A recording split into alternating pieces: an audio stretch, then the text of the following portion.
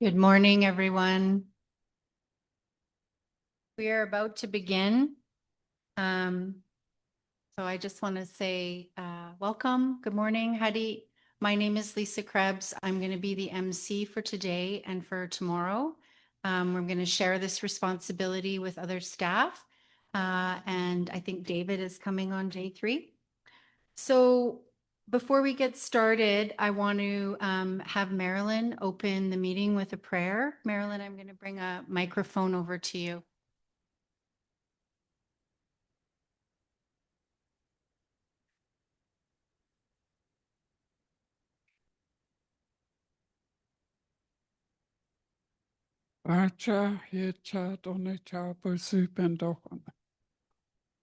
Heavenly Father, we come before you. We thank you for giving us another day. We thank you for being in our midst where there is more than 2 or 3 gathered. You are with us. We ask you to bless everyone in the room, and we ask prayers for our families today that are lost a loved one, and prayers for everyone that had a loss this year. We ask, Lord, that the meetings go well and that we make progress in everything that we do for the community. We ask for your grace and we thank you. Amen. And we'll have a moment of silence for JRT's family.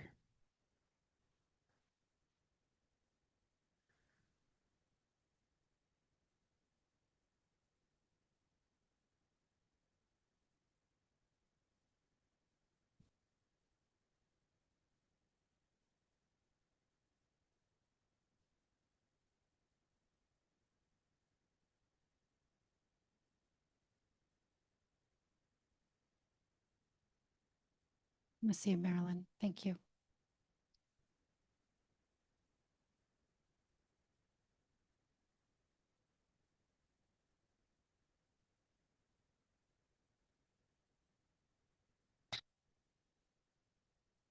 This morning, before we get started, there's a number of housekeeping things that I'm going to go through today. So first of all, I think everyone knows, but just for those who are visiting, the restrooms are here at the back. You can access them from the inside as well as from the hallway. In case of an emergency, the exits are to the left here of the room. And of course, we have out there to the right, another exit to the outside. I think the muster point is still under construction, but that might be a great place to muster in case of an emergency by the flag. Okay, there we go. Okay. I see it's under construction, so I got all excited. So we have a pretty full schedule for today. This morning, what we're going to do is have all of council present. We'll take a break partway through so everyone can have the opportunity to get up and stretch and relax and get some coffee or water. And then we're going to do questions before lunch. So Shailene has put paper on everyone's table. There should be pens there as well. As the presentations are going, if you have questions, take a note, write them down, and then we'll go through them at the end. Shailene will run the microphone. So we have people joining on Zoom, and we have people like Devin and Chantal that are taking notes, and they can't necessarily hear unless you're using a microphone. So we're going to ask everyone to use the microphone to ask your questions.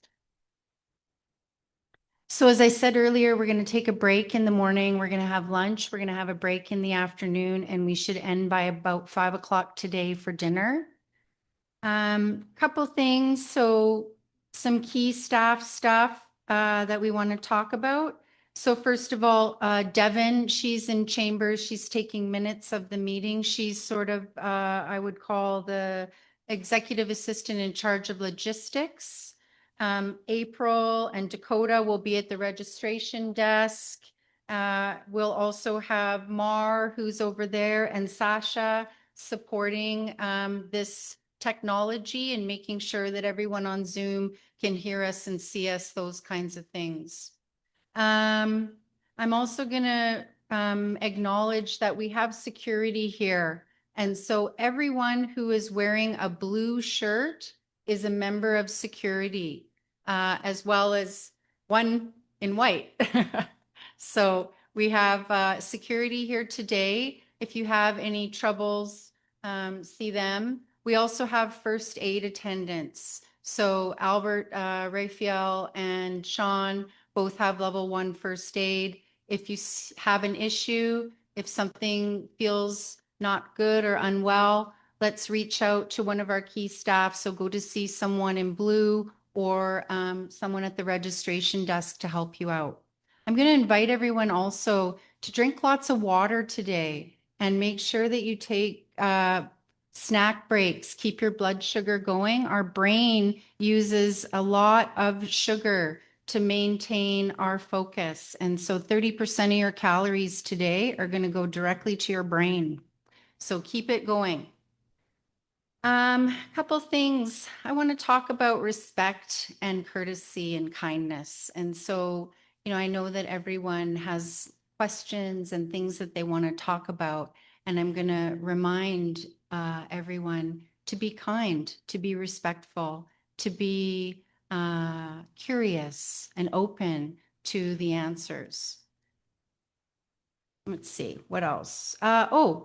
We want everyone to participate. So as I said, we're going to have question segments. Tomorrow, at the end of day 2, there's a designated period of time from 4 to 5 p.m. to receive motions. We're asking that people pre-write the motions so you can see the registration desk if you want some help with that, or you can come see myself on the break. Tracy might also be a good person to talk to if you'd like some help in preparing a resolution. You can also, putting a microphone and speaking into a microphone isn't a comfortable thing for everyone. If you have a question, but you don't feel like asking it through the microphone, write it down, hand it in. We'll make sure it gets asked. Okay? So there's more than one way to submit questions. Yeah, I don't think I've missed anything. Final remarks. Thank you for coming today, and I hope that that you have an opportunity to hear the presentations and that you have an opportunity to get to know your council, your staff a little bit better, and all the good work that's happening in the community. Thank you. All right, so our first presentation is from Chief Mueller. Priscilla.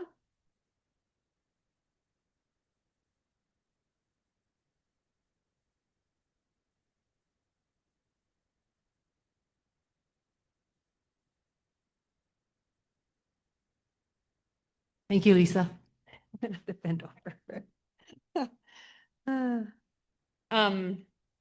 Thank you everyone for coming. And I just wanted to let you know that our audit is not ready. And last year, our audit was so late that we actually had to have our AGA in January, and we didn't want to do that again. So we won't be presenting the audit because it's not ready. We're going to do the 3-day AGA, and then we're going to hold another 1-day AGA to present the audit to you. So that's just for information. Thank you. So over the past year, my role as chief focused on advancing the priorities of Saik'uz First Nations through governance, leadership, strategic partnership, regional advocacy, and economic development initiatives. I represented the nation at numerous local, regional, and provincial tables while working closely with council, staff, and partner organizations to ensure Saik'uz interests were effectively represented. A significant portion of my work involved participating in board and leadership meetings with organizations serving our nation and the broader Carricks region. This included governance oversight, strategic planning, policy review, budgeting discussions, and organizational development initiatives. I regularly reviewed board packages, resolutions, financial information, and strategic planning documents to support informed decision-making and accountability.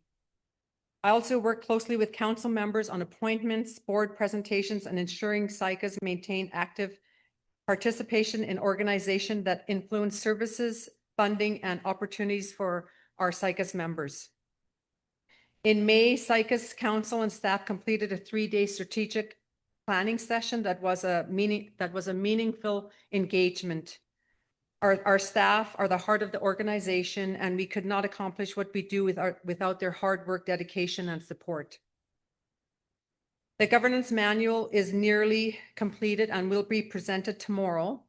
It will support Chief and Council in practicing strong governance, and I would like to thank the Oversight Committee for the time, knowledge, and experience that you have contributed to this important work. Your guidance is invaluable, and we truly appreciate your support. Throughout the year, I participated in numerous leadership discussions with Carricks First Nations and other regional partners. These discussions focus on governance, organizational development, strategic planning, staffing structures, recruitment initiatives, and long-term priorities for our nations. Much of this work involved reviewing recommendations, participating in workshops, and contributing in discussions regarding future governance models and organizational effectiveness.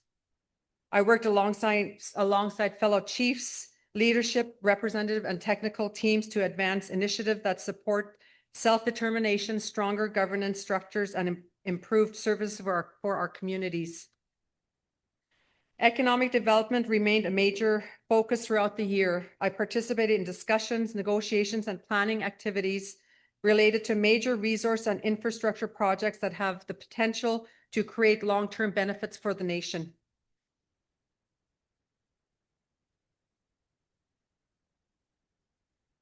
I also participated in meeting related to project financing, commercial arrangements, implementation planning, capacity funding, and negotiation concerning regional economic development opportunities.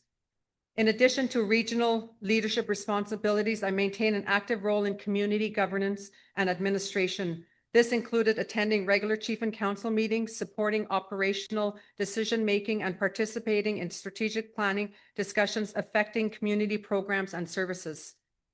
Economic development planning at the community level continued to be a priority. I worked with staff, consultants, and development teams on initiatives related on planning, infrastructure, and community engagement, and long-term development opportunities. Discussions also included forestry-related matters, community surveys, and opportunities to strengthen local economic capacity. Throughout the year, I attended community celebrations, engagement sessions, cultural events, and regional gatherings, and strengthened relationship with community members and partner organizations. In over just 1 year, Saik'uz Council has held 92 council meetings to date, averaging about 7 meetings per month. This does not include additional meetings with partners, service providers, government representatives, or community engagement sessions. Over the same period, we held 52 community engagements, including community updates, cultural days, and plan nights. And this averages about 4.5 meetings per month, community meetings per month. This reflects a significant commitment on ongoing communication and connection with members. And that is a huge improvement for our nation because in the past, we held 2 council meetings per month and not very many community engagement sessions. So these numbers are really high for just over a year. So we also just started scheduling quarterly elders meetings, and the first one will begin in September and the next one in December. And then in January, we'll have new dates for those meetings. We are developing a membership code to guide decisions for people who wish to become members or to transfer to Saik'uz. This will, to help reduce the costs, we've collaborated with Notley and Stalaco while maintaining our own community engagement process. An update on this work will be provided to you tomorrow. Housing, health, and family wellness remain central priorities throughout the year. I participated in discussions involving housing initiatives, funding opportunities, support programs, and service improvements intended to address community needs. My involvement with regional service organizations included oversight and discussion related to child and family services, housing initiative, health programming, addiction and recovery supports, and broader wellness strategies. This work focused on ensuring that programs and services remain responsive to community priorities while advocating for adequate funding and long-term sustainability. I also represented Saik'uz interest in broader regional and provincial forums. Participating in these tables provided opportunities to advocate for our nation's priorities, contribute to policy discussions, share experience with other First Nations, and strengthen relationship with partner organizations. These engagements included health-related forums, chiefs meetings, major project discussions, and organizations focused on advancing Indigenous rights, governance, economic participation, and service delivery improvements. CSFN signed a 5-year agreement with the province of BC. However, the Pathways 3.0 funding has not yet flowed to the nations. Work on the BC Hydro project began on July 1st. This project will twin the BC Hydro line from Prince George to Terrace. The NFNs signed a non-objection letter for specific permits to allow the work to proceed, and we also entered into a non-binding deal sheet for procurement opportunities for the collective nations involved in phase 1. So the phase 1 collective nations are Saik'uz, Notley, Stalaco, and Clakeley. The Health Sick program power project, and that's the Artemis project. Interjex project was not awarded the IPA, and most of you probably heard that. Or an individual participation agreement in the last call for power. However, we will continue to bring this proposed wind power project to fruition.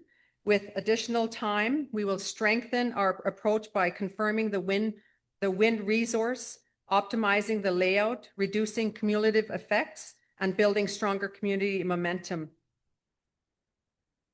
And lastly, I would like to thank our new General Manager, Tracy, for accepting this role again. I appreciate your dedication to the organization and look forward to working with you. I also want to sincerely thank our staff who are the heart of the organization for the hard work that keeps everything running smoothly. This includes our General Manager, Finance, Health, Prevention, Housing, Daycare, Lands, Special Projects, HR, Education and Training, Language and Culture, Economic Development, Social Development, Fire Department, our wood crew, reception, security, and executive assistant teams. Thank you again to all of our staff. In closing, I would like to thank Council. Over the past year, and especially during the last 6 months, we have accomplished a great deal together, from developing a strategic plan to strengthening the nation's financial direction. Each of you bring unique perspectives, talents, and experience that help us make the decisions needed to move forward in a prosperous future. We may not always agree, and that is healthy, as long as our discussions remain respectful and constructive. Thank you.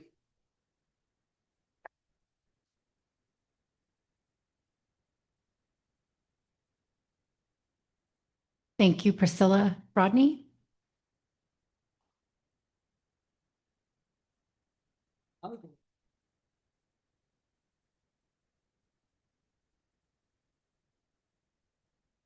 Good morning, everybody. I'd just like to thank everybody for standing with me, for my brother, stand for my family. I really appreciate all the good words and the hugs that I know my community stands with me when a family has trouble. And I just appreciate that. And I just like to let you all know that I appreciate that we all come together in tough times and in good times. I'd just like to start out like it's been 3.5 years since I've been voted in. Sometimes it was tough, sometimes it was easy, but it gets easier when I have the people that's behind me to give me advice. I go talk to elders. I talk to everybody that's involved with every aspect of our community. And I seek advice everywhere. I seek advice from our elders, from Vanderhoof, from everybody, farmers, from our community. I ask them questions about stuff that comes back and it's going to affect our land and our community. Yeah, so I appreciate that part too, that everybody stands with me. I just with dealing with BC Hydro and stuff like that. There's my people here that we talk about BC Hydro and stuff like that. They look to me for to go forward to pave that way for them to open for discussion. So it's it's been 3 years now. I'm a little bit more comfortable about talking to Vander, talking to just basically industry. To open those doors so we could have good discussions for the land, water, and air. Jasmine, I'd just like to say, thanks to Jasmine, Cassandra, Lisa, Tracy for people that gives chief and council advice on where that industry stands and where Vander stands. You have to keep. I find out that we have to keep in good communications when we have MOUs with with the regional district, with Vanderhoof, with whoever we're involved with. We have to go see them constantly and knock on their doors and say, hey, what's going on? Like, things change that rapidly in this day and age with, with community, with what's happening in the Trump area, I find it easier if we dedicate ourselves to our community with our relations with other people within the community. I think that's what we should be worrying about, not worrying about what's happening in Vancouver. That's far away. That's their business, not ours. So it's easier to take care of our house first, then move out.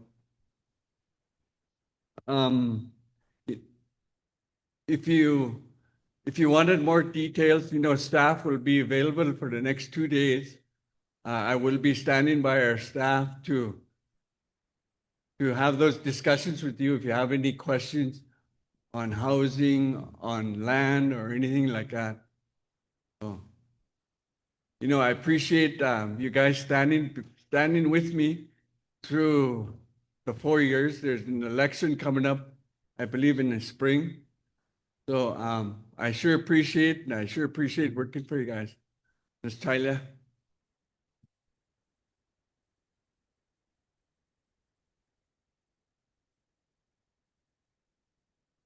Robbie.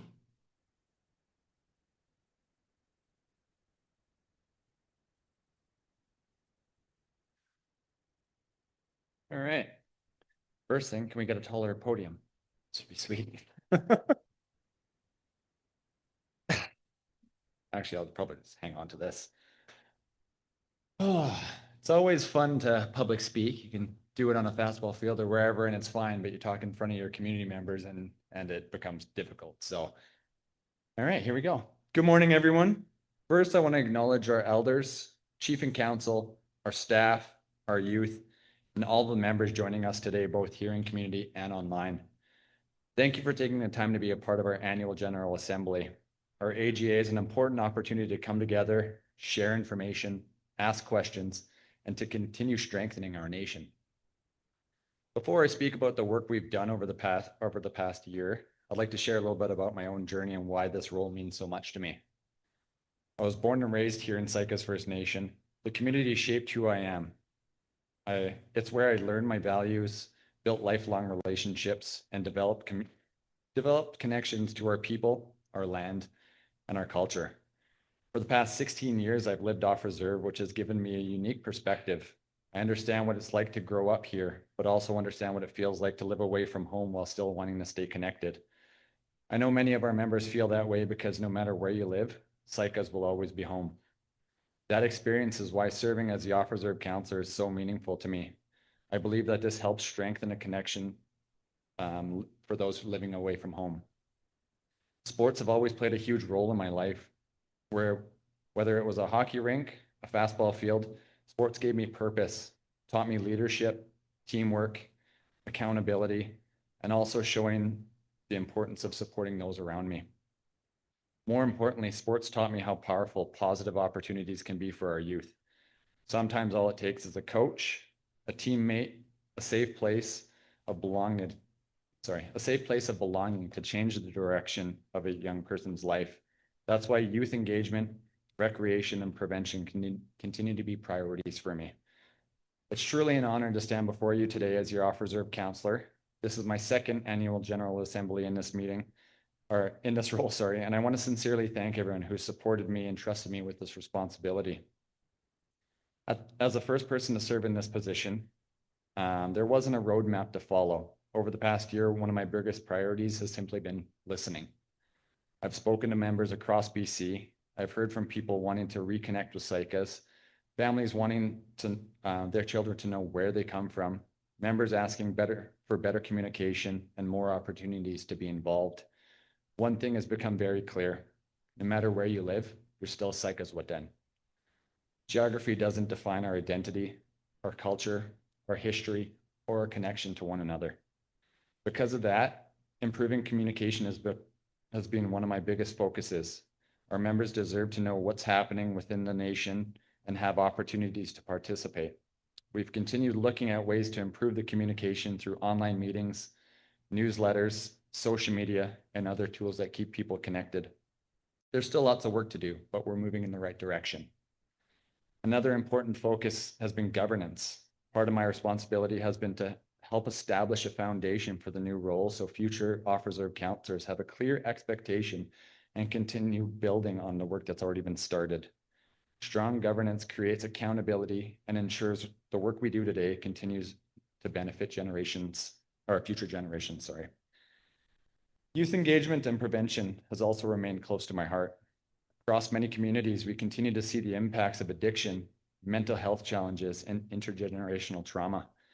We can't only respond when people already are in crisis. We have to invest in prevention, creating opportunities through recreation, culture, mentorship, land-based learning, and programs that build confidence, pride, and belonging. When our young people know who they are and that their community believes in them, they're more likely to succeed. I've also been working on building partnerships that create opportunities for Saik'uz, whether it's through regional meetings, funding discussions, or relationships with organizations. These partnerships help strengthen our nation. Economic development is a big part of that work. It's not just about generating revenue.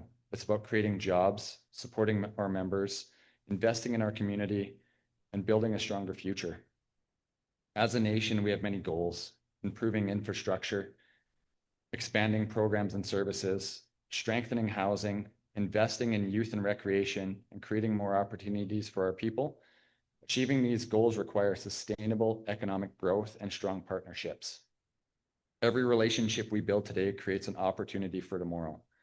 None of this work has been done alone. I want to acknowledge our incredible staff, our leadership, volunteers, and community members who work tirelessly behind the scenes. Your dedication does not go unnoticed, and it continues moving our nation forward.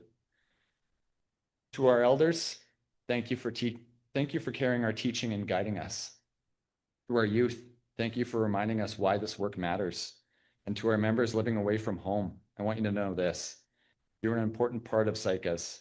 Your voice matters, your ideas matter, and your connection to our nation matters. Looking ahead, my priorities remain clear. Strengthening communication with all members, creating more opportunities for off-reserve members to reconnect and participate, supporting youth, recreation, and prevention initiatives, continuing to strengthen governance and accountability, and building partnerships that create long-term economic opportunities for our people. Being the first off-reserve councillor isn't what matters. Success is measured by the relationships we build, the connections we strengthen, and the opportunities we leave for future generations. I truly believe that Saik'uz has a bright future. We have a proud history. We have strong leadership, knowledgeable elders, talented youth, and resilient people. If we continue to work together, support one another, our best days are still ahead of us. As your off-reserve councillor, I will continue to listen, continue to learn, continue to advocate, and continue to work hard for every member of our nation. Thank you for your trust, and thank you for allowing me to serve Centralia.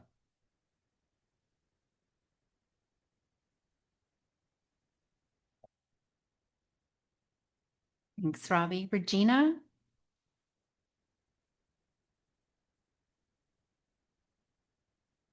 Thanks, Robbie. I'm going to hold you to that. You better listen. Wow, a year's gone by already. You know, I was just looking back over the last year's AGA. Can you hear me? Oh, thank you. Looking back over the last year's AGA, you know, in my report there, you know, I just come out of the gate running, you know, in a lot of things that that I presented, you know, that what I would do in the next four years in my term as council, you know, I was like, wow, it's actually coming to fruition, you know, with the great work of our council, but our staff. I'd like to thank you all, you know, for being here, you know. Before I begin, I want to just send my condolences to Rodney and his family and to JR's family. He was a really good person to me, and that tiger sure will be missed. I only have 15 minutes, you know, and I've scrunched all that we've worked on, like I've worked on in the last year into 8 slides and 1,590 words I might go over. Robbie's always like, come on, Regina. I'd like to thank Marolyn for the opening prayer also, and to thank for such a beautiful day that we have out there. You're supposed to just touch this. Next slide. How do we work this? Oh.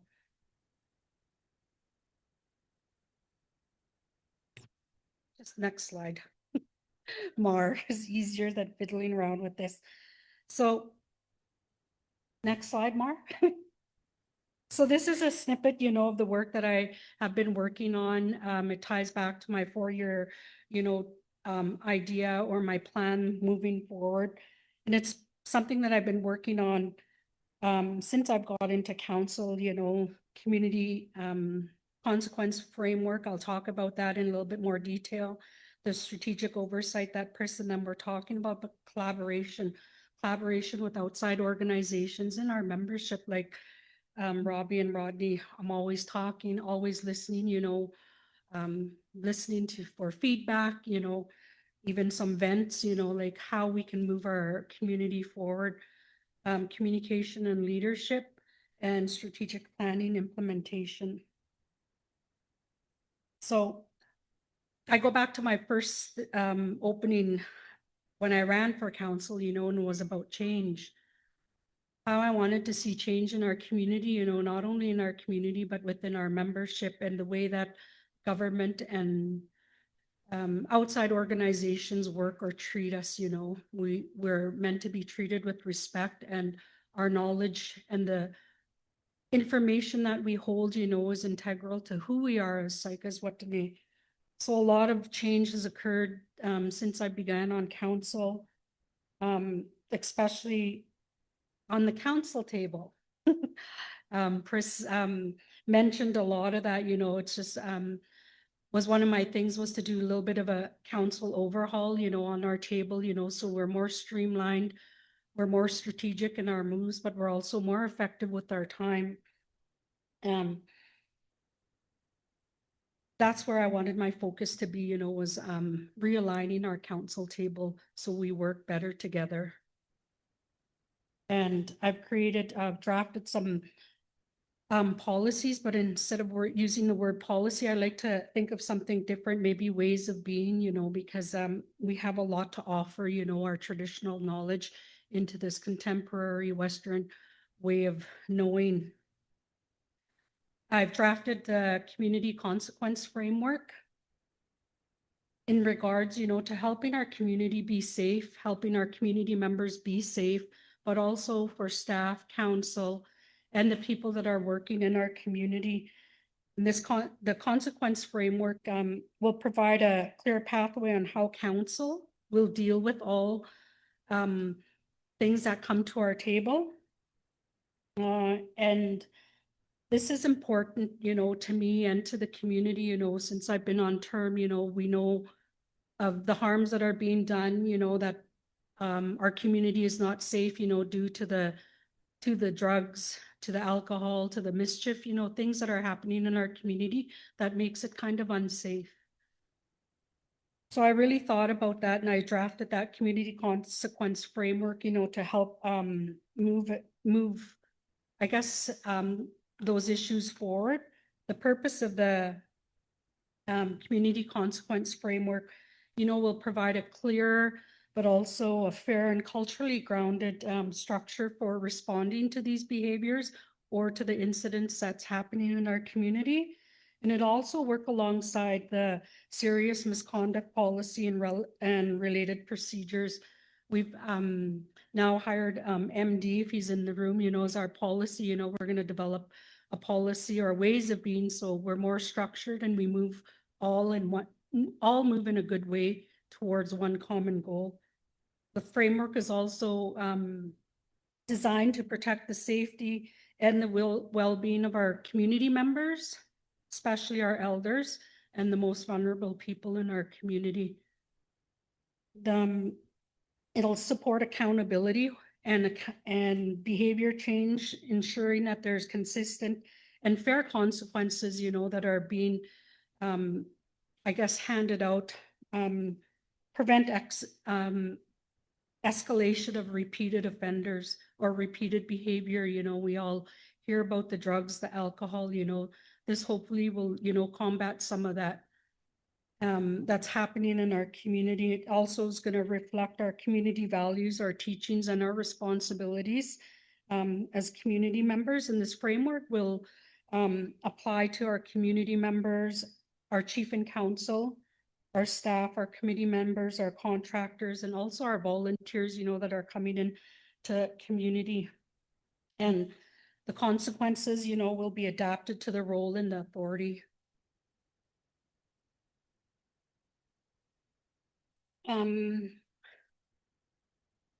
Just back to that framework, you know, the framework will explicitly, you know, address the violence, the abuse of authority, and the misconduct that can happen or will happen, escalation of repeated harmful behavior, and restorative and healing approaches where appropriate. I'm working on a grant, you know, to revive the Peacekeepers committee that was happening here in community. It started off strong and it kind of just dwindled down to pretty much nothing. So I'm working on trying to get that back up and running so our community members have a voice in how they want to be safe or what needs to be done in our community. Next slide.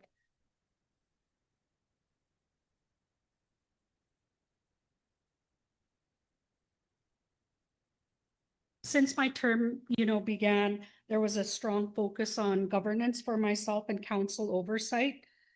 A significant, big portion of my time, was spent dedicated, to formalizing the chief and council, our governance structure, our governance manual that we'll look over tomorrow, including, as First Mueller said in hers, that council meetings, numerous council meetings, finance update meetings, and governance briefing sessions. And I'm working towards a streamlined agenda and action items.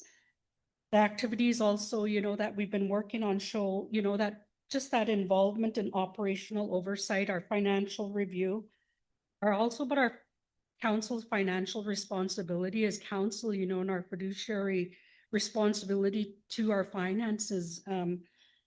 We're looking at bringing in the financial administration law, the FAL. I don't know if Jasmine will be chatting about that tomorrow or in her presentation. So there's trends that are happening, that I found, just looking back on all of the activities and the things that council have been doing, that the council meetings and our activity have been increasing, a lot. In my last slide, or I'll show, some detailed information on how the work has increased, and how council's responsibility is just overwhelming. Like, I didn't think when I got into council, this is what I would be faced with, but some days it's just like overwhelming, and I think it would be a full-time position. So there's been a lot of emphasis too on learning and capacity building, as Pris mentioned, the calendar that I'll show, in the next few slides will show some of that. There's also, I've been working on collaboration with community members, with outside organizations, with the people, that I've networked with in the past, and just bringing the best things that we can for our Saik'uz when it comes to health, safety, and prevention services. So significant and community engagement activity, our calendars were full with community engagements, like Pris was mentioning. We've had so many community engagements over the past. To gather your feedback, and how are we going to move forward, when it comes to economic development in our communities, when it comes to safety, when it comes to health, but also a lot of public engagement initiatives. And, some of those examples include our community forum sessions with Vanderhoof, the district, with their mayor and council, but also on the NCTL updates, and community screenings and public information activities. So the trend of community engagement, remains a core component of our council work, because we are council working for you, the community members. Some days it may not seem like it, but you know what, in the background we're always have the heart of our people, in the work that we do. We're Saik'uz Watan as well, we live here and we're not going anywhere. So the trend of the council work, reflects efforts, to gather community input, but also provide the community with information. And when it comes to economic development, you see some maps back there, we've had a lot of community consultation, with industry coming in, like to gather your input. But it also, to strengthen our relationship with members and our external partners.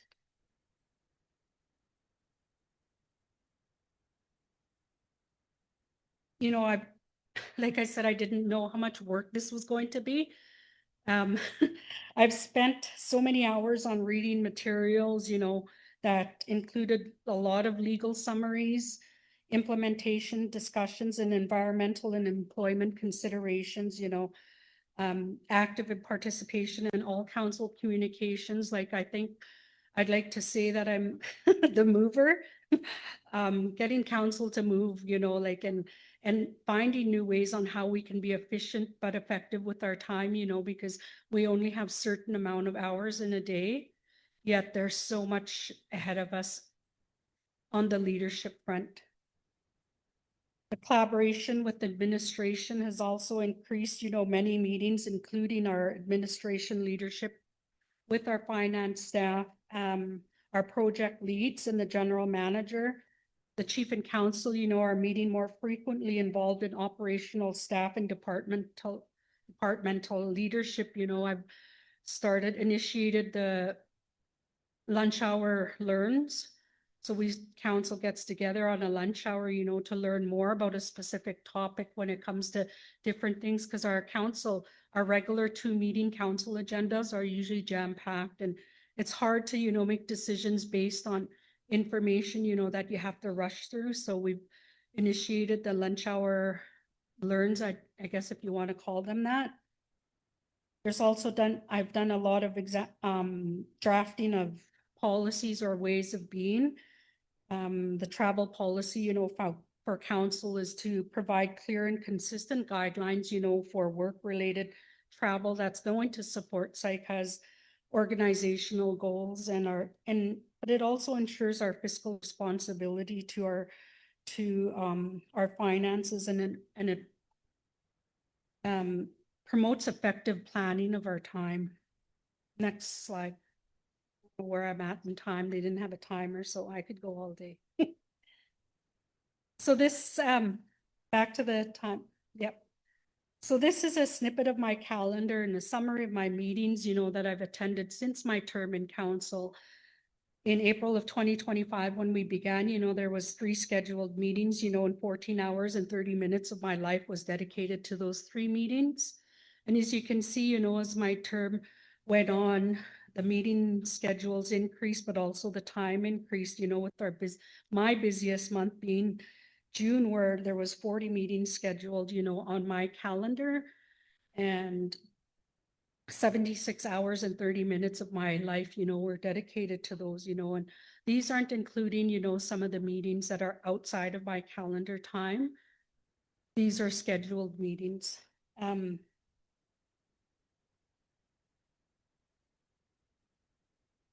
So with that, I don't know if you could see that, but how it has increased, and council responsibility has increased, by our calendars, the times that, we are spent away, in meetings, with various different topics, from governance to economic development, to our finances.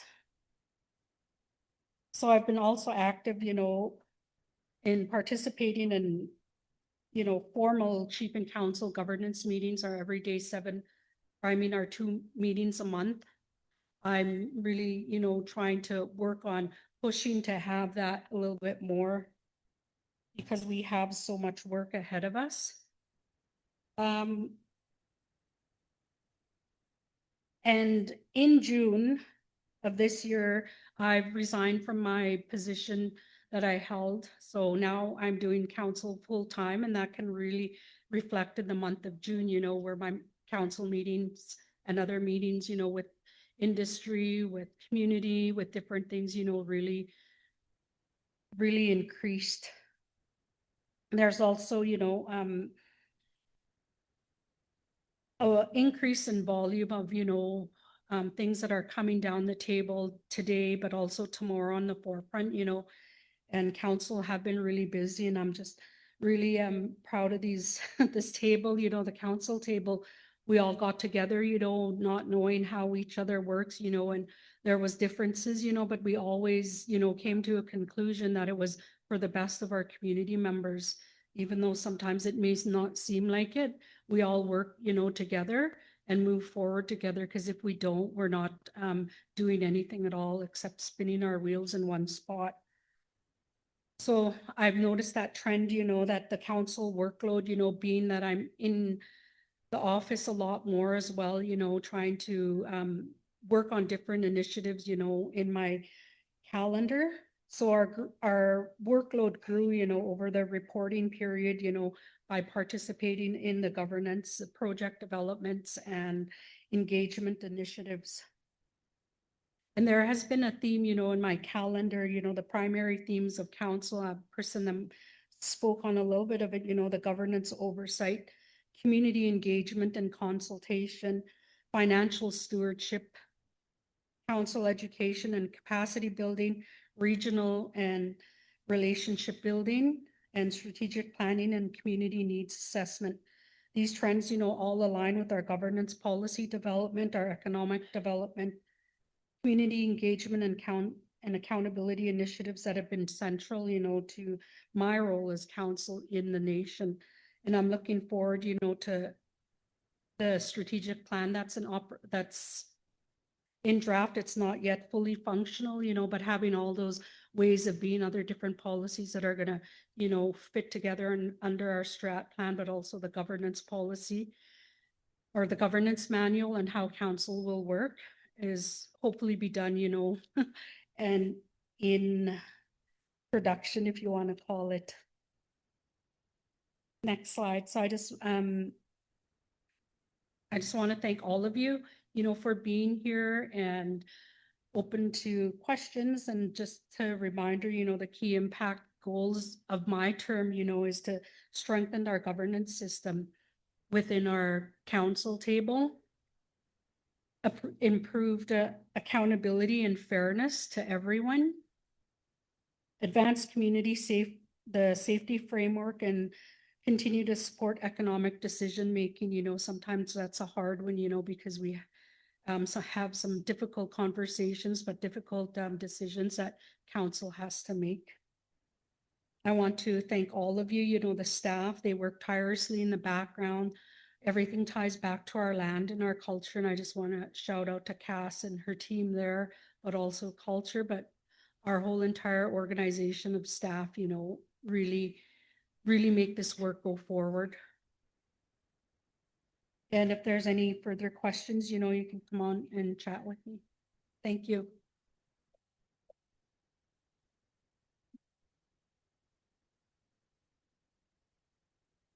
Thank you, Regina. I'm going to call the break now. So we have a scheduled break from 10:30 to 10:45. So I'm going to suggest that we are ready to go by 10:45. So I'll ask everyone to come in at 10:40, get your coffee, and we roll 10:45. And we'll hear from the next three councillors, Jason, Melanie, and Marolyn, after the break.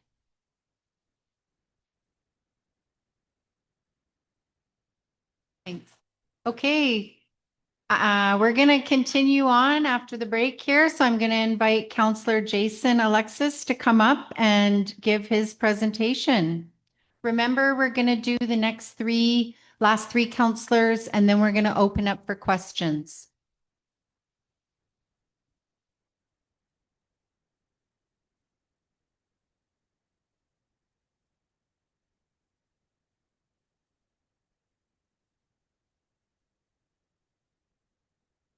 Hey.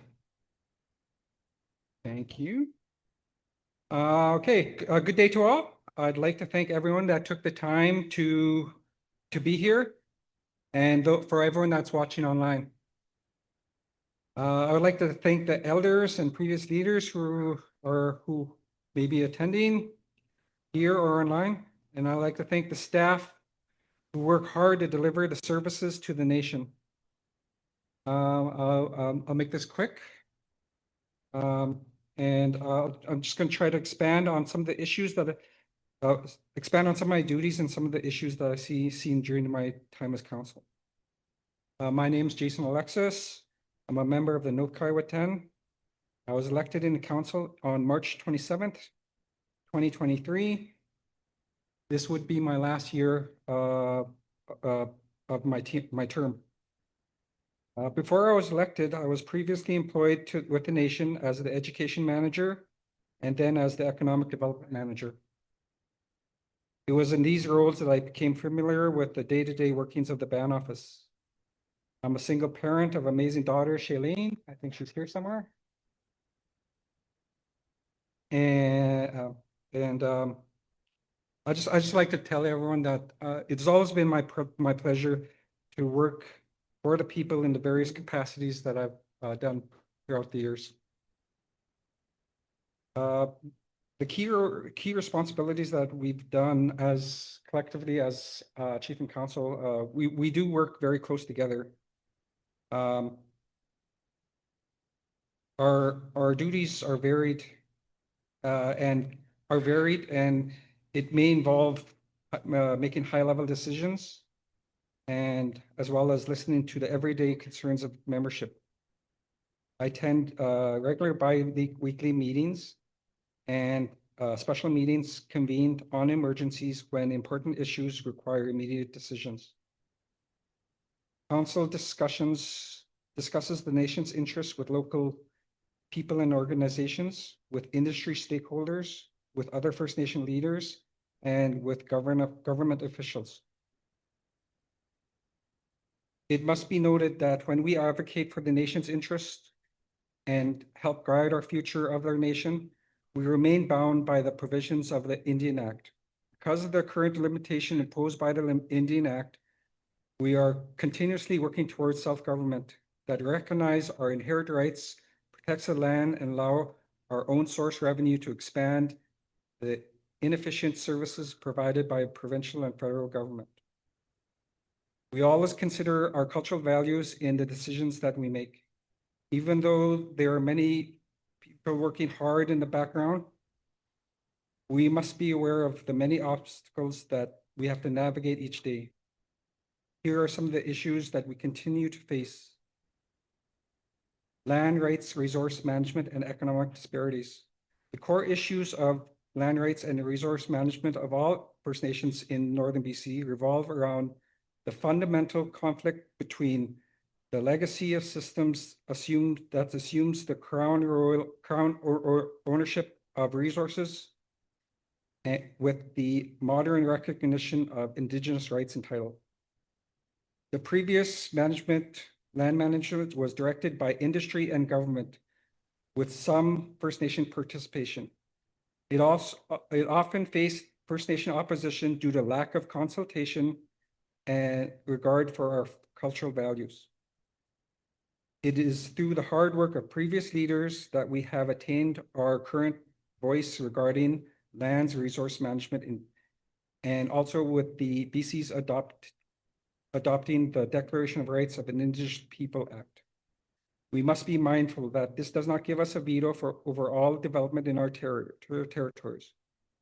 We are getting more consultation through the hard work of our lands department, but they can attest that it is still a struggle and there's more work to be done in the future to protect the land and the water through co-management and development of policies that protect our stewardship of the land and water. It is always in our best interest to protect the land and water, so we may preserve our cultural practices of harvesting of things that we need on the land. There is a systematic economic and infrastructure gap regarding First Nations communities.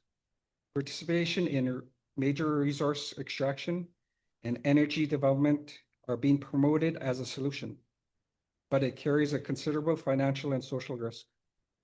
We must balance the risk using cultural-led strategies from our technical teams so we may capitalize on financial opportunities while retaining our values. With financial independence, we may provide much-needed services that are currently unavailable or underfunded. It is clear that today's issues will require the tools and support. And without the necessary human and financial resources, it will be a struggle to address the declining health of our people.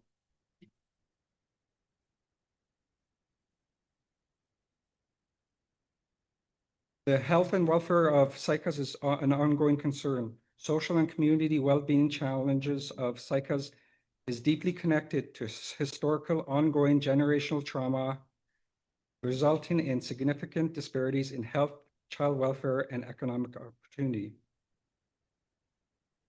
The toxic drug-related deaths are excessively represented by First Nations. There's an overrepresentation of First Nation families in the child welfare system, and we continue to have deficiency in infrastructure and housing. For us to make an impactful change, solutions should be driven by the community through culturally led initiatives that reclaim control of our services and build community capacity to benefit the future generations. The conclusion of Saik'uz is not of despair, but of resilience and determination. The legacy of colonialism create profound interconnected crises, but Saik'uz must lead the response in unity, reclaiming children and keeping them connected to the culture, building and funding culturally based programs to address the intergenerational traumas, co-managing our land and resources on our own terms while benefiting from opportunities that may contribute to the nature's future prosperity. Thank you.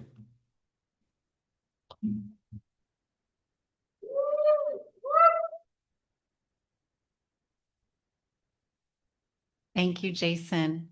All right, I'm going to invite Melanie to come up next.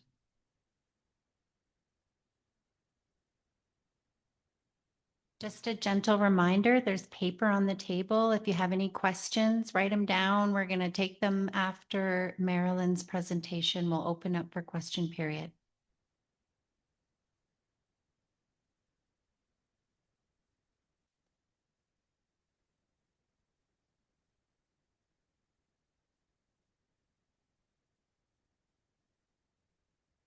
Howdy. I'll introduce myself. I'm Melanie Labatch, daughter of Judy Labatch and Ernie John, maternal granddaughter of Helen Labatch and John Fosso, and paternal granddaughter of Mary and Lazar John.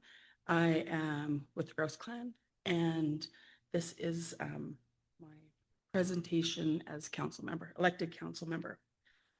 So I'll just kind of go in some topics. And I'm going to start, and it was actually Rodney said this yesterday at our council meeting, and so this is my first quote. We cannot be good government if we don't follow traditional rules. It's in our blood. So I just thank him for those words. So governance, talking on governance, continued it. I know that we've talked, gee, I just lean over like this.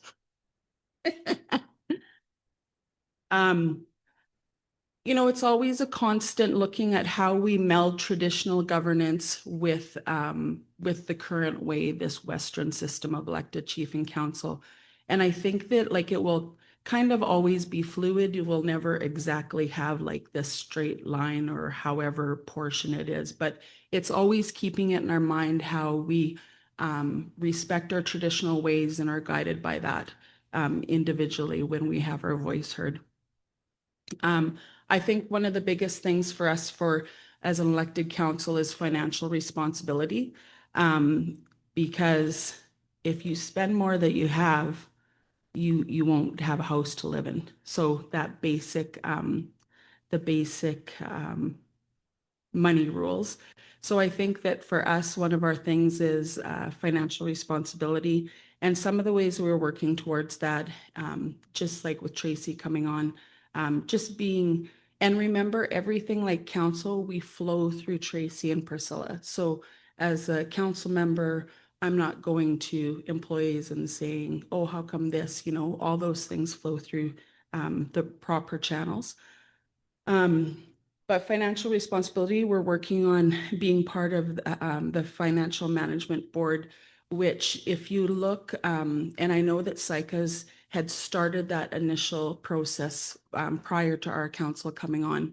And it's kind of like gaining a check sheet that we've done all this, that we have our budgets done, that we are accountable, our audits are good, and then it's like a certification. So outside organizations know that we're financially responsible.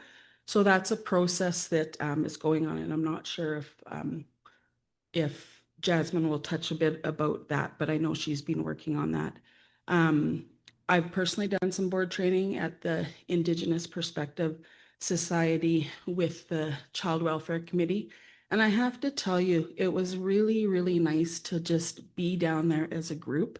You know, when we think about our traditional ways is just spending time with each other. It was like Marilyn, Auntie Linda, Dina, Ursula. Was there one more person? Yeah. Oh, yeah, I said you first, Marilyn. But also like doing the work. And I always remember Granny always said, you have to be able to do the work and then sit and eat a meal together. And what was really nice is just having that connection time where we were away, didn't have any kids with us, and to like eat our meals together and laugh. And I remember at that one point, Auntie Linda had said, I haven't laughed. We were trying to find a restaurant. It was this whole big rigmarole thing. And we were laughing at the table, and she goes, I haven't laughed like this for so long. And that's so good for our soul. It's so good for our immune system. So one of the positive benefits I thought when I came back from that was not only the learning how like a proper board, which as a council, we are a board, learning, our roles and responsibilities, but also having that connection time. So we're always saying, go and visit one another. Like we have to do that. That enriches us and it fills us. So I'm very thankful for that opportunity that I got to spend with the ladies.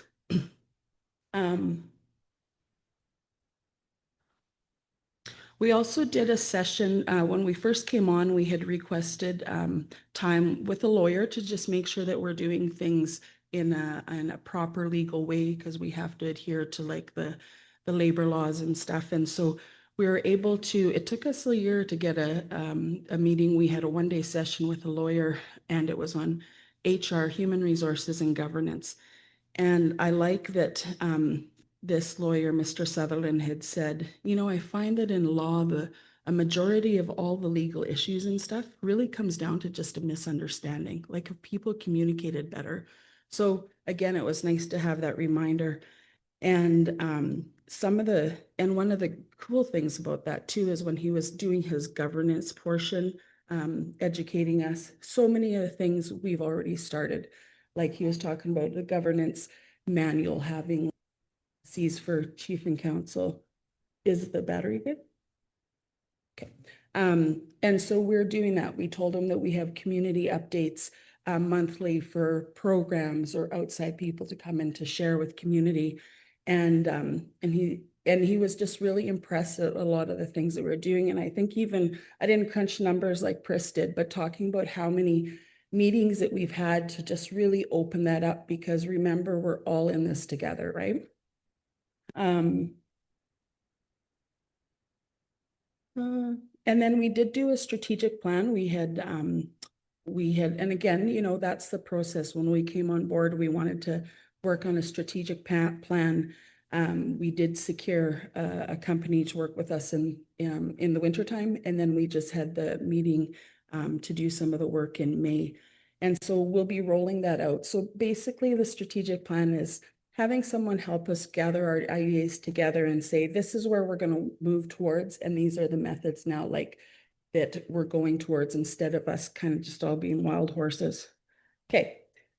Education. It was great to celebrate so many people's education at a secondary and post-secondary. I was honored to be able to sit on the capstone at NBSS. So capstone is for any grads. They have to do a presentation on 3 things. They can pick any 3 things that they want, and then look at where they want to go and outline. And I was just really impressed. I came away from those 2 days and I thought, some of those kids, I go, you guys go home and tell your parents, thank you. Like, you have been afforded many opportunities.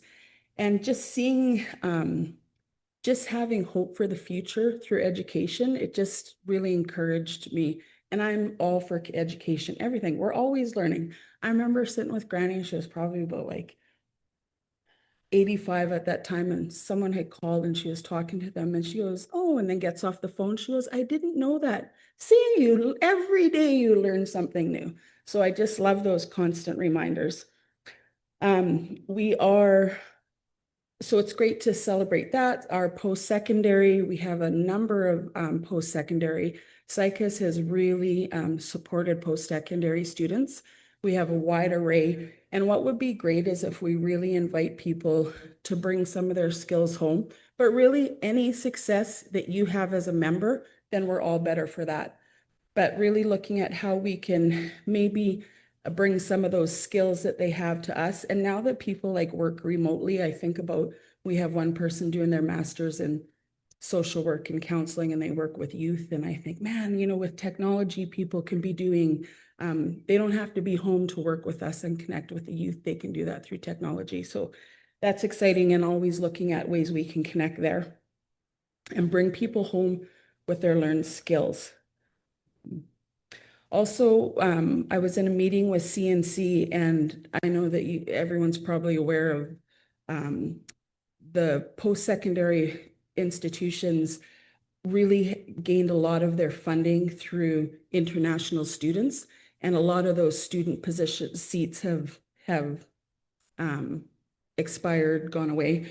And so the post-secondary institutions are kind of strategizing, how can we still give education with less funds, right? So like CNC, I know they had drastic layoffs across all of their departments, but they wanted to talk to grassroots and find out what we need and get those ideas. And I think that that's super important. I think about how successful our learning center was, you know, to graduate. I know Regina and I had that conversation, and I think that she had graduated after her grad year, and me too. I never told anybody, but I remember George Labatch going, "Oh, you have your final credit," because I like kind of flaked around a little bit in grade 12, and then I went through the ceremony, but I was short a credit.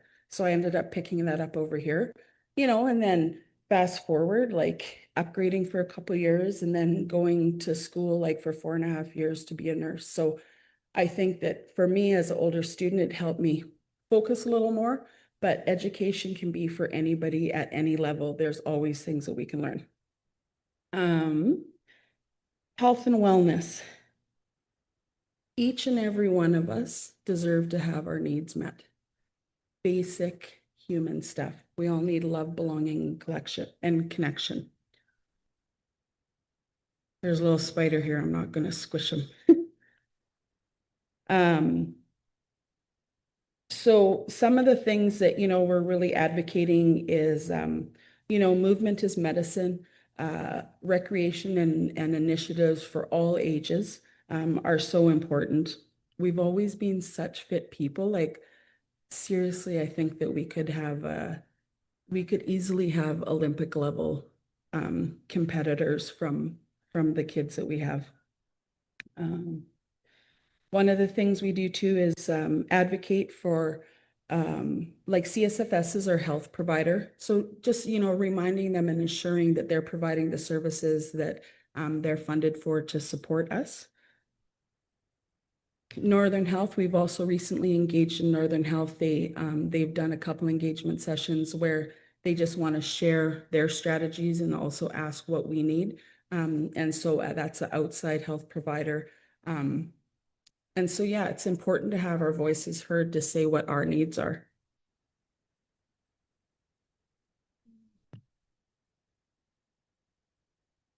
I think that, and you know, last year, and we've talked about this and still looking at a strategy of how we can support more people being on the land, because people need to be on the land. Anybody who's talking for the land needs to be out there. I know that we have a land-based healing program, and I really encourage people to take advantage of that, to go out for the day or participate in the camps. And part of the health and wellness, I've been able to attend the BC ACTS, the BC Childcare Society program. And two great quotes I love from there was, "Children are the keepers of the possible. They're the keepers of our tradition. They're the keepers of our people." That's Dr. Cindy Blackstock.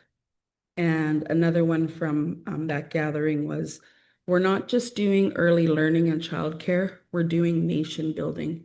And I think if we keep that in the forefront of our mind, I love that. So the daycare, you know, we're talking about, there are some funds set aside, not enough to build the daycare yet, but a lot of people participated 2 months ago in May in the community engagement. And so it's not just for the daycare, but it's for birth to 8-year-old kids and all of their families. All this like community things, how can more community spaces benefit them? So looking forward to how that's going to roll out, but make sure if you have ideas that those get out there.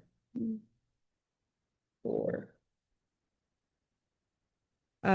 Land. So talking about always getting out land, I really want to commend I was able to participate in the water and fish forum and the hunters forum, and people have so much knowledge and I love to see them sharing it. You know, I love when I'd see people at those back maps talking and stuff. And we need to make sure that we can bridge, you know, a lot of people might not have that opportunity to have a family member that they can go out with. So I just ask and remind people to invite other people out when they're going out on the land, because we want to make sure that's accessible and they're just versed in how to be in the bush. One thing when we had started, we were showing a shocking map of our territory with lots of red areas. And we did have a press conference yesterday that talked about our collaboration with the District of Vanderhoof. And we are, you know, like Canfor was in here and in our area before they left, they still have cutting permits, and that's looking at, and they want to take like 600,000 cubic meters.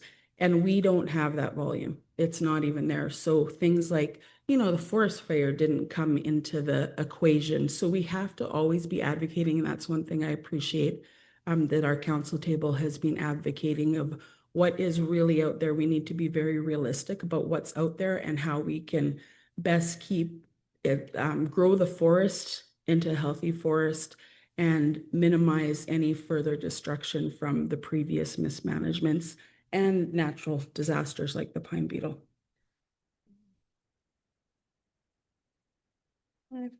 So housing, one very cool thing is that our neighbors to the north, Nakasley, just did a timber frame or a timber show home, and it was through some different various grant fundings, and it was a home built that was made to last like twice as long as the traditional built homes. So it was so we're just being able to look at things of how we can, what are out there for housing strategies. I also attended there's a group who are creating kind of like a checklist, a tool, an online tool of how from the first thought of having a house to the finished process, and having this tool to help people. I can see it aiding housing departments and strategies. ISC, I've also participated in ISC, like Indigenous Service Canada, has been asking for input for a revised housing strategy. So they had a couple online meetings for all of anybody in the province who was interested.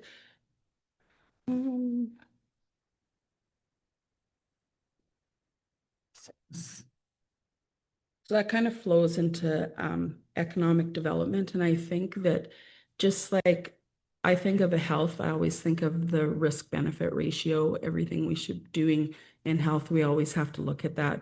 But I think that that's also in everything else in life. So one thing in economic development, looking at the risk benefit analysis of any decisions, we're still coming up to, you know, there's a lot of onboarding, like learning things that are going on, the agreements that are already existing, the agreements that are in process right now. So we've looked at like energy ideas. Saik'uz is a signature on the LNG. They're talking about pipelines. We had a strong a response to Alberta stating that that's not welcome here and there's no consultation. And so it was nice to see collectively a lot of nations come together for that. I think that when we think about economic development too, because we need money to be able to live in our society. So always looking at that benefit, but we we have to be focusing too on grassroots people. What do our members have? What kind of knowledge and experience do they have? And how can we support them in growing economic development with them?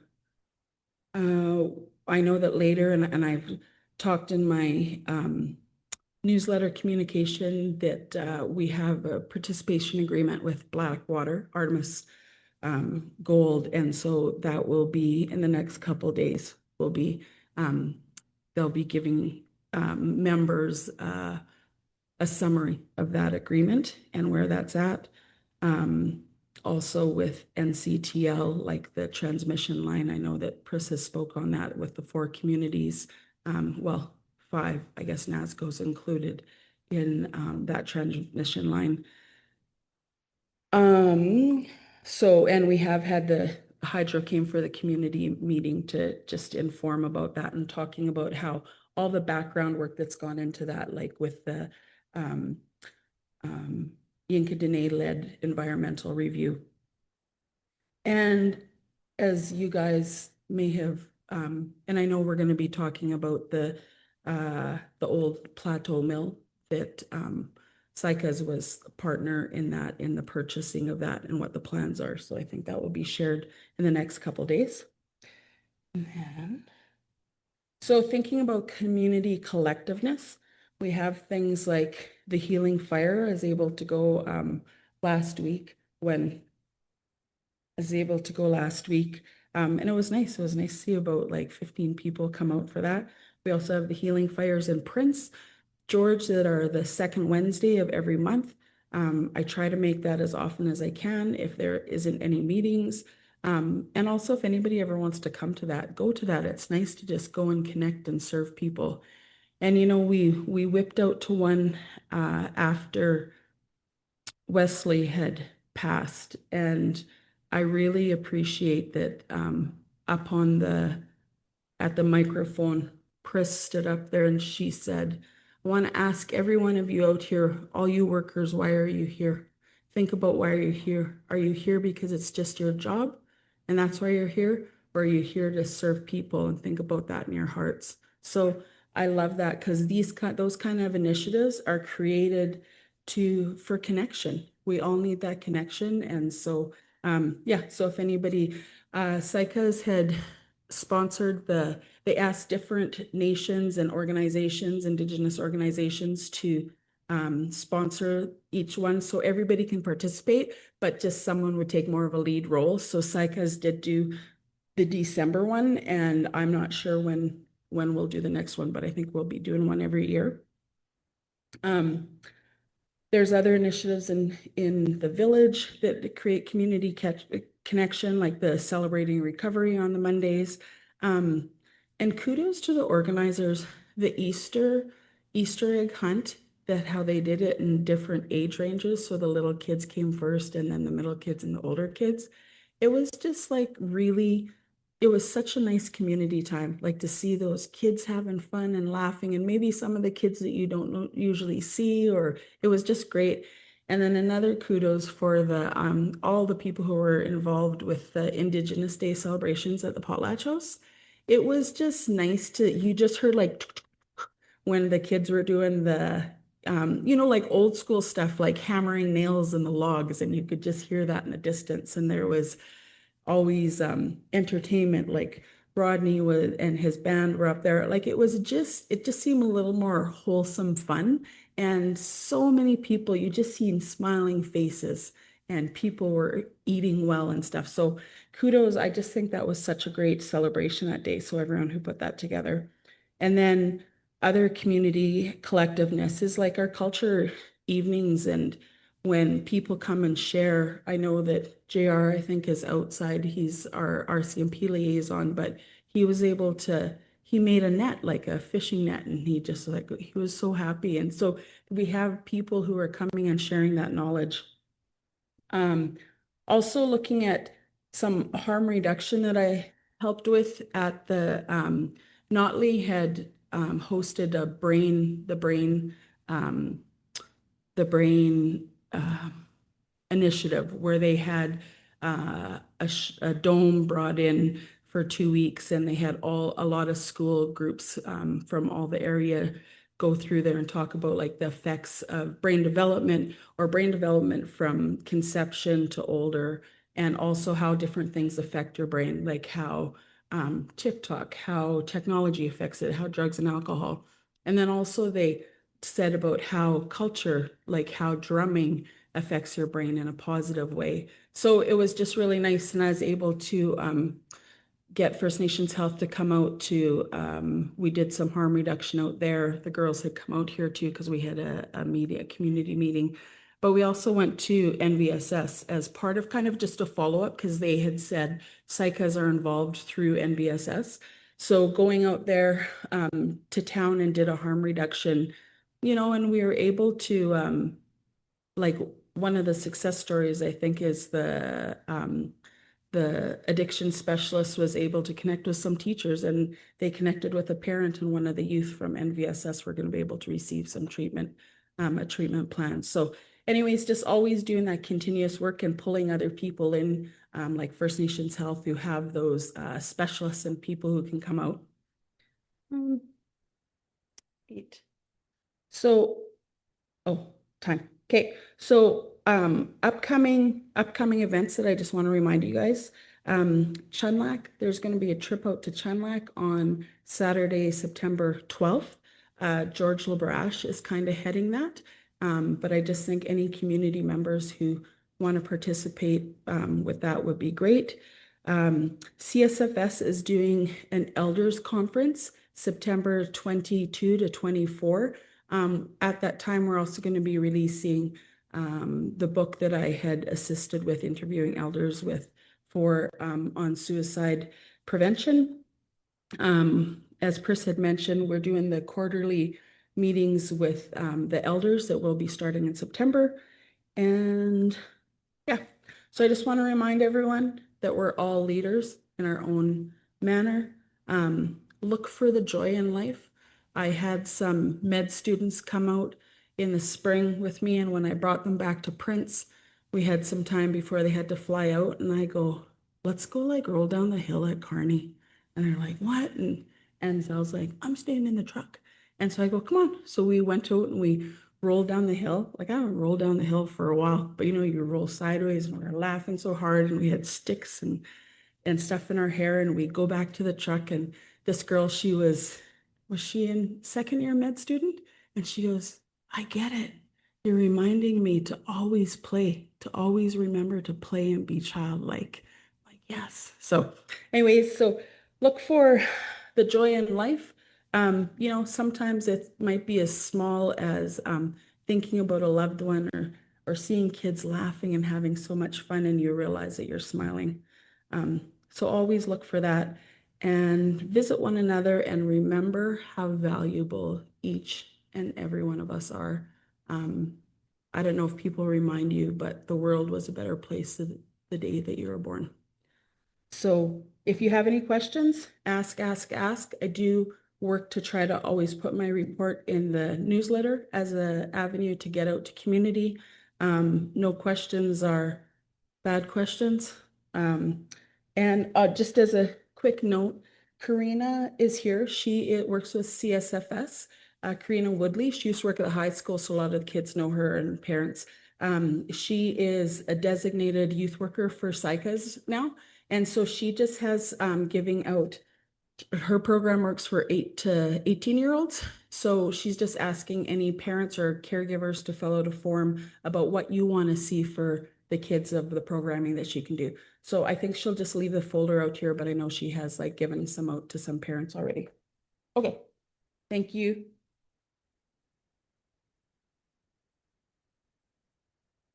Thank you, Melanie. I'm going to invite Marolyn to come up and give her presentation, and then we will open up the question period. I want to just also mention there is a tent outside here. CSFS is hosting I'm going to call it quiet activities in the tent for children. So they have coloring and some crafts, those kinds of things. So if anyone's interested, or if kids are bored, you want to take them somewhere The CSFS tent is outside. And also just a gentle reminder, if we could keep smoking out of the direct path to come in the door, maybe just off to the side a little bit, that would be helpful.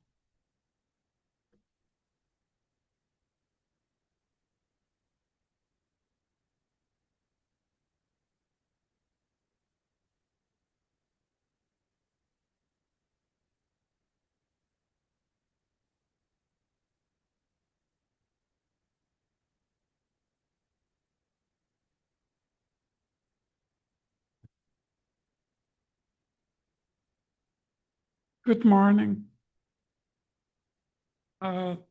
It's good to be here for this AGA.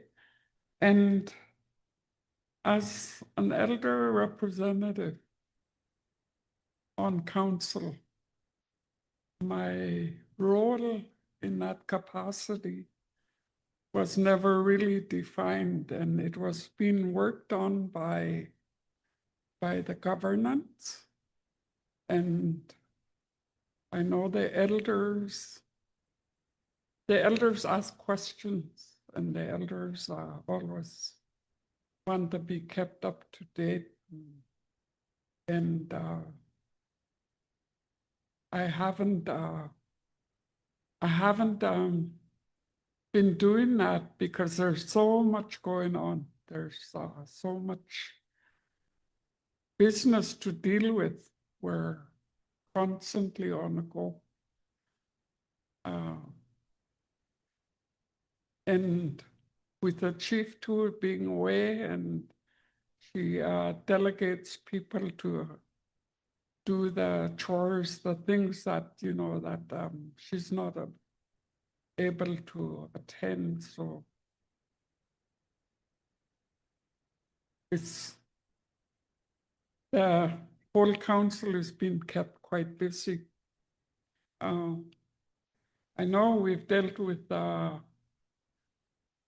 businesses we deal with are mostly agreements. They're a lot of them are their decisions have to be made, and there's also like even business from 2012, which these agreements, you know, they've been revived, and so that we come back to them and we have to go through everything that was dealt with formally by a different council. And keeping on top of the financial is the issue here, and also to keep within the financial restraints of all the programs, and to make sure that we don't go into overspending. I know Melanie is good at that. She always says, where's the money going to come from? From what department? Is that money available? she keeps us in check as to make sure that, you know, that it's whatever we want to do, that it's covered. And it's good to have someone on that. And also the changes, you know, that have probably been hard on staff, because when I was on staff, I know every time there was a new councillor, seemed like we were on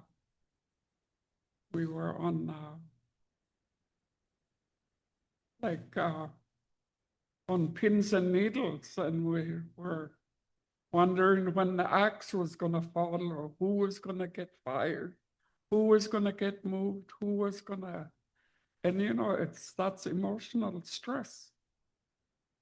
And this year has been a lot of emotional stress.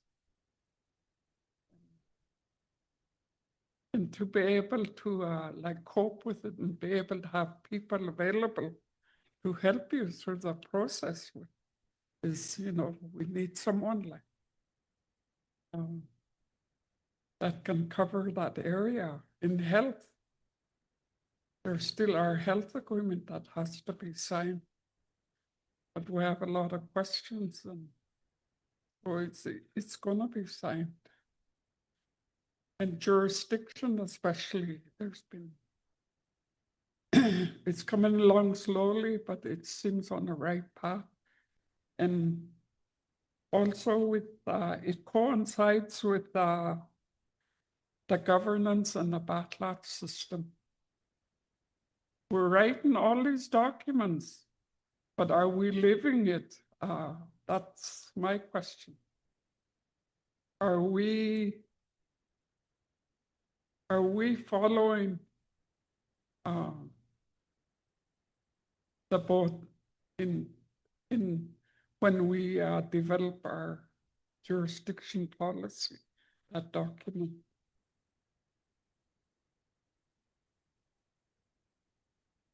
And working with CSFS, I did a lot of working with CSFS in regard to jurisdiction as a matriarch. I voiced a lot of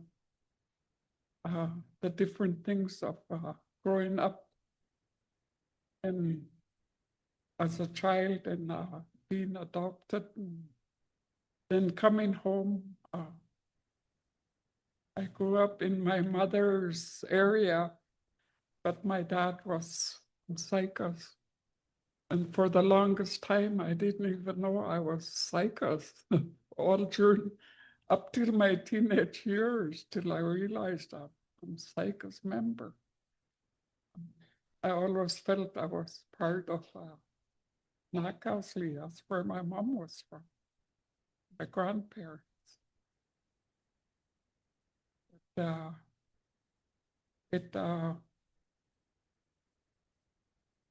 understand Saik'uz, but I speak Nakasli.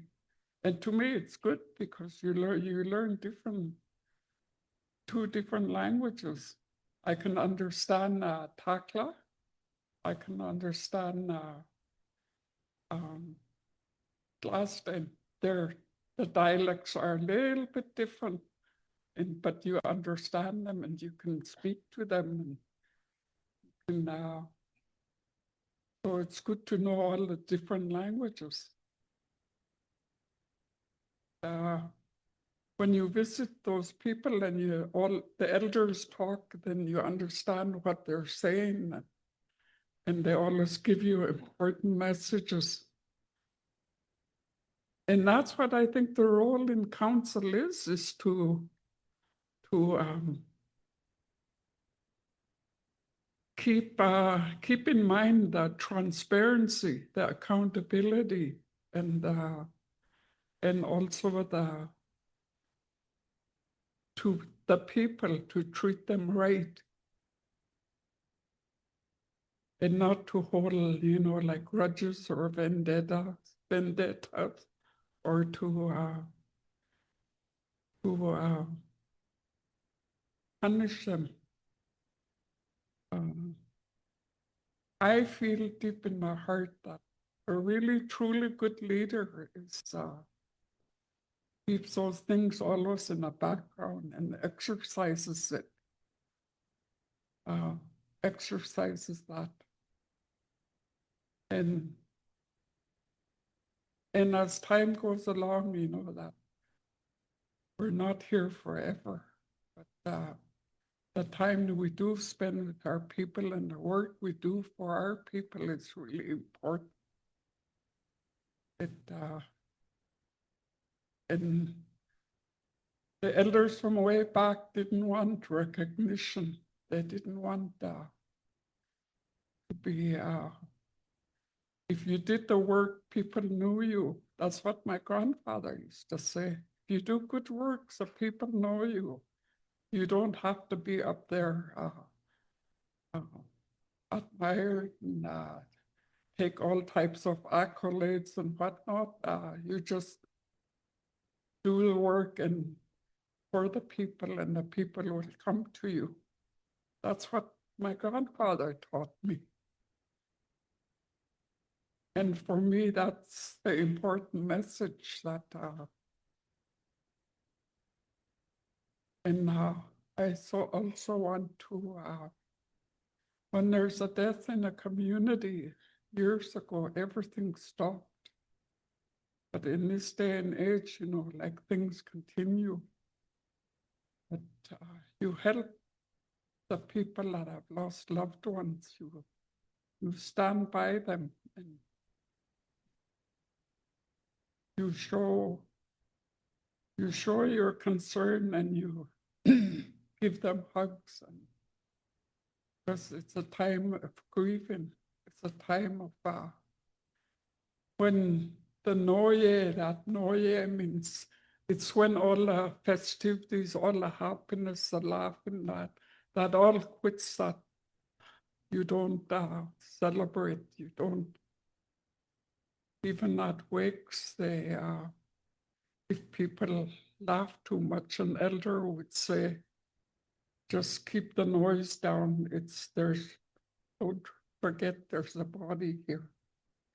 And just to remind the young ones, they forget. And that's part of the teaching. And those are the things like in governance. In the governance model that's being developed, the truly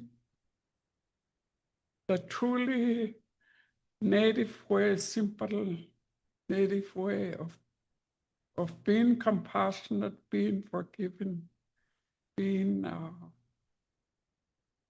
there to help anyone that's in any kind of distress or any kind of, you are always there as a person to help that family through the process. And for me, that I haven't read that in the governance. In the potlatch system too, it's our system of governance regarding our children, regarding there's a structure there. And to put those two together into a document in this day and age, that's the hard part. And working with CSFS and working with the lawyers so they can interpret all our ideas into a legal form so that we keep our children at home and that they aren't taken away from us. That's the most important part of that jurisdiction. But, I've been part of, you know, this process about 2 months ago.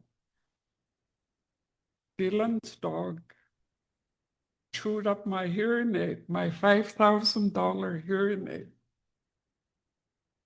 And since then, I've been without, you know, like a hearing aid. It's very difficult for me at times.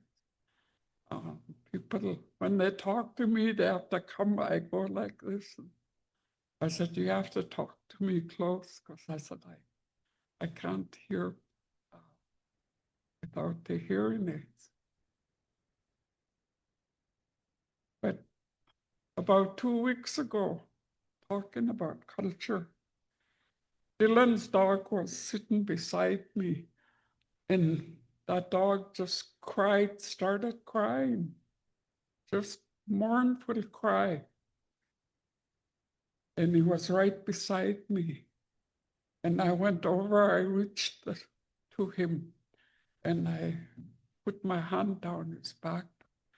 I said, who are you crying for? I said, who do you see? And I said, whoever you're crying for, I know you're telling me something. He was giving me a message.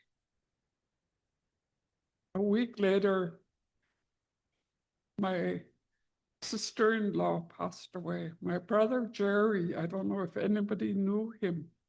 His wife died. It must have been maybe at her passing that he started crying. That's usually what animals do, dogs do. I talked to him and I said, I got the message and I just said, quieten down. I said, quit that crying. I know you gave me the message. And he never cried again. He stopped crying right there and he never cried again after that. Those are the teachings of our people, our grandparents, great-grandparents. And I wasn't able to attend her funeral because I got the message kind of late. And I felt bad about not being able to go to her service. But I think my message is done for today, so enjoy the rest of the AGA and voice whatever opinions that you want to, but do it in a way that's not hurtful to everybody. Thank you.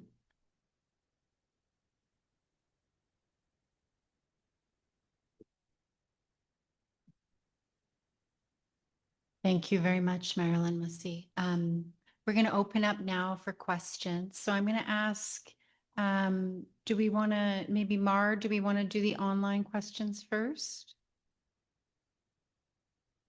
Shailene, do you have the microphones ready? Okay.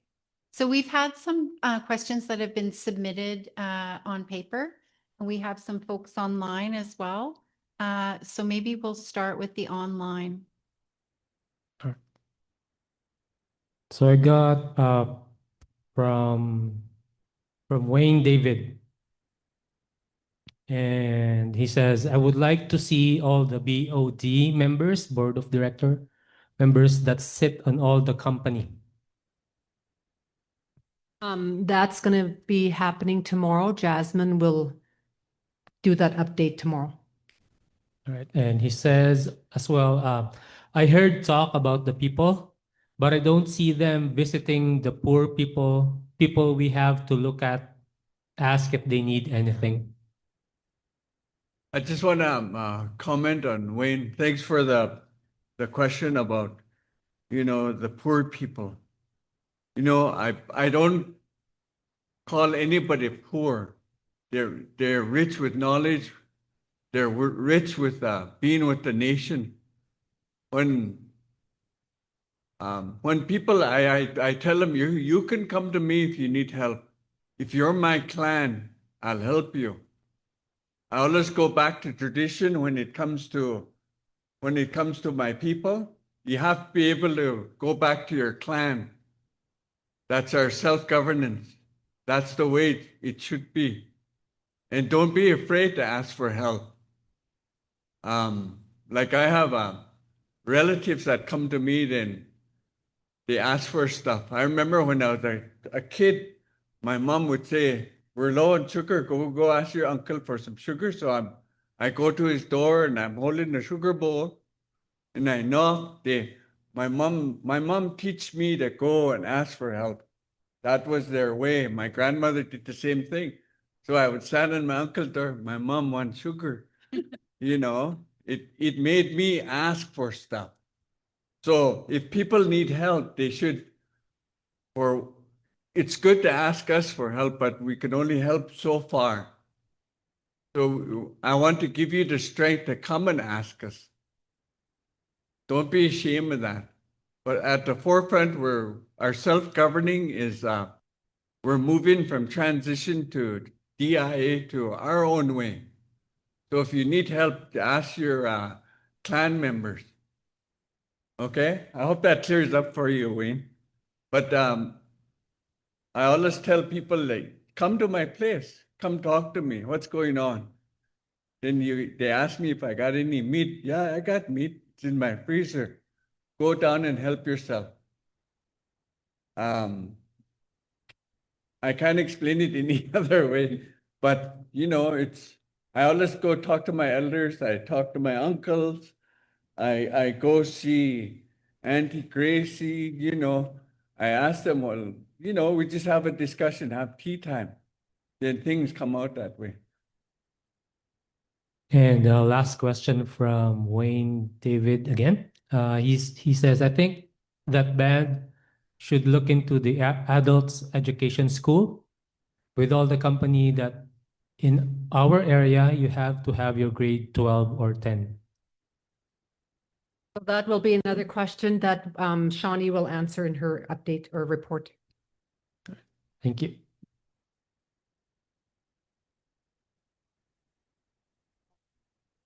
We had a couple of written here. One was, why do elders have to pay rent? And for myself, as far as I know, there's not very many elders that do pay rent.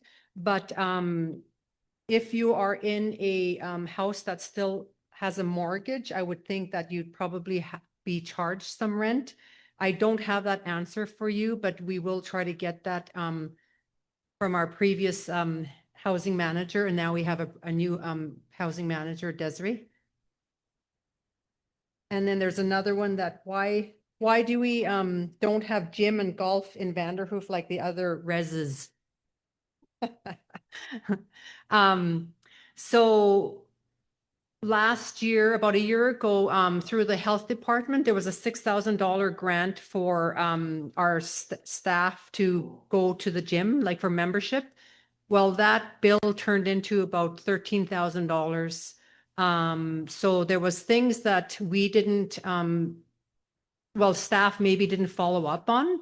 So we had to look for where are we going to cover the rest of the money from, right? So we stopped that right away. The golf, we just talked about that yesterday, and we've asked our general manager to bring some numbers back to us to see if we're able to have that open for the next, at least for the next 6 or 8 weeks. But anyway, what came to our table yesterday, and we need more information before council makes a decision on providing that for our membership.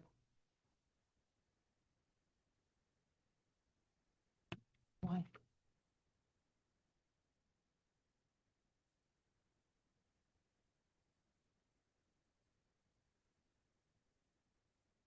And so Mel just reminded me that we do have gym equipment at the multiplex, and that's available for members. Yes, when it's open, exactly.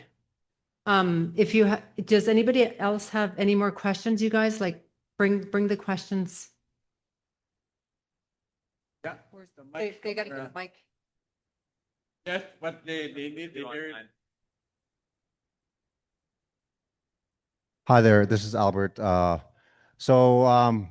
We're in a death of a good friend there, and I'm just starting to notice a trend of our people who have passed away in the past.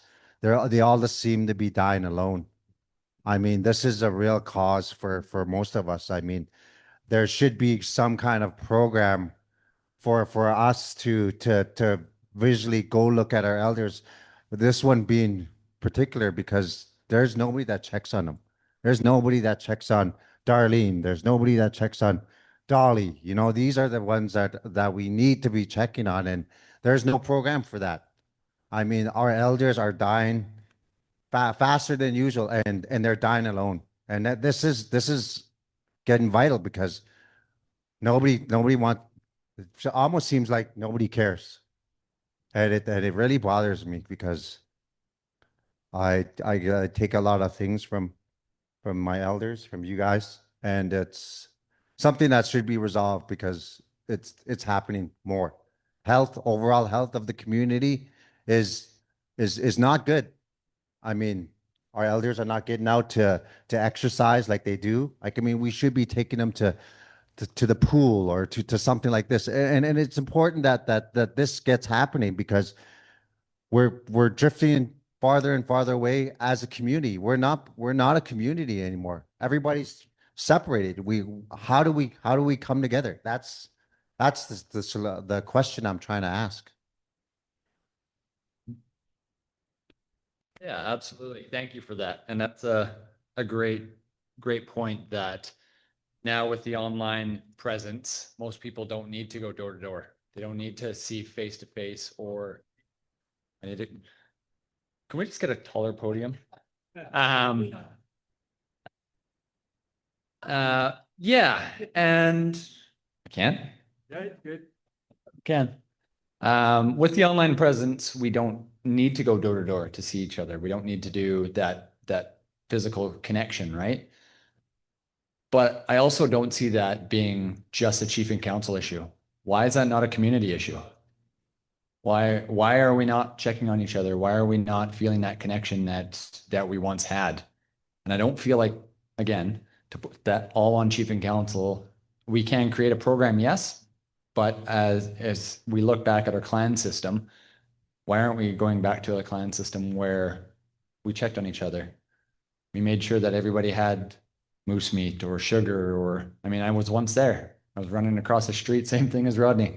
Mom says I need sugar.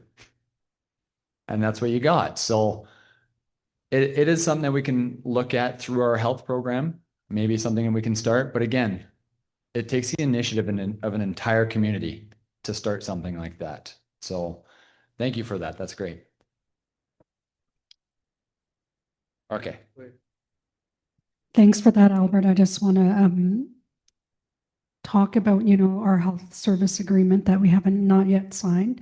There was a certain number of things that a council wanted to do before signing, with CSFS, and one of those things was, allocation to our elders and how are we going to work together to make a program within our health center, being that, we had some turnovers in staff, things are not progressing as fast as they should or could be. So it is in the thoughts of our mind.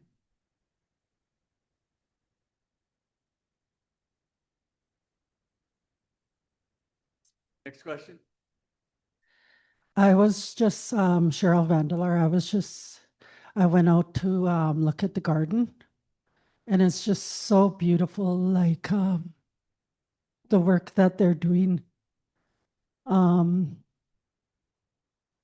it's growing too. Like they've added some more stuff, and I was just wondering, like, I really appreciate what Stella does, and they send out something and they say, come and get cucumbers or come and get tomatoes or whatever, and it's on a certain day or whatever. And I think that would be something good for our community, because where does the food go to? Like from the garden, and maybe like somebody can do something about how to cook with all those things, because not everybody they like vegetables and that, but like it is totally different when you get a romaine lettuce from a garden. It doesn't smell like chemicals, and it's just really good. And that's what I was kind of concerned about. And I'm not sure who was in charge of the park and what kind of money came in for the park, and like who is the project manager, and is there going to be like different phases to the park, like to add on? Like I seen the one when I went camping at Parents Beach, and it's really beautiful, like for it has a foamy floor, kind of like, and it's just a big play area for children. And I know it costs over 200 and some thousand, but I believe that kind of money is worth it for our children. And it's nice to have like a water park too for the children, and like covered areas where they don't get too hot for little kids. When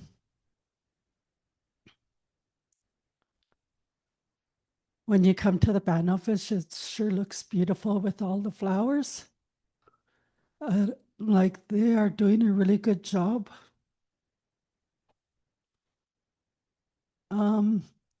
They talked about the golf for men and that, but what is there for ladies like my age? And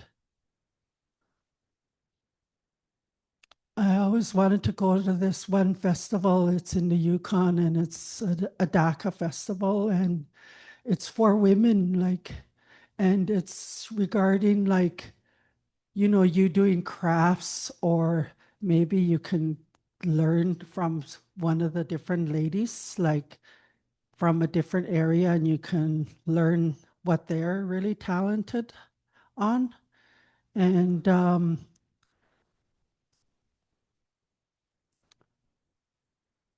that helps with mental wellness.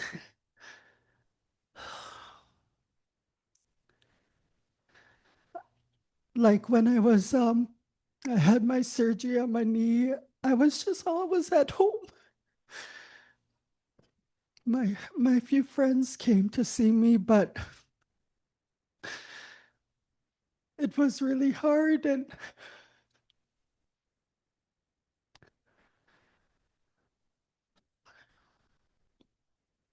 that was the worst time of my life.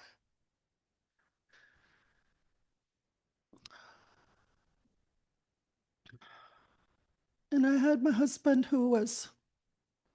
he was the one caring for me, and I should have been caring for him because we've been dealing with cancer for 2 years.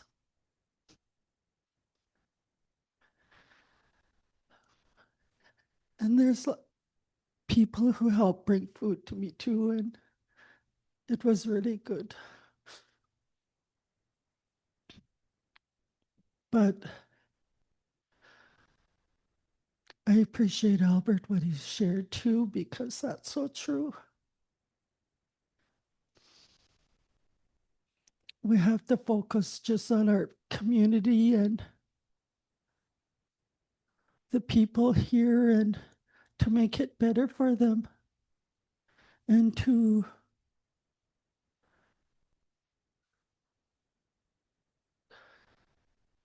don't think small, think really big for us, because we deserve like so much, and as a community, and all the different age groups need to be cared for.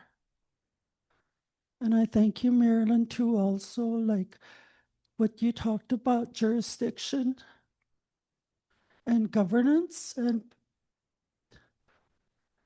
then how that has to like intertwine with our potlatch. That is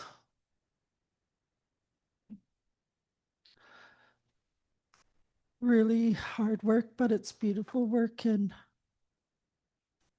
I thank you all for all that you do for our community as leaders.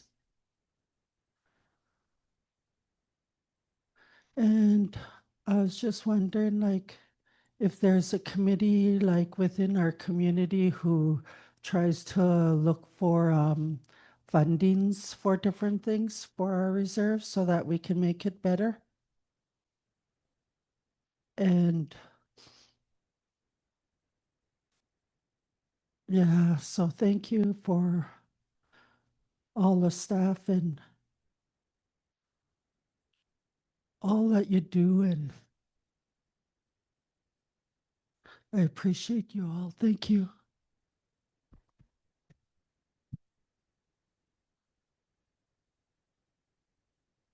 Thank you, Cheryl, for those questions, and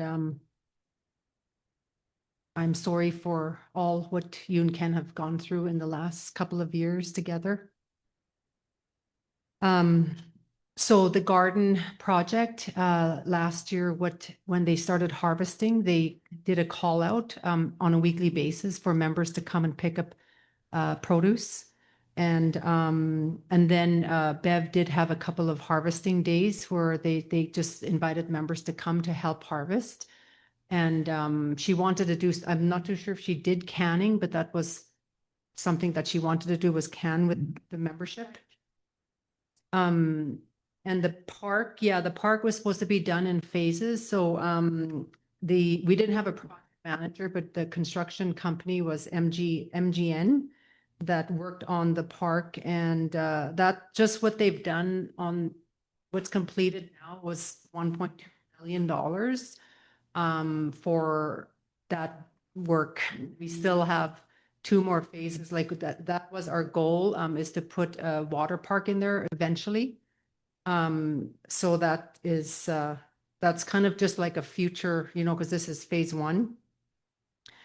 And yeah, this is one thing that council has been bringing up also, was the activities for all members, whether you're a woman, a man, a child.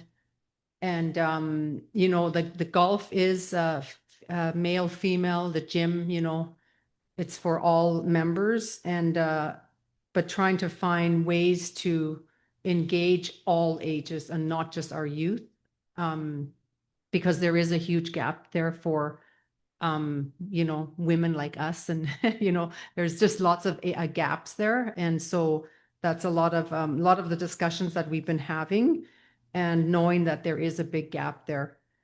We are working with a grant writer right now to look at grants for outside activities and things that fall under like health and wellness and stuff like that. And some of the things that we do here, I think about Shawnee's, you know, the quilting crew, that the ladies that come and make beautiful quilts. Some of that stuff is like that they do come from grants. And then our staff. So the thing about that is there's a lot of grants out there, but our staff are just so they, you know, they work really hard, and a lot of them are overworked to look at to find extra funding. So like I said, we are working with a grant writer right now, and we're throwing him a whole bunch of different opportunities to apply for grants for us, so we could do some extra activities. And yeah, but Cheryl, we do acknowledge that there is a big gap in things for women and different age groups for our activities and community.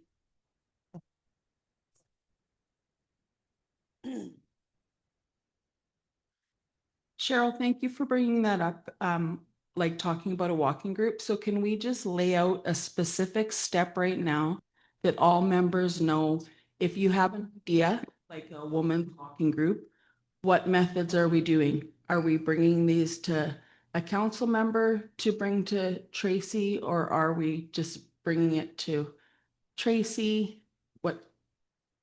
Let's give some clear direction right now. What do you mean? You're If people confusing are- people. So if a community member has an idea that they want to see, what are the exact steps that they can take right now that everyone knows? I'm just asking. So it goes to, okay. Okay, so anything, suggestions like that, then bring it to the general manager, and then she can look, or, you know, like Chris said, we have a grant writer who's working with us. Maybe they can do that. So, but keep those ideas coming of what you want.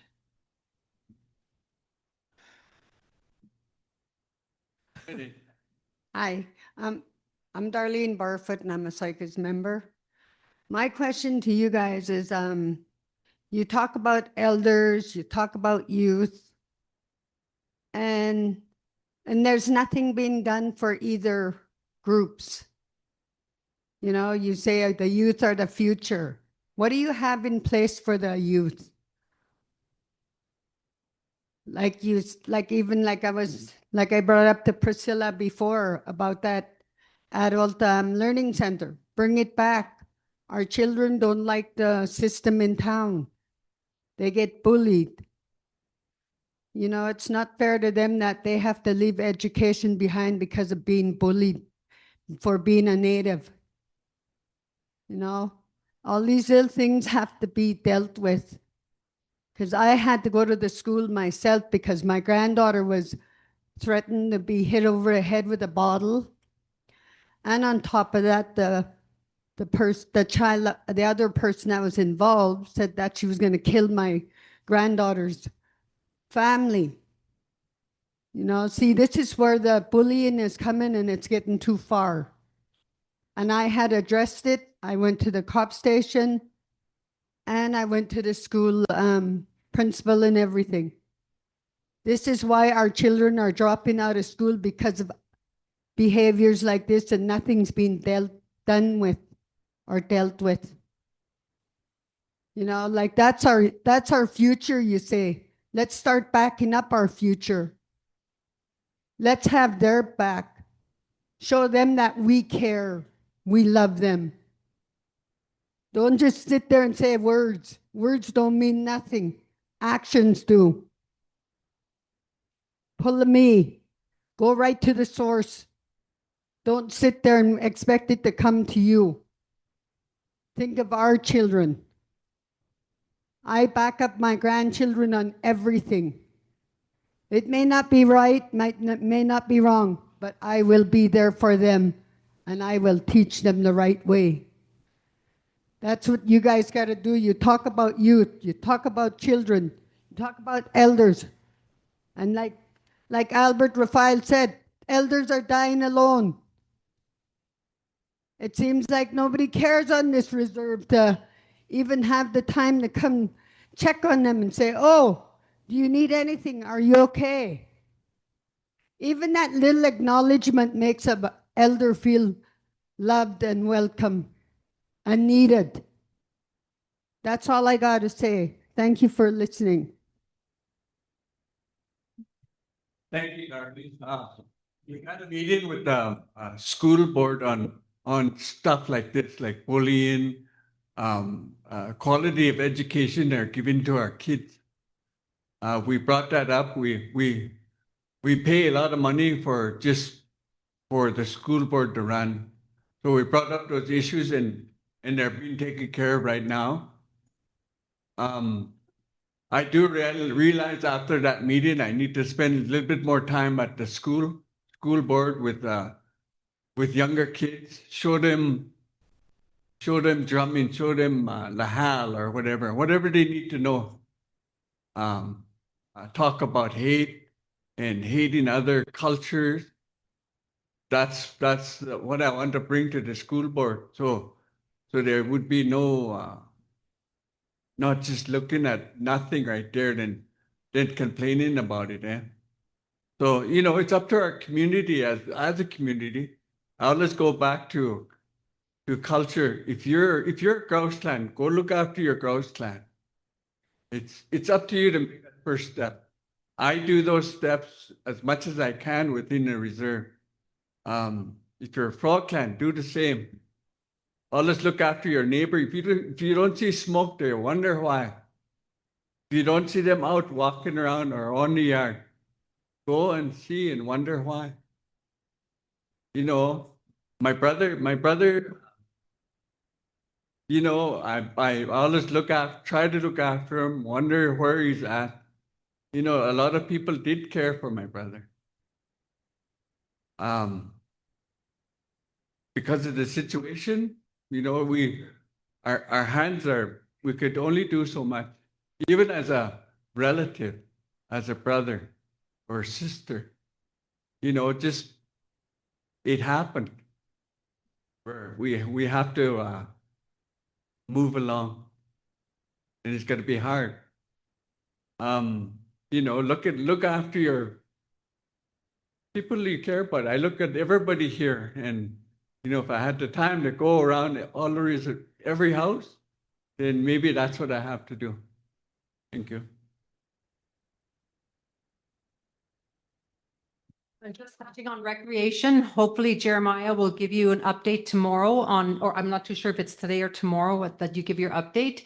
And he has a schedule, so whatever recreation's happening, Jeremiah could give you that update on that.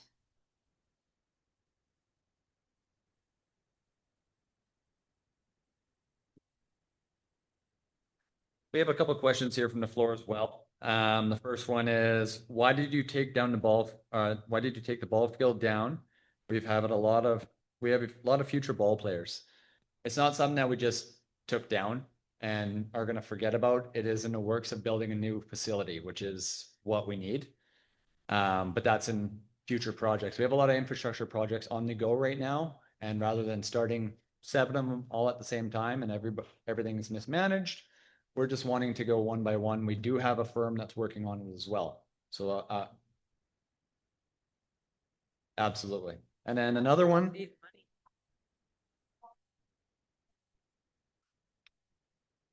Yeah, absolutely. And it is a priority, which is why we started with a park and then we want to build that in phases, but you need money. Like I mentioned in my speech, we need economic development is a big thing and partnerships. And in order to build something that size, I don't know if anybody's been to Burns Lake, but having personal conversations with them, they did the infield, lights, and a bit of the fencing and the scoreboard. They were over $500,000 into it. So in order to get that done, we need funding.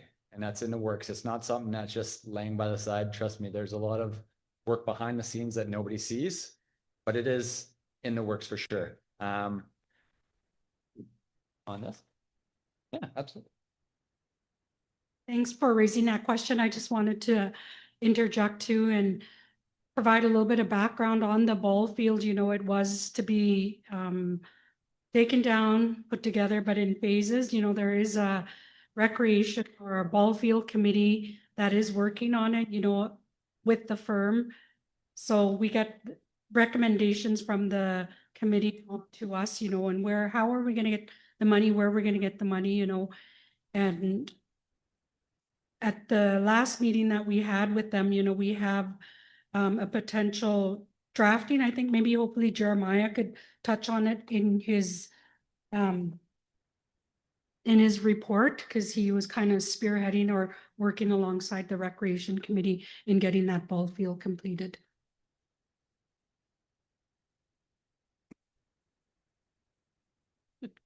Just since we're on the ball field too, so Mitch McCook last year did a grant, and part of it was for a community kitchen, and part of it was for the ball field. So it's probably about $140,000 that was received. Out of that, or maybe it was closer to 100,000 for that portion. 70,000 of that was awarded to an engineering Radloff, who is working with the recreation committee in order to do that. Some of the funding that they're talking that it will be a few $100,000, and a lot of the grants have to be 50%. So you can apply for a grant, but you have to cover 50%. So just Radloff is looking at some grants for us to further that, and then we would have to match that revenue as well. So there are lots of work going into that, but just to give some background that there was some funders received for that. And then we do have another question as well. Everyone's good on the ball field. Another question as well. Why is Chief and Council paying themselves $500 a meeting? Where is this coming from? Which budget? Is ISK aware of this? And why was the community not aware?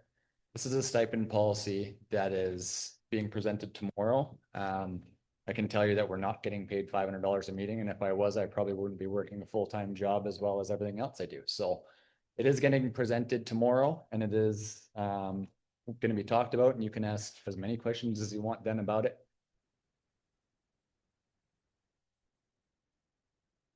I just wanted to mention too that there is a governance oversight committee that is working on the governance manual and the stipend policy, and I do believe Lisa will be presenting that alongside maybe your committee, or is it just you? We'll be with Lisa. That's everything for me on that.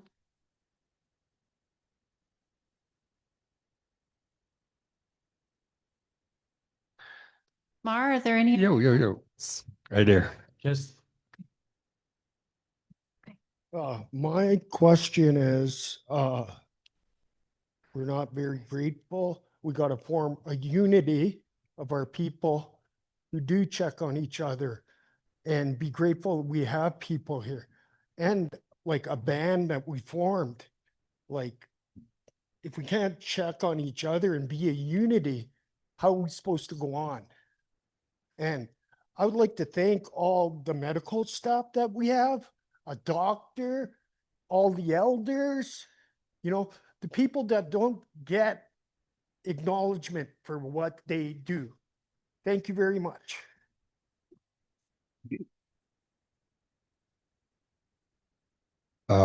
Name's Alexis, Saik'uz. I live off reserve, but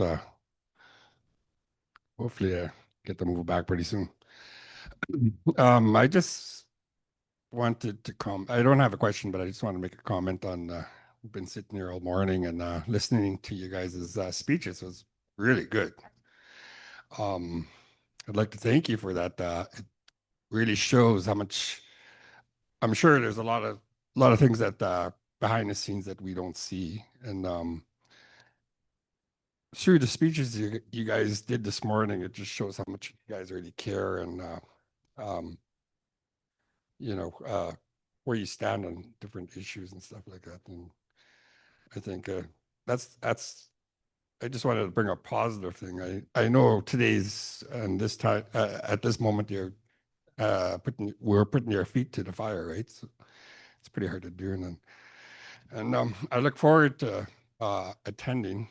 I got a few of the this is like for 3 days, I guess, including today. I look forward to attending some of the sessions with the staff, which I'd also like to thank. You know, they do a lot of hard work and make you guys look good, you know, and I'd like to thank them as well. And yeah, the speeches were great. It just shows how much you guys care, and it's good to see that the business of the Saik'uz people are in good hands. And again, I'd like to thank you. That's it.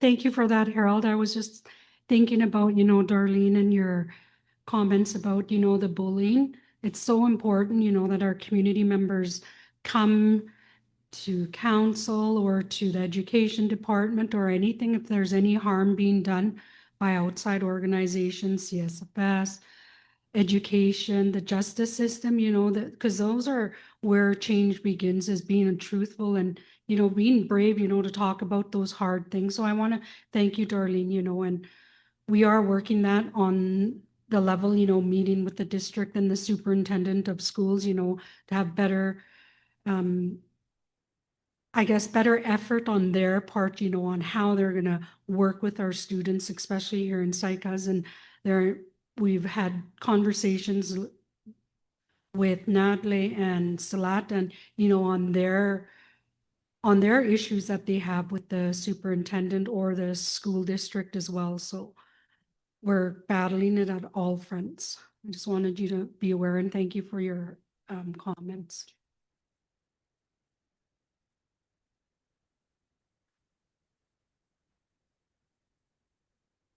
Darlene, what do you talk about the violence with the kids at school that hasn't changed much over these years?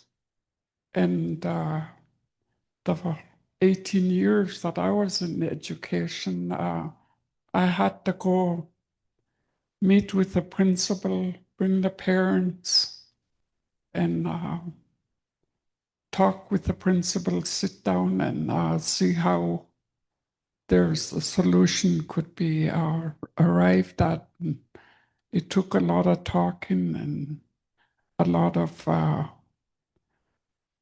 seeing how it could be worked out. I know today, I don't know how much the policy has changed, but I know it's passed off to child welfare, and child welfare's plate is pretty well loaded. But there has to be plans to resolve those issues, like a dispute resolution. When we talked with the school district last week, that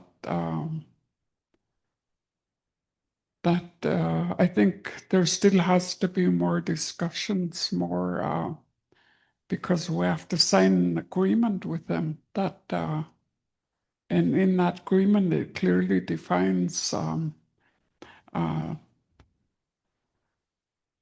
it defines how you deal with issues like a dispute resolution within the system. So it's still in our progress.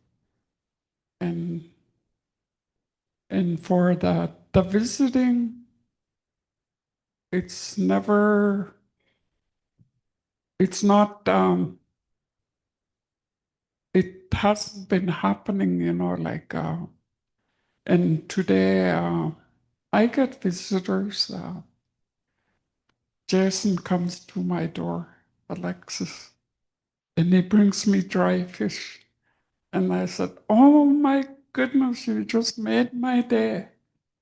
And I just get so happy. He brings me dry fish. He gives at Christmas to you. He gives me, I said, "That's the best Christmas present I could ever get." I said, "Dry fish." So, you know, the visiting is important, but today, everybody, it seemed like that hasn't been happening because it hasn't been practiced. It wouldn't take, you know, like, even if you visit once or twice a month, that's a visit. That's a start. Visit your elder or visit. I've only, the elders' meetings, I haven't been notified. I get notified last minute. I need more notice, like, and also any other visits that I go visit of an elder that I always enjoy talking to. And to me, that's important. And today, because of the different situations, I don't like going out after dark, and after my son leaves, I lock the door because you don't know who's going to come walking through your door. You don't know, you know, somebody that you don't expect, or somebody that it never used to be that way. And today you have to be careful. And we don't have an emergency number has to be set up if an elder runs into problems, or even, you know, health problems, or any kind of something has to be set up. Or someone, you know, but some of these systems are costly. They cost money to set up an emergency. So just keep the questions coming, and they can be answered, or there can be a solution. Thank you. I just want to comment on just with the school issue and with kids. You know, kids, they learn. They're like a sponge. They learn from you. They learn from their uncles. They learn from whoever's around. Sometimes they learn how to swear young. You know, my youngest grandson, he swears, and I tell him, and I correct it right there. I tell him, "You don't talk that way. That's not right." But I want to tell you a story about my second youngest grandson, Lazar.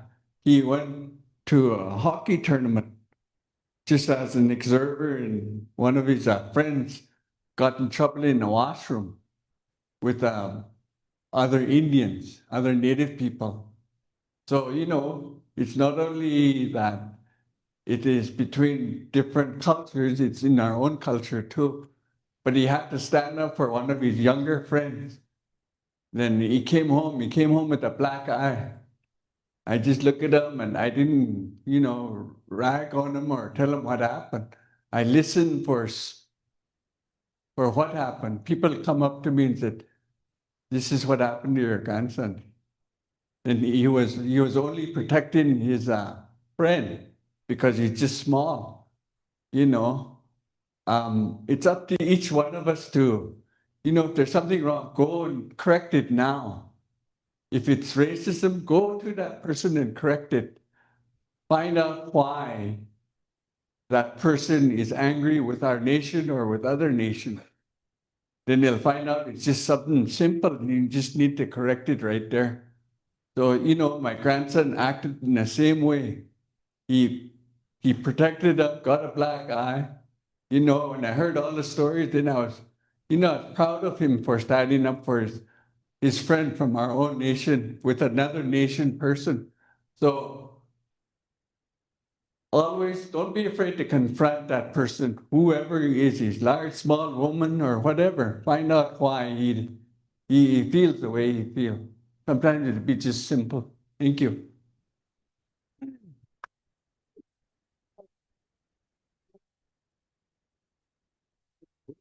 Hello. Hey, I just had a update or comment on the education part. Me as a youth support worker, I do go into the high school, and a lot of the youth do face a lot of bullying.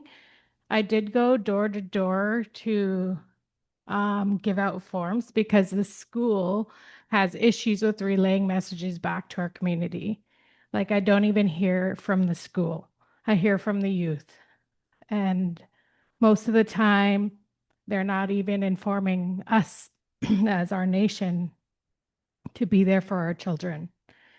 I showed up random one day and they didn't expect me to be there, and they were shocked as they were trying to kick one of our youth out of school.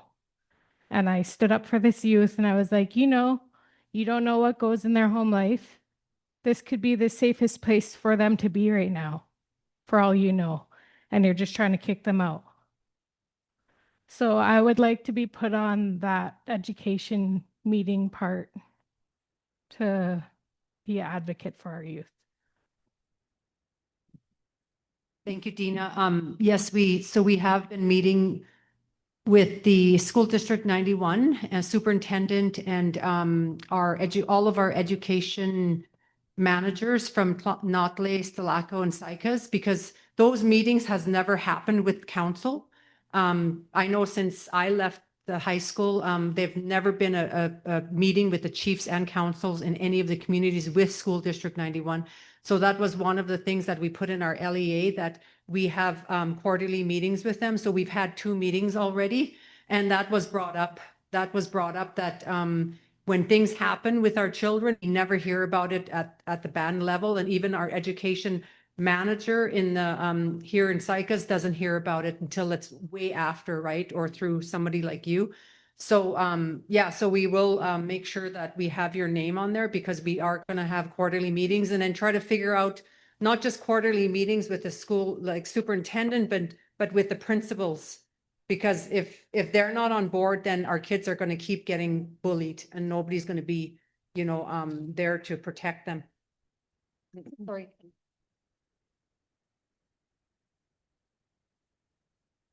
Maybe this would be a good time too. There is a small amount of funding through FINESC. And I know I talked to Shawnee about this a few months ago, and just parents, I think that we should do a parent group. And I think that these kind of things like a parent guardian group. So if anybody is interested in forming that or being on that for all school age kids, if parents want to be involved, we'll start a parents group. Oh,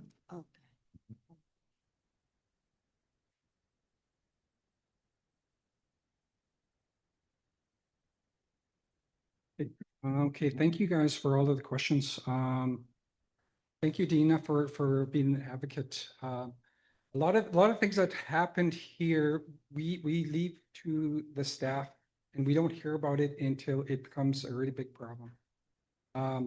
So I'd like to thank all the staff that deal to the day-to-day at this level. We don't hear it until much later. So I think I myself could work more into being more educated on what's happening. It seems like there's an overlying theme that everyone has the same concern in regards to health and mental health. And that's we do have staff that come up with programs, or there's already programs that we have that we can offer to the people. But what I noticed that our traditional ways have not been adhered to. Traditionally, the family, the first people that find out is the family, and the family help. Then it goes up the ladder in the Batlatch system of who people can talk to. I remember as a very young child, my grandfather taking me in the middle of the night, walking me in the dark to the creek.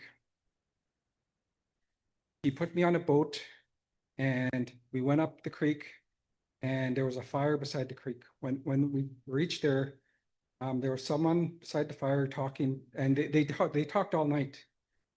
And the person that my grandfather Duncan talked to was Marshall. They sat beside the fire all night, talking to each other. And when we're walking back home after we beached the canoe, I asked him what was he talking about.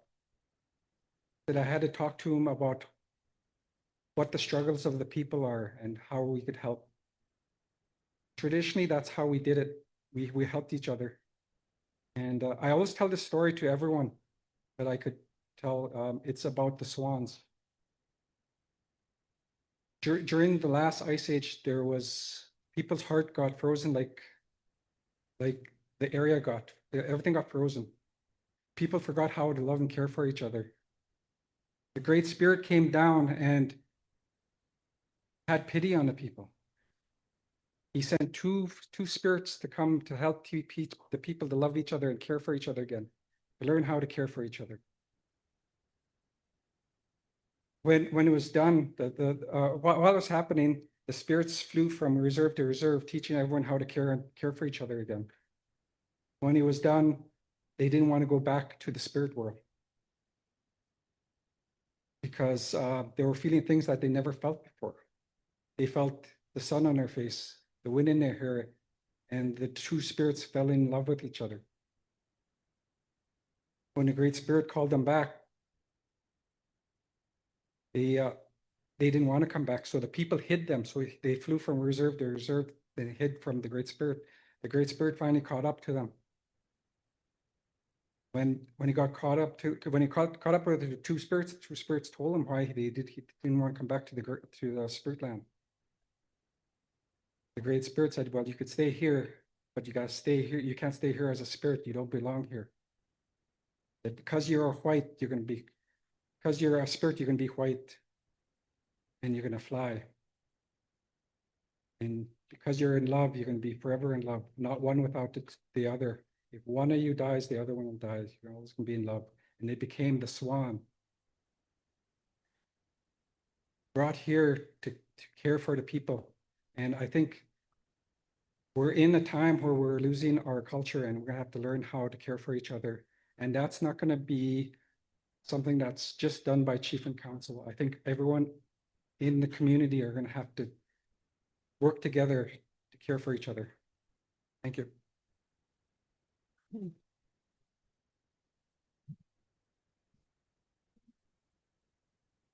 I have a question. Hi, I'm Darlene Barfoot. I'm a Saik'uz member. I'm just putting this out here.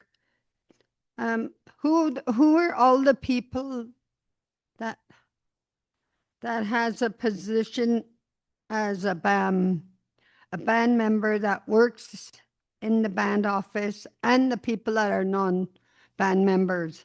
What are their positions, and So the members will know who to go to instead of going to everybody else and oh no, you got to go through this person. No, you got to go to that person. I need to know who is the right person to speak to with on any issue I have, instead of getting pushed here, pushed there. And then when you get to that person, like that I was supposed to be talking to in the first place, everything's just been resolved because you do it on your own. So that, like, why you have people in a position that's not going to do their job? And like, it's been like this since every time I tried to phone them, if I have a question or I need an answer to something that they can help me on, I can't get to the right person. That's why I'm asking for all the people that work for the nation, have it written down so people will know who they can go to, instead of bouncing through the band office. Thank you.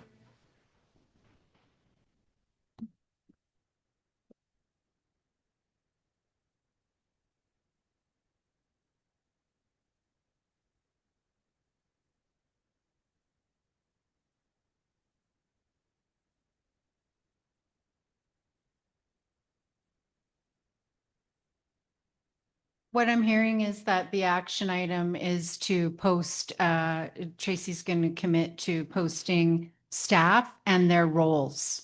So what they're responsible for in terms of programs and services. So that's an action item noted and it will be followed through on. Thank you. Are there any more online questions before we move into lunch?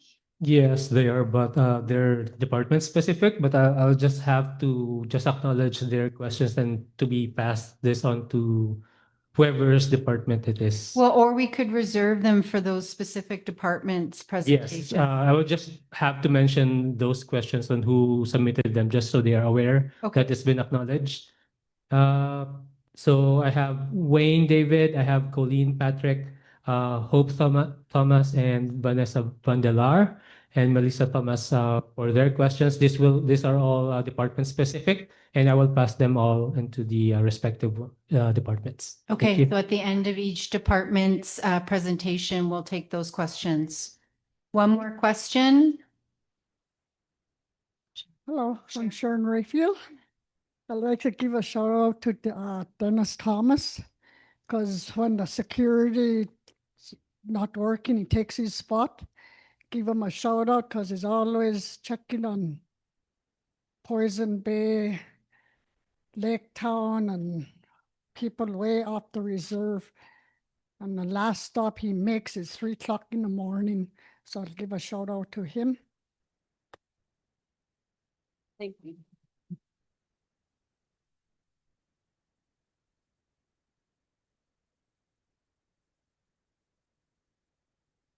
Okay, well, thank you everyone for the questions. We're going to move into lunch.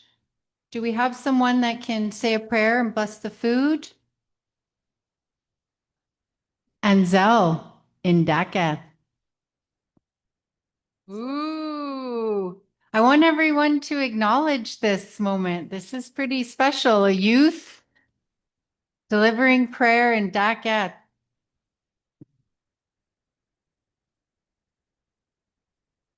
Is it working? Bacha yecha dain chabuzabanda hone. Hunzu tine ba onle and di neglaranzat icha hunzune ba onle. Sizi green and muddy tea nuzi ibene ba onle. Bacha yecha dain chabuzabanda hone.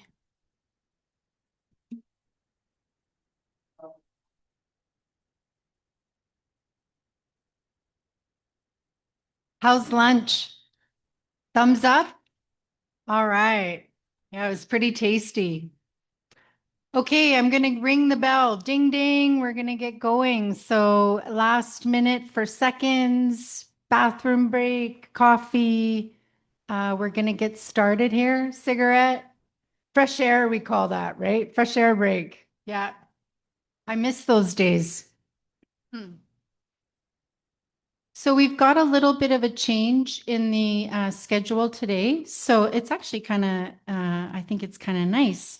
We have at 2:45, we don't have a language and culture presentation. It's going to be recreation, and Jeremiah is going to do a presentation on that. And then at 3:45, Adam Thomas is going to speak to the FireSmart program. So I just wanted to draw your attention to those changes, and stay tuned. We're about to get started.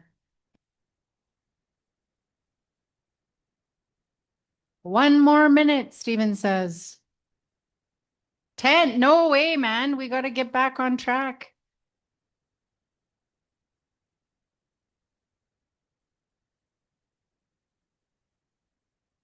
Tracy, is Marie presenting on here?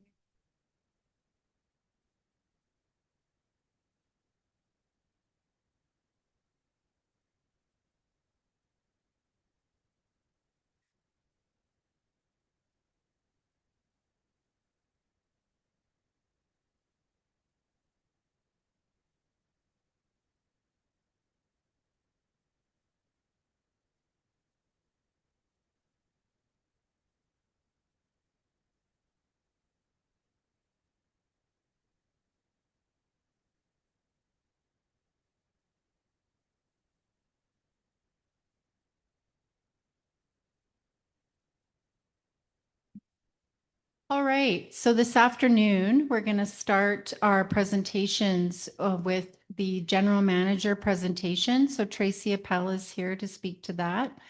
We're going to open up questions at the end of every presentation today, but I'm also going to try to keep us on track. So if we have a prolonged question period, we might push some of those questions to tomorrow morning and answer them in the morning. So I'm just giving everyone the heads up. But I will pass over the microphone to Tracy. So good afternoon, everyone. So thank you all for joining us today. For those of you who don't know me, my name is Tracy Appel. I was formerly the GM from 2017 to 2022 for Saik'uz, and I recently returned to the role in April of this year. I wasn't here for the 25-26 fiscal year, so I don't really want to speak on a lot of it because I'm just not sure what was going on. But I am happy to share some of the things that we are working on. So we are doing some restructuring within the organization, trying to help streamline processes, make things better for members. We also have the health center nearing completion, which is exciting because that is something Regina and I started back in the day. Same with, we've started on the fire hall, as everybody can see, and then the community park. I would like to thank Chief and Council for everything that you do. You are also passionate about your community and membership, and it's an absolute honor to be a part of the team again.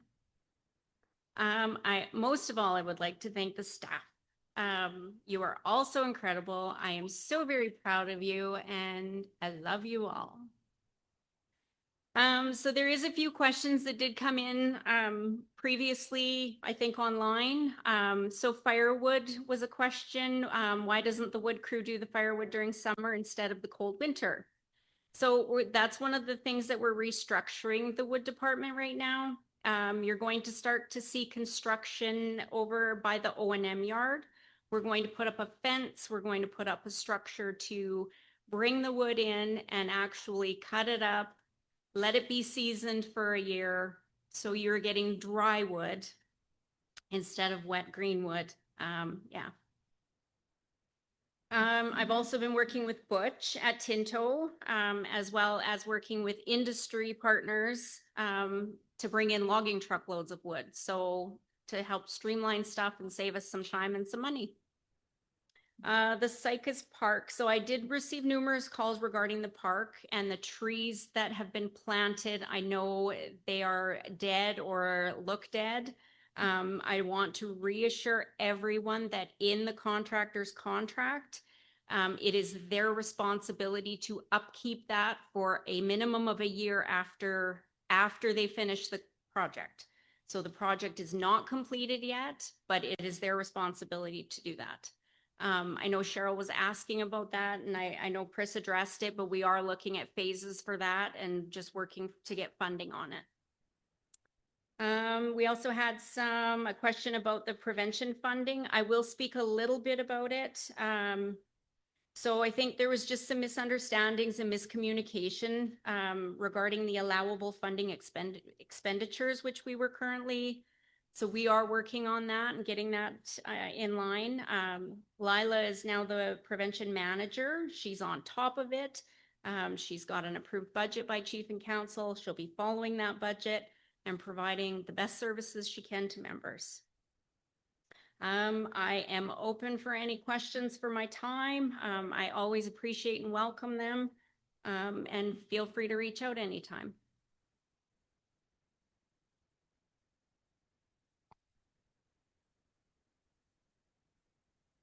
Oh, the cameras. Cameras? Okay, so I know there was a question about the cameras. So I will have to find that out for you because I don't have the answer.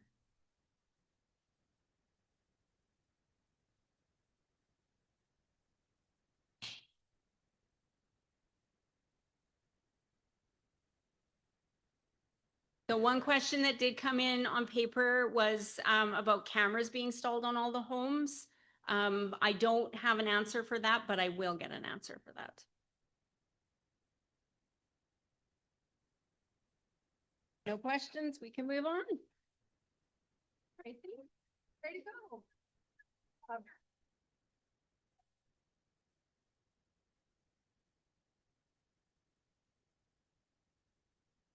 Jeremiah, and he'll be speaking at, yeah, I put it up there.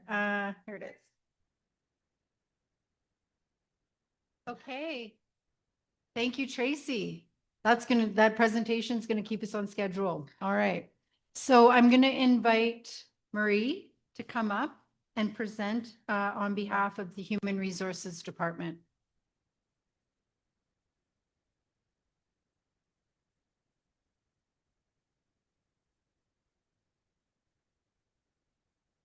Oh, okay.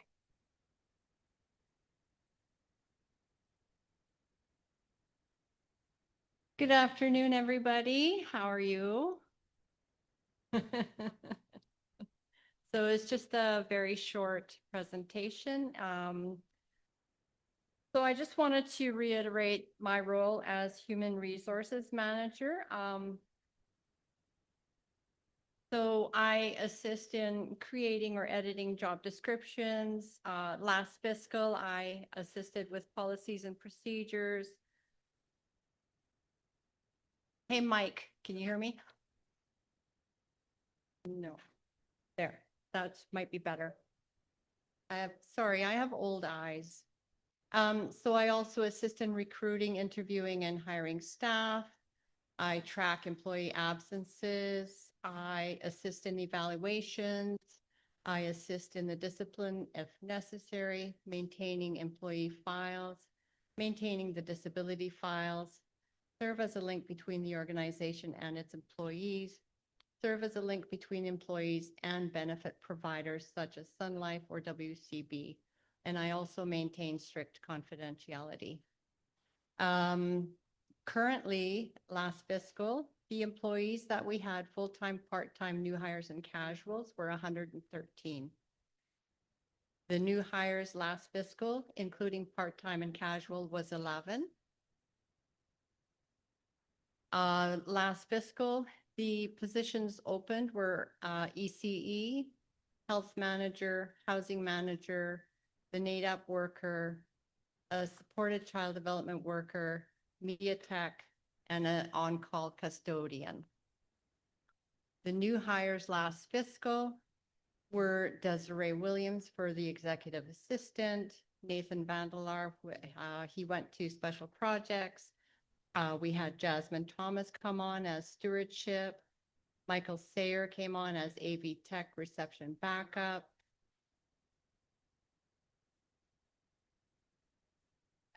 We had Rudy Paul come in, the health center security. Caleb Nome as guardian for lands and resources. Rod Wanillo was the executive economic development assistant, sorry. Jaden Hickson came on with the maintenance department. Jimmy Vickers, Land and Resources, Neil Heron, Land and Resources, Darian Gertson, Land and Resources, and last year we had 12 summer students. So this is the breakdown of last year. So you can see we had 72% workers within the nation are Saik'uz members.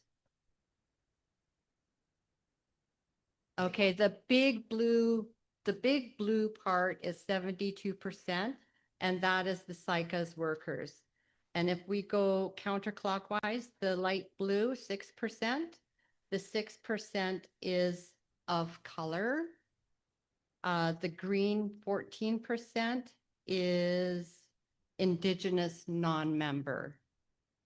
So, and then we've got the orange 8%, which is non-Indigenous. So you can see by this chart, almost 3/4 of our workforce is Saik'uz members.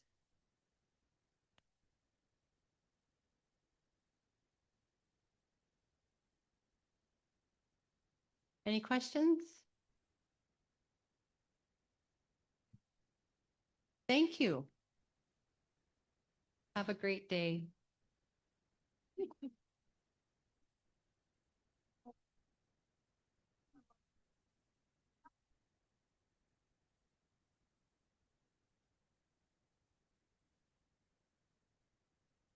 Hi, my name is Jamie Antoine, and I just wanted to ask because I had on social media, somebody had asked because of the summer student program or the hiring of students, why there wasn't a notice posted for job hiring for students. So I was just wondering, or if there was a notice, it wasn't posted on maybe social media or something, because a lot of our students who are willing to work, you know what I mean, are not getting positions in our community. Thank you for that. That was for this fiscal year, correct? Yeah, it was really short notice. I can probably get Shawnee to speak more on that. Yeah, sorry, but any resumes that I did get, I did pass on to her. And unfortunately, there was a very minimal amount of open positions for the summer students this year. Can you hear me? I'm sorry. Was that okay? Okay, thank you.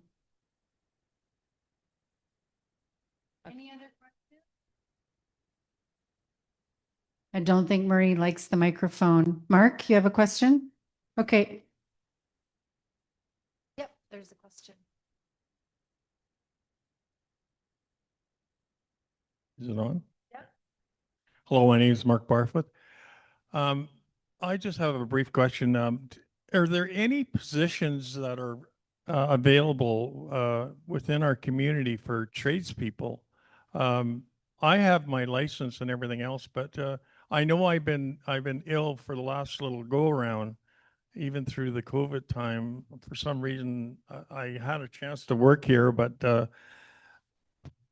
for some reason I kept getting sick and my boys kept getting sick. So I kind of lost that position, but I'd like an opportunity to try to find a position within the band. Like I said, I'm on recovery to get back in the workforce and myself. So I don't know who I got to talk to for that. You just need to give me your resume, Mark. I know your work previously. Yes. And we did call you in for a short time when I first came on, right? Yeah, not. So it would be great if you could just give me your resume, because I don't know if you're interested if I don't get a resume, Okay. right? Yeah. And I'm pretty sure that somewhere in housing, there could be a fit for you. Yeah, because before my boys were too young and I couldn't leave them, but now they're older, and I had health problems, but now I'm on the upswing, so I'm very interested in trying to do something within the community. Yeah, so just give me your resume. You can email it to me, drop it off at reception. They can put it in the mailbox. At least then I have something. Okay, thank you for that. You're welcome.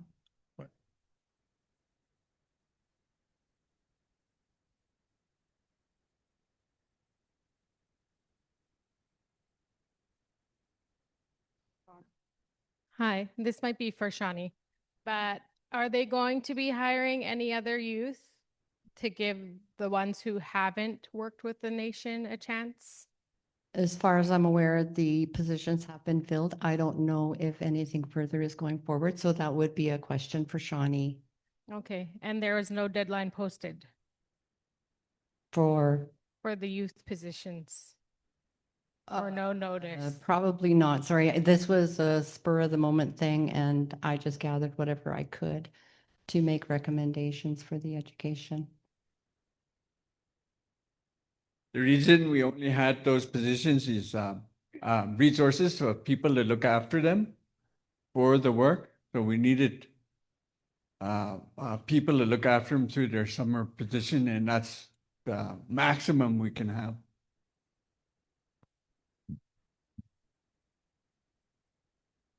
Any other questions? Okay, thank you. Thanks, Marie. Thank you, everyone. And thanks for quieting down. Just a reminder, it's when you're up here, it's weird that sound kind of travels forward and you can hear lots of conversations simultaneously. And for those folks that are online, it's challenging. So we will take a break. Remember, there is a break in the afternoon. We're going to go on to our next presentation. That's for communications. I'm going to invite Mar to come up and speak to that.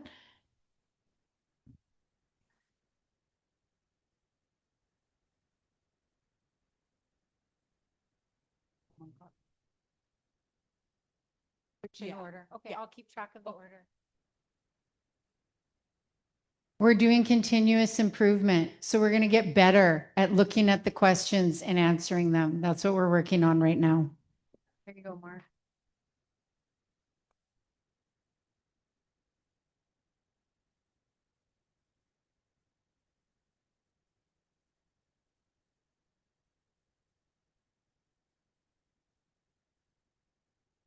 Hello, good afternoon.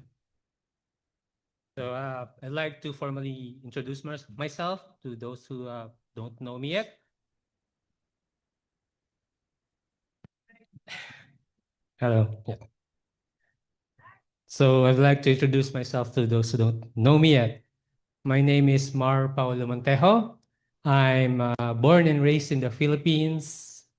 I started here in Saik'uz First Nation last year of June.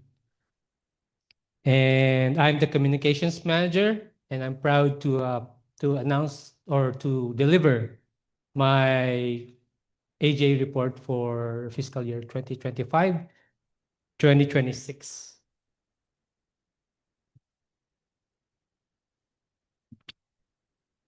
Before we begin, I'd like to first provide information on what is communications department. So in plain terms, the communications department acts as the information bridge for the entire community. We are the team responsible for making sure everyone knows what is happening, when it is happening, and why it matters.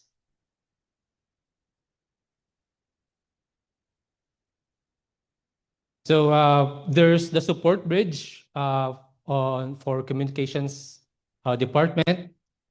It supports other departments with their events through announcements and all audio-visual needs. We also have the internal communications. These are within the office. The way our department execute internal communications within the office is primarily through Teams, by announcements and reminders. And we also have external communications, and the way we do that is through media and exchanging emails with our partners, government entities, membership. We also have the Smoke Signals newsletter to be brought out, distributed. We also have the Facebook post. We also have the door-to-door flyers. While Facebook is the main means of communicating to the community, so we have lots of engagements over at Facebook. Think of our communications department as the ultimate helping hand for the whole office and community.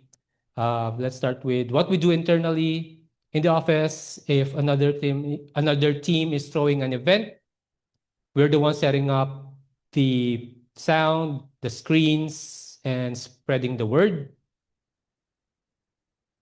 Outside the office, we're the voice of the organization. We handle everything from sending updates to our official partners and the government to chatting directly with our members. To really connect with the community, we use a mix of everything. So as I've said before, of posting on Facebook, sending out the newsletters, and door-to-door flyers. And I wanted to discuss, wanted to introduce my team. So the communications team currently consists of me, communications manager, Sasha as the communications officer, and Mike Saire as our AV tech assistant. Saire? How do you pronounce it? Sorry. Yeah, sorry, Mike. All right. So me, what I do is I provide dedicated leadership and oversight of all departmental initiatives and strategic growth. As a communications manager, I manage the flow of information between an organization and its audiences. I am the direct contact between managers as well as partners, develop strategic plans that align with our leadership's visions to ensure our community stays clearly and transparently informed, managing the newsletters and memos to keep everyone at home updated.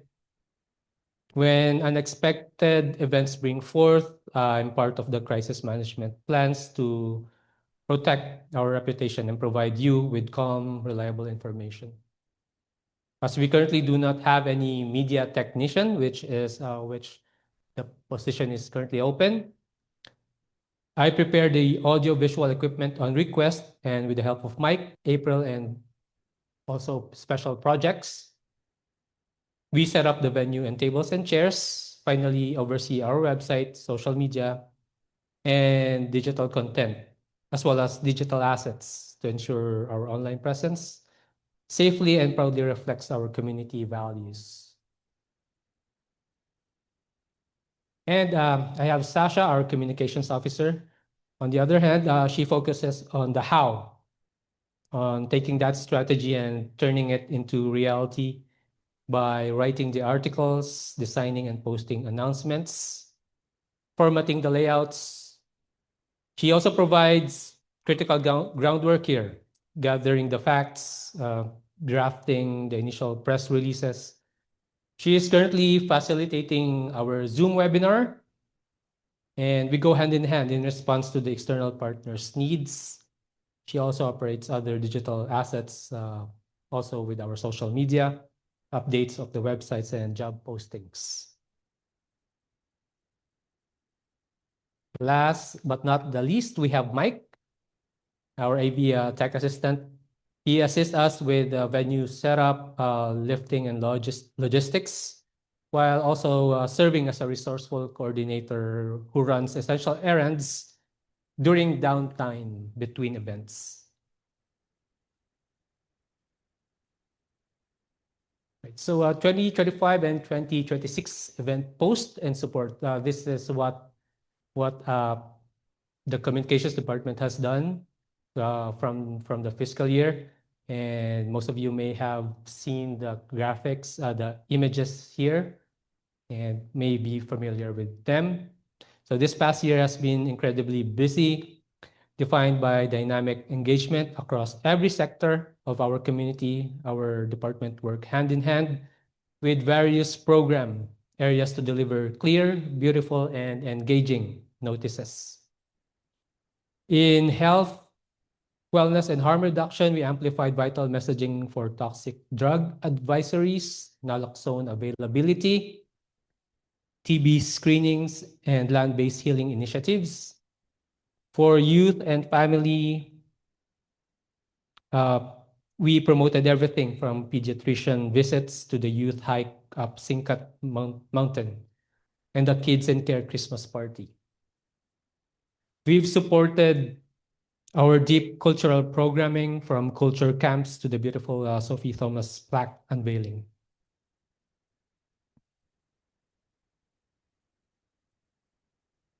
Right.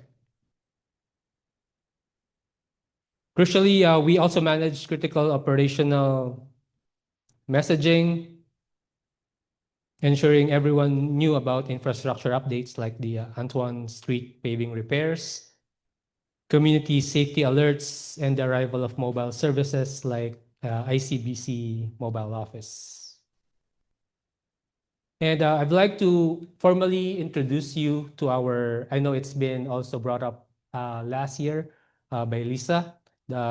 We have the app, we call it the Huten app. So we soft launched the Huten app on April 23rd of 2025. So the question is, why do we have an app while we have Facebook? So this is more of a compiled version of what's happening in Saik'uz, because in Facebook you have this other algorithms, maybe watching like cat videos, so which are not really related to Saik'uz, right? So in this app we have all the news, all the information, posts, and everything. So it's a worthwhile visit or to install this app. So we're still developing this. I mean, we're still improving the app, and to show you where it can be downloaded. So we have a version for Google Play and we have a version for App Store. We have already reached 188 total users with 75 registered, more of the unregistered ones. So we recommend to our members using the app to just please register yourselves. And then if you haven't downloaded it yet, please do so. We decided to use a soft launch because we are still optimizing the app. However, we encourage all members to register now, especially if you do not follow us on social media or do not receive door-to-door notices. So you may scan the QR codes that is on the screen. Right.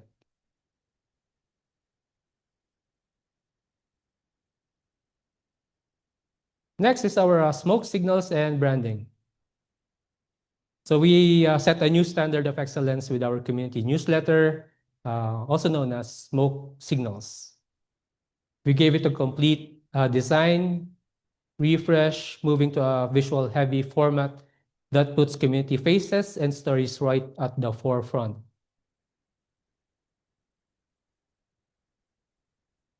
We also upgraded it from black and white to full color to drive higher engagement.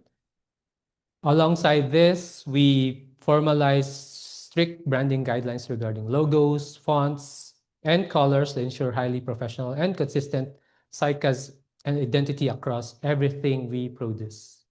So yeah, you may be familiar as well with the smoke signals. To those who haven't got any smoke signals newsletter, either digital or print out, I'll put in our email address by the end of this presentation so that we can just follow up with you.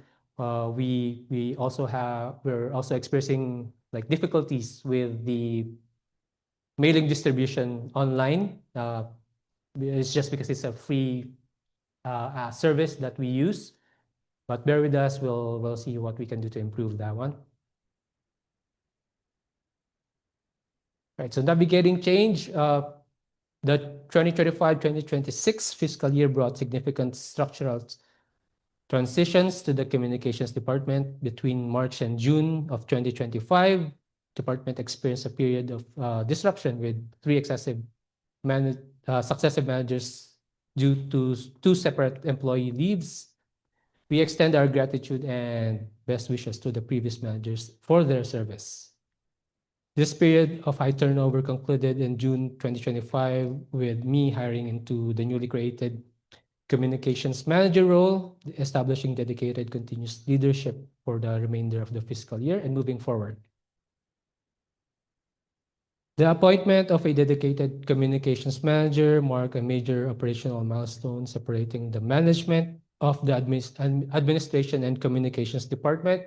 Previously, there was a lot of load in the admin side of things where they were also doing communications, and with the help of Marie and our previous GM, Cora, they were able to just separate that one, though there are still parts in communications that still relies on admin stuff.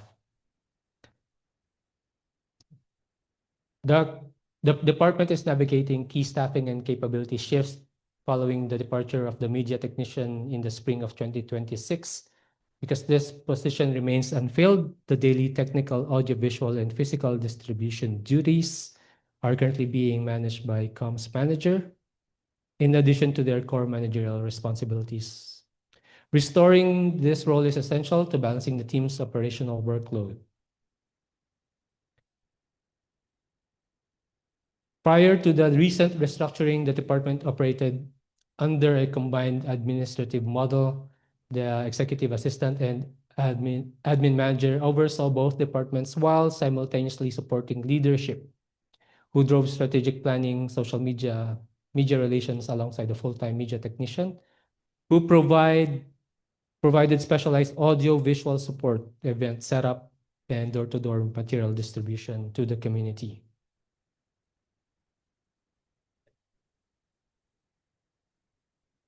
So what's next for communications?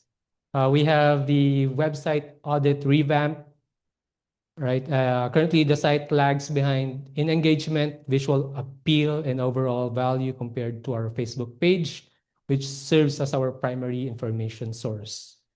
The goal is to elevate the website into a centralized hub that meets all community needs: housing, an event calendar, downloadable forms, and resource materials ranging from video coverage to PDF documents, while maintaining a completely consistent look and feel.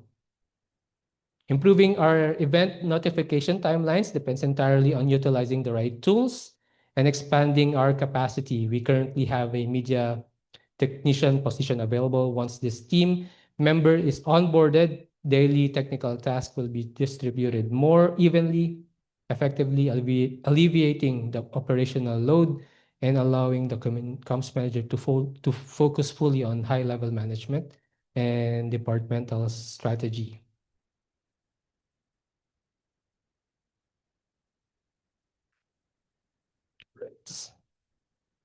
So also revenue stream or grant procurement. Communications department isn't really a revenue generating department. So this year we're looking at grants and see if we can find something worth applying for that hopefully we can procure and at least alleviate any financial burden when it comes to the nation. So next would be producing brand assets. So I've noticed that there isn't much any branding materials like the banners. We are lacking when it comes to the templates for PowerPoint presentations, for letterheads, right? And this is one of the goals for this year. Then we additional communications training. So there's a lot of potential with the system that we're using. We're currently using Microsoft Organizational Enterprise Suite.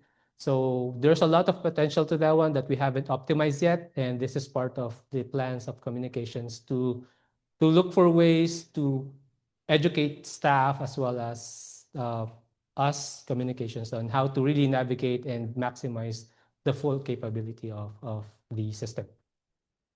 And I'm currently looking at the PCMS, the portable changeable message sign, which is that one. We didn't make it through this AGA, though we're now receiving quotes and we now have an idea where to get it. It will take for about 6 weeks from our last conversation just by the delivery. but this has been suggested and recommended by Rodney, by Andrea, and by our GM, Tracy. So it will be a worthwhile, I would say, investment for the community. Just think about construction, think about the events. So not everyone has a phone, but they do like walking on the roads, right? They be able to see that sign and see what's up. So that's part of this year. So thank you very much for listening. And if you have any questions. And also I have a QR code here on the screen. We're also gathering surveys, any comments, any suggestions that you think would improve communications throughout the community. And I've collected few this past few weeks that there are people who has not received newsletter and would be worthwhile to look into that one. Thank you.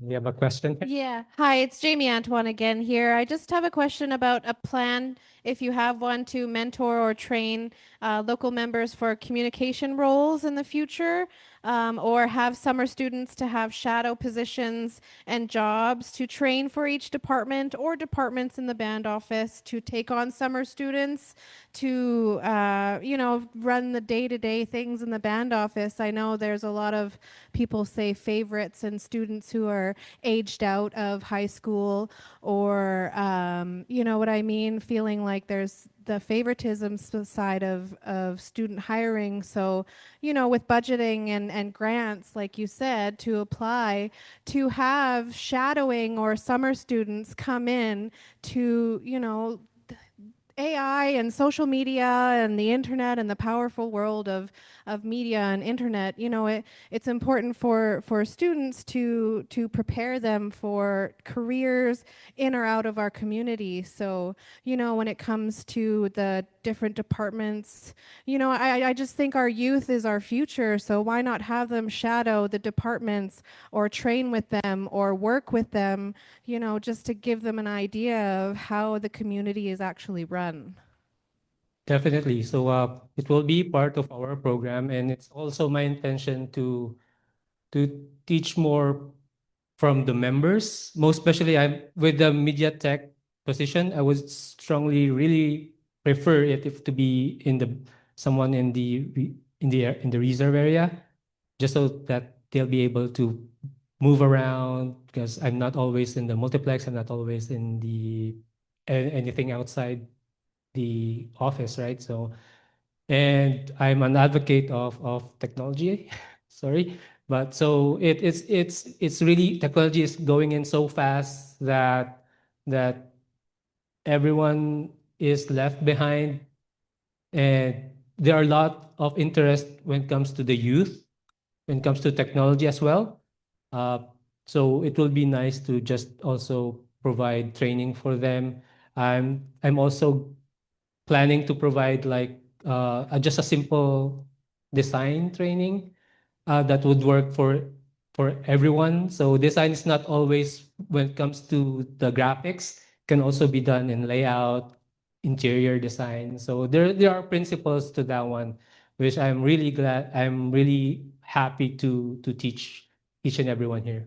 Even also, I just have another thing that, even, spring break or Christmas break or something to keep the students interested in your position and with the internet or the departments here, not even a paid position, but, have them at shadow or train them or have a workshop for the students and say, hey, this is my position, this is what we do, just to give them an insight, because they're in the dark of, career paths and choices and where they go from, high school. So, I think it's important to keep them informed as much as possible on what our community does and what the internet is there for.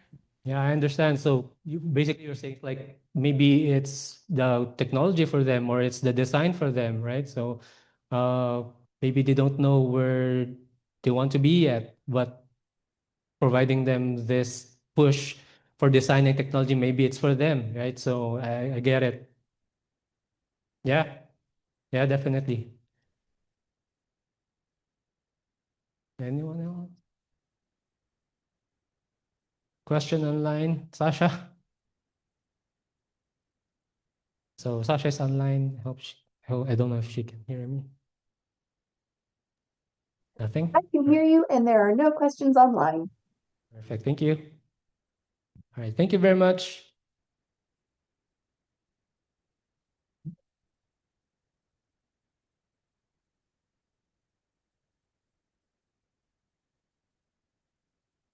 Thank you, Mar. And I just want to speak out of turn for a moment. I think youth and youth engagement is something that is really a priority. And I'm going to speak a little bit tomorrow, but I think there's a really great opportunity right now. And I know that several departments are thinking about it.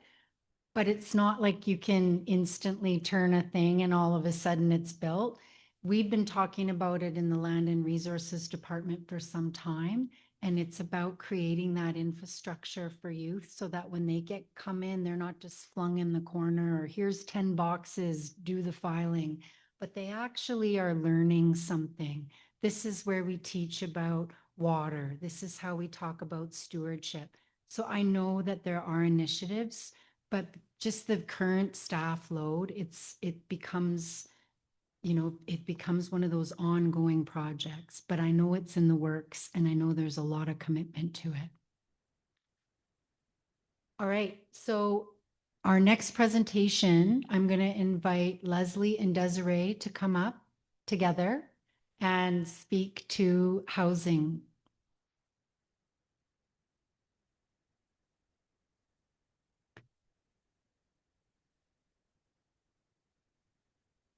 I'm going to pull the microphone out.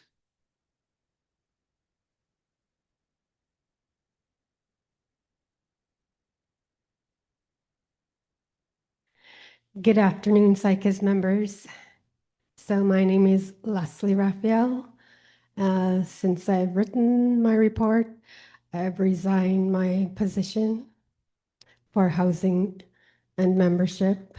Right now I'm just a support with both programs until the coordinators can get a handle on the programs. So my responsibility is the development, operation, and administration of the Saik'uz First Nation Housing Program and perform all duties and responsibilities in accordance with policies, plans, standards, and procedures. Housing assistant was Renee Robinson. Her responsibilities was photocopying, filing, record keeping, and providing support to myself and any other duties directed by myself. The Reno crew was James Duncan. He was the supervisor. His responsibilities were to oversee the day-to-day operations of minor renovations and home maintenance, be in direct contact with any subcontractors, ensure work is done in a timely manner, and following building codes. His workers were Casey Alexis, Calvin John, Randy George, Nathan Patrick, Gary Joseph, Harrison Kwa. Their crew were responsible to do minor renovations and work orders. Housing internship for Indigenous youth, which was funded by CMHC. They were Dimitri Thomas, Chloe Brooks, and Tyler John Martins. Their responsibility was housing admin, job shadowing with the Reno crew, and tenant relations. Housing committee members are Dina Patrick, April Antoine, Bonnie Whistler, Lester John, Gary Joseph, Darlene Barfoot, Lydia Poole, Chantel Marie, Carolyn Palmer, and prevention workers when available. The Housing Committee is responsible to Chief and Council to assist in delivering and operations of safe, effective, and fair housing, conflict resolution, support the housing coordinator, make recommendations. They do not have final decision-making authority. The Housing Department applies for funding from ISK, Indigenous Services Canada, and CMHC, Canada Mortgage and Housing Corporation, for housing needs such as renovations, training and capacity building, and new construction. The housing provides home insurance to band members that pay rent to the band, provides minor repairs to band members that pay rent to the band, and emergency repairs to the elders that is funded by band programs.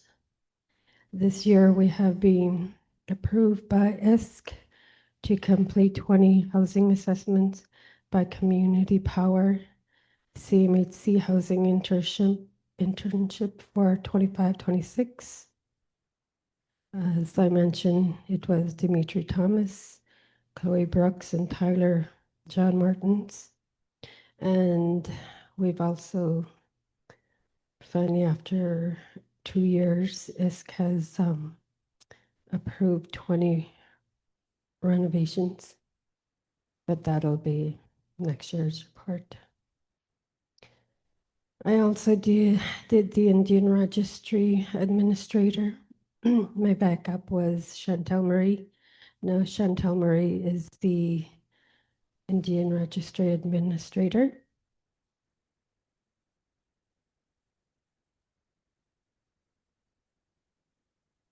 The membership program provides laminated status cards to Saik'uz members and other First Nations.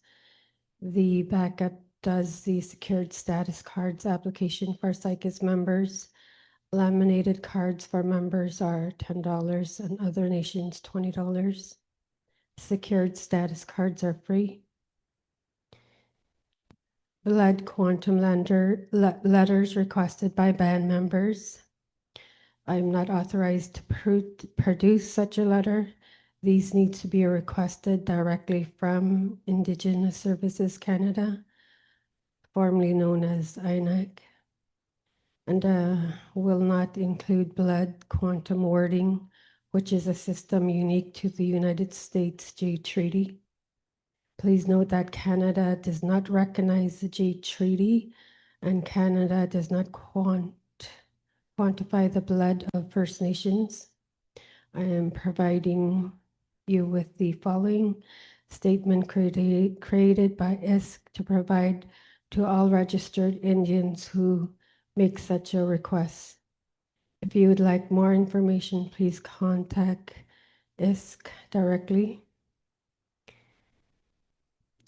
You will need to follow rule and guidelines via the U.S. government. See detailed instructions related to the Jade Treaty at the link provided in your pamphlet. See the steps listed on the U.S. immigration site above concerning steps to the application under the Jade Treaty. I will provide the form upon request that you will need to submit to ISK a letter of ancestry. I do not know how long this letter takes, as ISK only communicates via mail. The only letter that I am authorized to complete is a letter that simply states that you're an active SBC band member. This letter does not include any historical data or blood quantum. As I stated, Canada does not recognize that term.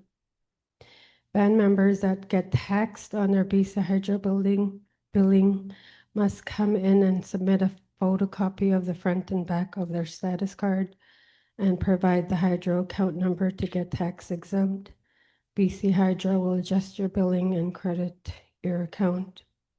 Other forms that the IRA can assist with is birth registration, bank transfers, report of death.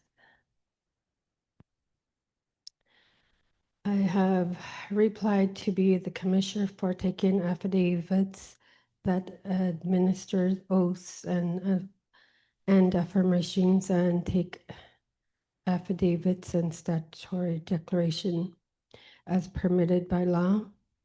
I will be limited to certain restrictions to my position as an IRA. I do not certify or verify documents such as a contract.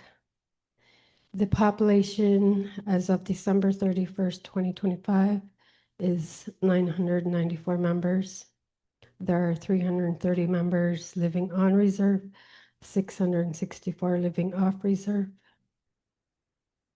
And I'd like to introduce you to the new housing coordinator, Desiree Thomas. Just like to thank Leslie for all her years of service. Round of applause again. So happy we get to retain her for much longer, hopefully. My name is Desiree Thomas. I've had the privilege of serving as the housing manager since June 23rd. Those of you who may not know me, my background includes several years in leadership, administration, community programming, and throughout my career, I focus on supporting individuals and families, coordinating programs and events, and building strong working relationships. I'm grateful for the opportunity to bring those experiences to our housing department to serve our community in this new role. It has been a busy and rewarding start over the last few weeks, or 2 weeks really. My focus has been on learning the department, reviewing housing files, becoming familiar with our housing policies and procedures, and gaining a better understanding of our community's current housing needs and priorities. Much of my time has been spent supporting the day-to-day operations of the department while building on the already well-organized systems that are in place. So I'd like to recognize Leslie again for that strong foundation she's established, which has made this transition much smoother. My work has included refining and developing forms, enhancing renovation and work order tracking, strengthening file management, building upon existing processes to help maintain consistency, efficiency, and accountability. I've also been working closely with our renovations team and contractors to review ongoing and upcoming projects, discussing priorities, and support the work being completed throughout the community. As I continue settling into this role, I remain committed to listening, learning, and working collaboratively with the staff, leadership, chief and council, and the community members. My goal is to help foster a department that is fair, transparent, respectful, and responsive while working together to support the housing needs of our community.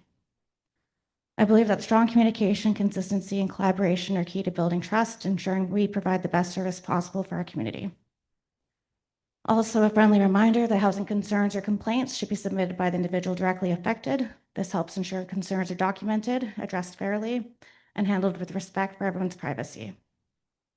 I would also like to encourage everyone to report maintenance concerns as soon as they notice them, because small issues can become larger and more costly repairs if left unreported. Reporting concerns early allows us to respond more efficiently. Thank you for your patience and support. Warm welcome back to the community. I look forward to working together as we continue to strengthen our housing department and serving our nation. And my door is always open if you have questions, concerns, or need assistance navigating the housing process.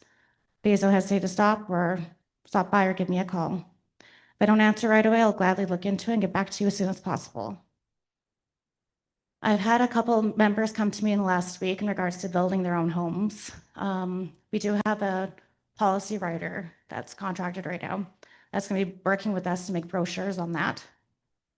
And renovation applications, brochures on that. In regards to internship, for students and stuff, there is a funding program out there that I hope to apply for next summer. And yeah, I think this is the question portion.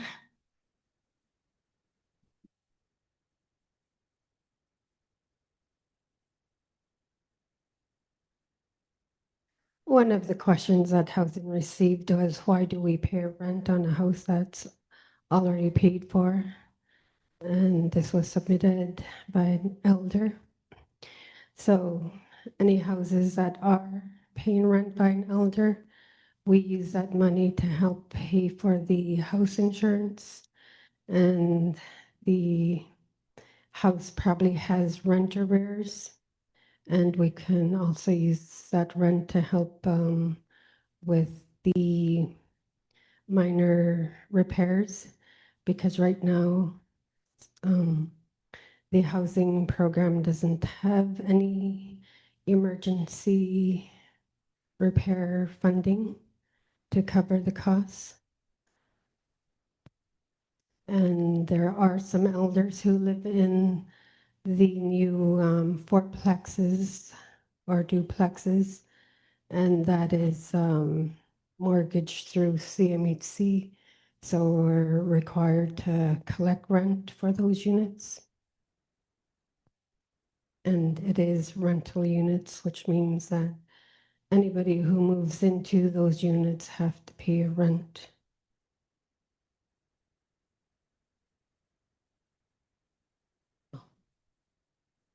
Yeah, I have a question. And it concerns the apartment that's next door to me. That apartment has been abandoned for at least a month and a half now, by my count. Why hasn't there been somebody else put into that apartment? Because from my understanding, the Saik'uz out in Essendale in Prince George, and I don't think he's even going to get out. So why hasn't somebody else been put in there? That's what I'd like to know. So the apartment hasn't been abandoned. There is a situation going on with Sammy, and so the housing isn't going to be kicking him out because he is away taking care of his health. So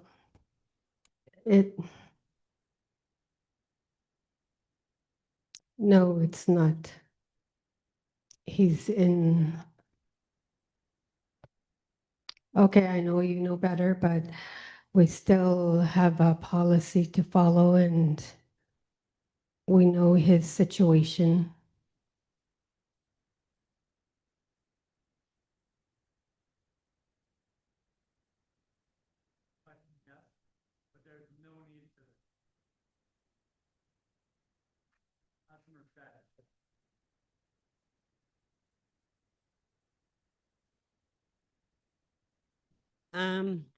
Leslie, thank you for all your years. I was just wondering, has there been any of the membership, have they applied for housing grants to do their renovation themselves? And what's going to happen with all the abandoned houses and the other places there that now the youth or other people are breaking into them and using it for God knows what? Some of these abandoned houses are on CP land, so it's not the band's responsibility to take care of it. It's up to the band member that owns those houses. And there is the band houses that are not lived in are boarded up. So, and the housing grants, we don't have any housing grants. We have housing subsidy through ISK, and they would have to do the same application that the band does, and it has to be supported and signed off by chief and council before they do that. Because if they go over the funding, somebody's got to help pay that.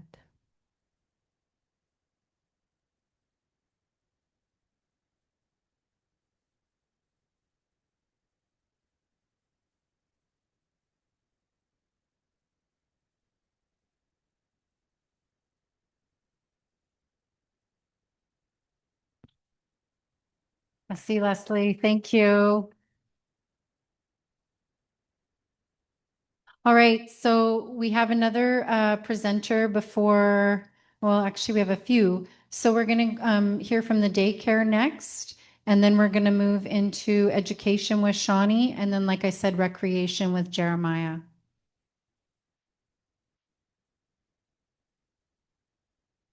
Daycare?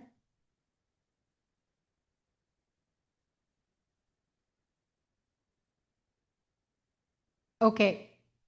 Maybe we could switch the order. Does that work?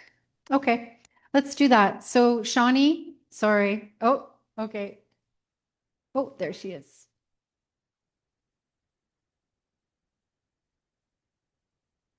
Right into the hot seat.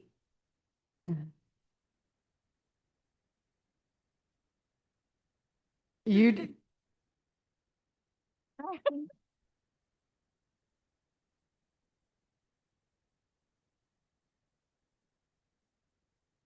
hear, so Yeah. please. Yeah, I can do.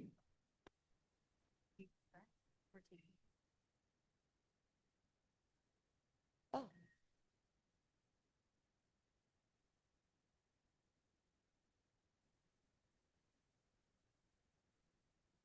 Okay, good afternoon. My name is Linda Derryman, and I was the intern manager at the daycare. A little bit of information about us. At the daycare, we offer quality care for children while offering a preschool program in the program, the language that they're being taught is DeKalb, and they learn sign language as early learning and communication to nonverbal children. They do counting and number recognition, both in English and in Carrier. They do letters, scissor skills, and pencil holding for printing. We offer different activities to strengthen the gross motor and fine motor skills. They learn phonics. It's an early letter sounds through a language program. And they learn self-help skills such as personal hygiene, feeding themselves, dressing, the big dress up and dress down with the snowsuits every year. They learn how to put those on. And yeah, most of this is taught through the learning circles and art and classroom activities. Children also learn these skills through play. The responsibilities of our staff are to provide the care and supervision during the day for our students by providing the structured program in place. Most of our funding comes from PGNADA, BCX, First Nations Health Authority, FNESC, and the Government of BC, which is called Child Care Operating Fund. This funding allows us to provide service for free to the parents. The daycare staff is myself and Kayla Teed and Becky Lampron, Colleen Patrick, Cassandra Thomas, Jolene Arnold, Soraya Parker, and Vera Antoine. And we can be reached at our telephone number or at saik'uz.daycare@saik'uz.com. Oh, yes. We have a new manager, and her name is Catherine Holmes, and she had an emergency to go to, so she's not here today.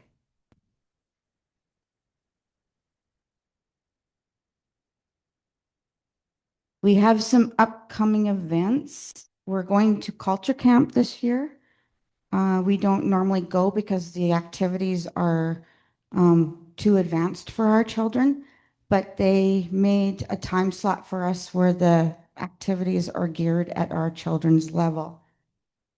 And so we're going the first day, which is the 27th of July.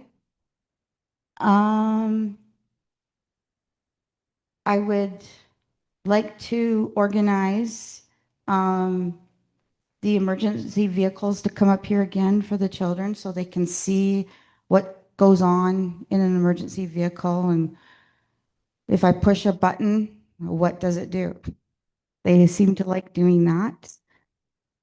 I also would like to get some of them to come in and actually talk to the children in the daycare and explain how they help people so that the children are not afraid of them.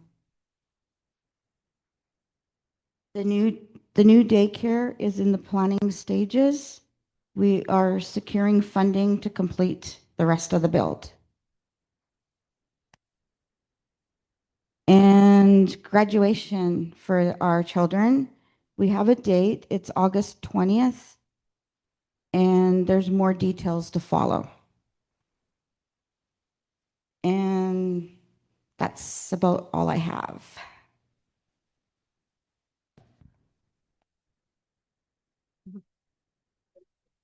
Are there any questions? Question over here. So just a reminder while the microphone is going over, but I heard 2 dates, July the 27th for culture camp for early childhood age. So 3 to 5, 0 to 5. Okay. And August 20th will be the daycare graduation. So the kids that are going to be going into kindergarten in the fall. Super cute. You don't want to miss that. Hi, Jamie Antoine here for a question. We talked a bit about it before when I was here last time. I'm from Penticton. I live there currently. I'm off reserve member. There was meetings happening last time I was here, and I wanted to do a drop off with my kids. I know you guys have a system where you have registration and then you introduce the child for half days and things like that, but my mom is an elder, and leaving my kids with my mom or finding childcare for being a part of these meetings and community, these AGAs and things like that, it would be super supportive to have drop-offs for my kids so that I'm not constantly worrying, or other parents are worrying about attending and being informed about these community updates because I travel so far away from Penticton. So, drop-ins, I believe, would really help in these certain situations. And I'm just wondering why we don't have drop-off situations for children, just for the day, or, like I bring my kids to school in Penticton for the day. So I'm just hoping, if that can be integrated here while I'm visiting for drop-ins. Thank you, Jamie. Just before Linda probably provides a response in terms of licensing issues or challenges with drop-off scenarios, I do think there is value in having a space for, members to bring children to be engaged so that parents can. So I think it's like an organizational kind of culture consideration in terms of allocating funds for these type of events for additional childcare on site for that. So I think it's more of something to consider as a broader community practice. Yeah, absolutely. You would be looking for something like a child minding, which is different than our childcare program. And there's different rules to go along with it. So, yeah, exactly. Because we can't just put them in like without any of the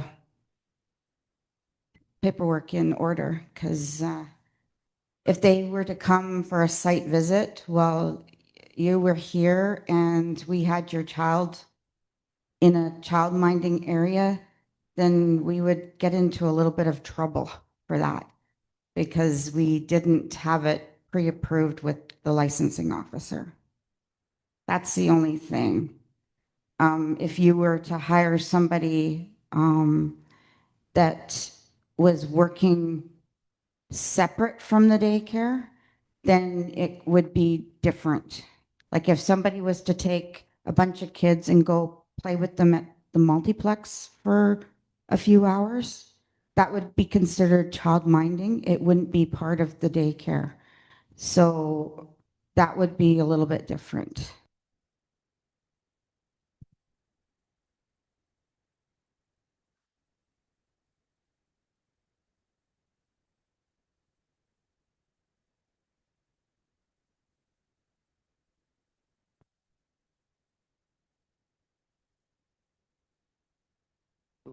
Right, yeah.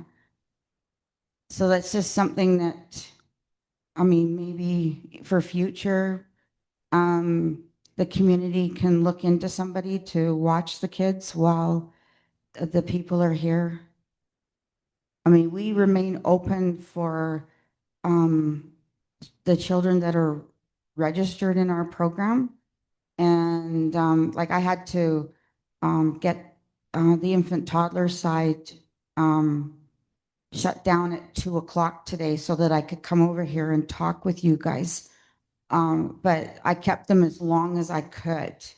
I felt bad about having them come pick up their kids early, but that's the only way that I could do this. Are there any more questions? Yeah. I was wondering, have you guys hammered out a date for when the new medical center opens? We're not medical. Well, We're the daycare. well, it's an easy question. Yeah. Does anyone else have the answer to the question? We will, yes, absolutely. We will get the answer to that question. I'm going to suggest that after the break, we could answer that question for you. Are there any more daycare questions? Questions about, yep, a question over here.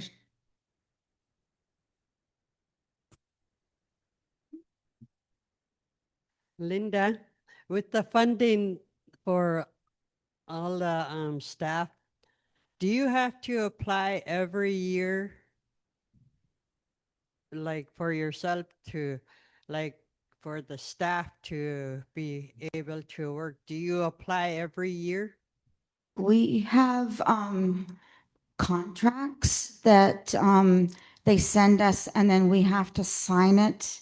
And a couple other people have to sign it and we have to fill in, answer some questions and everything and send them back to them so that they will send us the money for the funding. And we also have to report on what we do with the children each month. So we got classroom reports that have to be done. And we also have to send in a copy of the attendance records. And so we send all that and plus the paperwork that the form that they want us to fill out, we send that back to them as well. And then they read it and do their calculations and then they send us the money. That's how it works, but it's done every year. Pardon? Yeah, and orderly, yeah.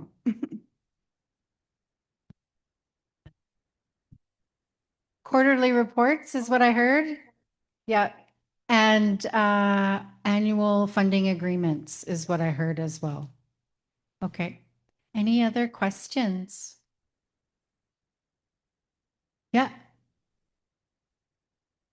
Okay. Can I get the microphone over here?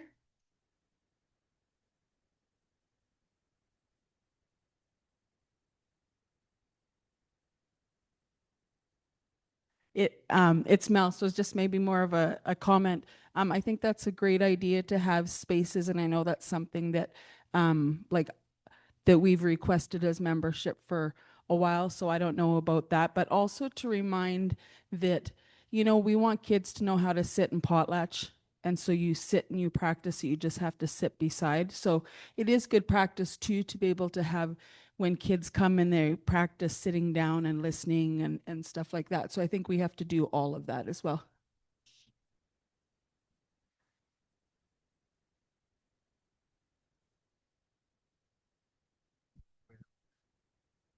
Oh.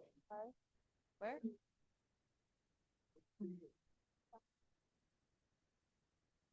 Oh, I hear.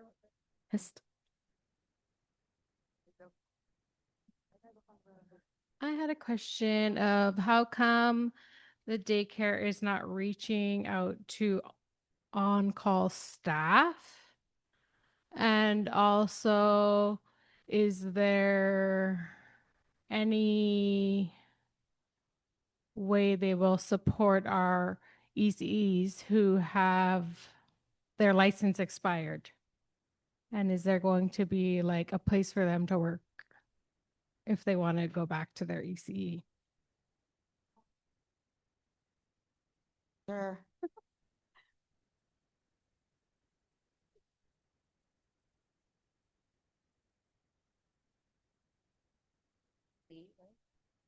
So the thing with the on-call staff, we don't have the funding for additional staff, and I don't believe we do have an on-call list that have not been made aware of. As for your license to practice, that would be something that you individually have to apply for yourself. That has nothing to do with us. All of the forms are online. It's very straightforward. And I just did mine and I got mine back in like a week and a half. So and it only took 20 minutes to complete. So that would be individually your license to practice. It's up to you to renew. And if it is expired, then it takes a bit longer to get your license back or renewed, I should say. But is the center willing to have the expired ECEs in their center to watch them and to do their hours? Those hours were to be done prior to the expiry date of your license. But what if it wasn't? Then that you'll have to reach out to the ECE registry and ask them those questions.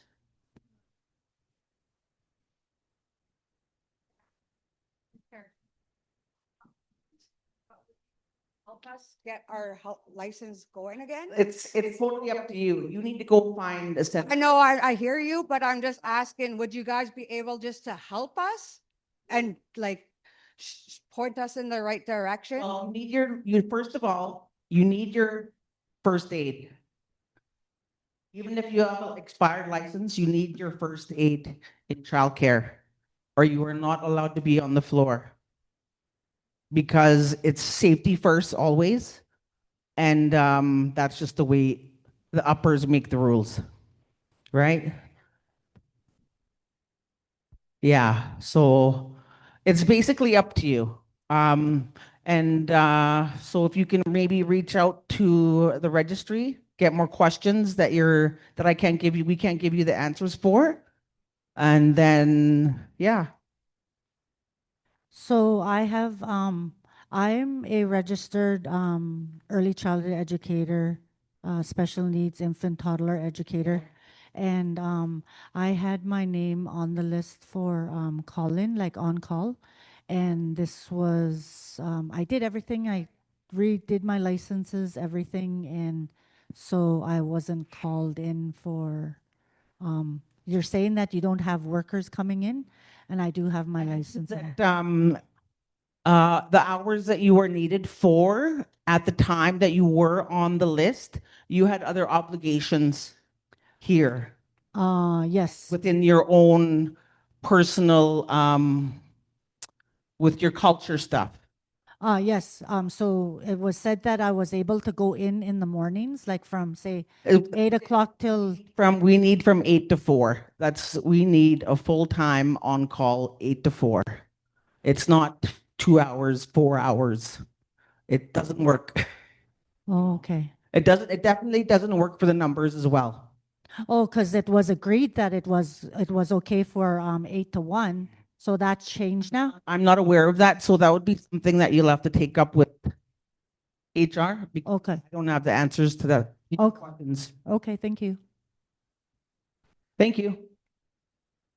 I'm just gonna, thank you so much for answering those questions.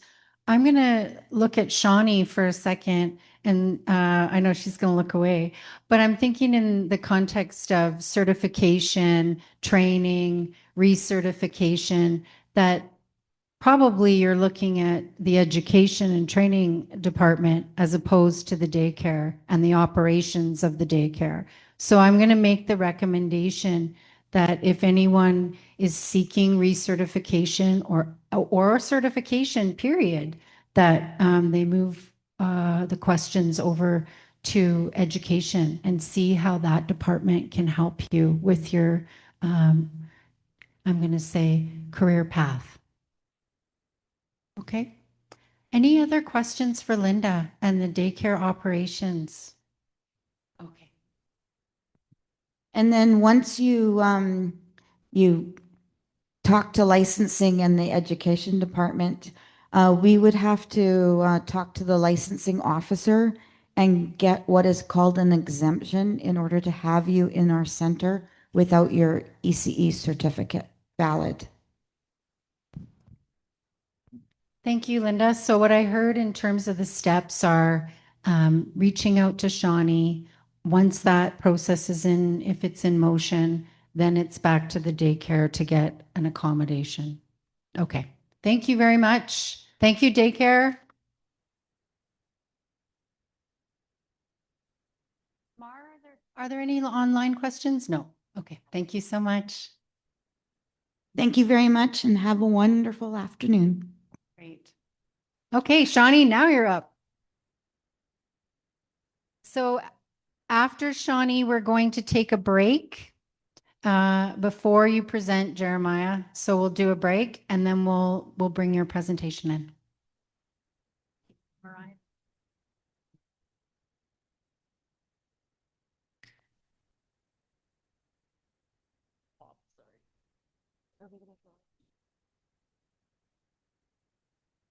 Good afternoon. No, if the slide's coming up.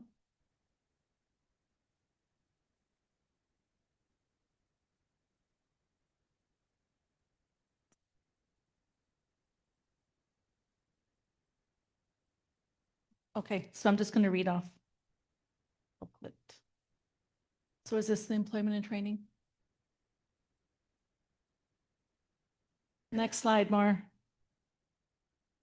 So employment training, annual funding provided by our partner, the Prince George and Chaco Aboriginal Employment and Training Association, known as PIGNATA, through the ISETS program, Indigenous Skills and Employment and Training.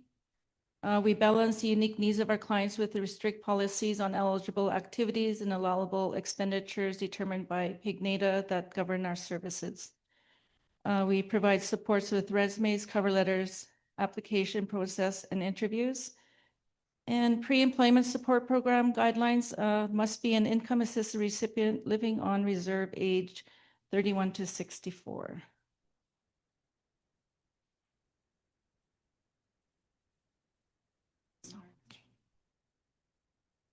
Is it good? So is it list? Oh.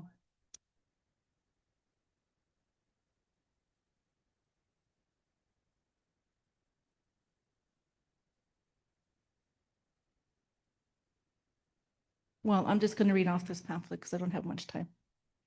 The training we provide, basic first aid, transportation endorsement, basic security training, bear awareness, heavy equipment training, WMIS, negotiation skills training, project management prep course, targeted wage subsidy, responsible drivers program, management skills for supervisors, professional cook level 1 and 2, welding apprentice level 3, food safe, driving lessons, S100, S185, eyelash extensions, healing through quilting, and healing grief. So those were some of the programs that we provided last year. We do have pictures on the slide. We have the HEO Enhanced Combination Construction Equipment Operator. We had 7 members that completed the course in Prince George. So that was really successful.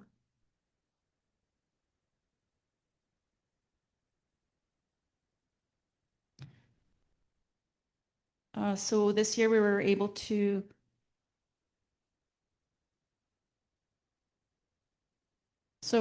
keep going to the healing and quilting or the pictures. There we go. So next slide. So the Healing Through Quilting in collaboration with Pignata and the Patchwork Initiative. This is our third part of the quilting program that we were able to provide funding. So this year we weren't able to get any updated pictures. ICBC mobile, good.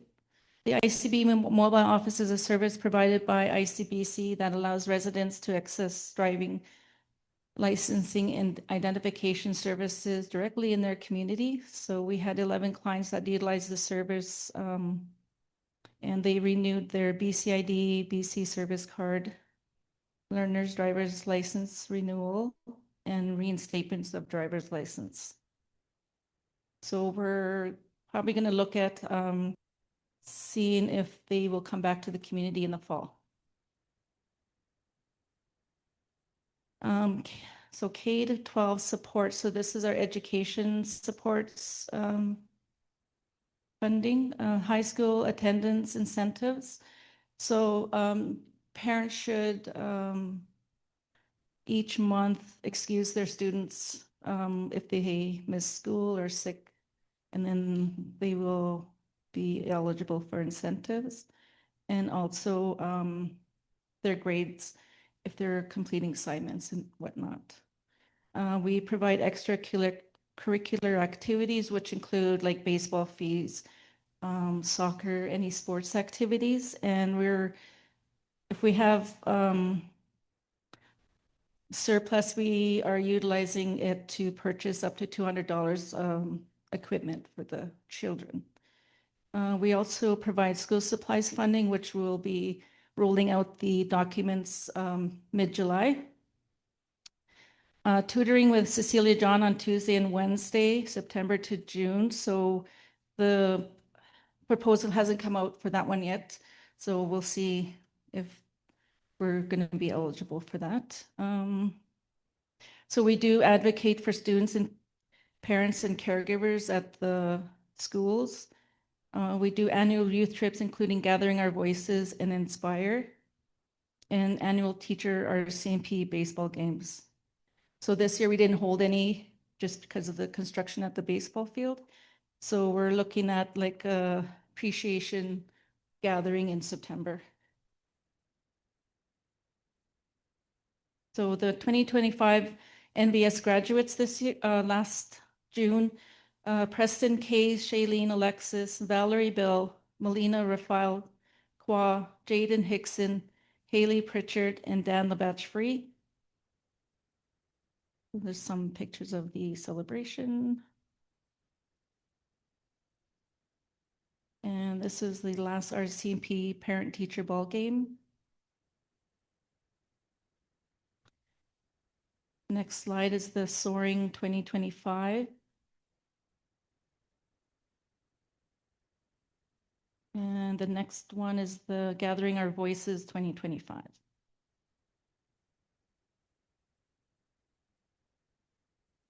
So the next slide is the post-secondary graduates 2025. So we had Trevor New, he completed his arboriculture. Celeste Penner, dental office assistant. Hannah Borson, practical nursing. And Maya Knudsen, Bachelor of Business Administration. So this is graduation in June 2025.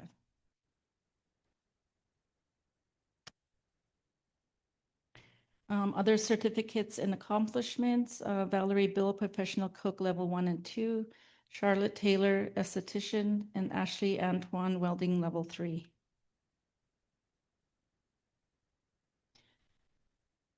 So the next slide is applying for post-secondary funding. The post-secondary application policy and procedures manual application documents can be accessed through the Saik'uz First Nation website or through the education department.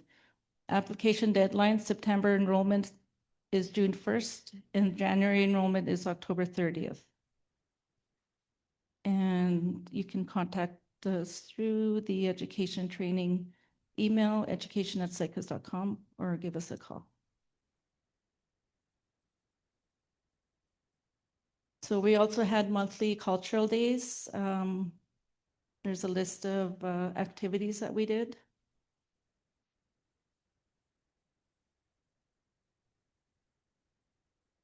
And the next slide is pictures of our snow days and cultural days that happen throughout the year.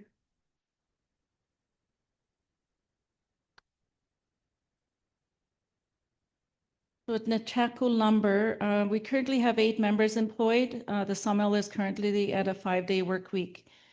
Joint Management Committee held quarterly meetings. Training supports available for scaling on the job training starts in the spring of each year.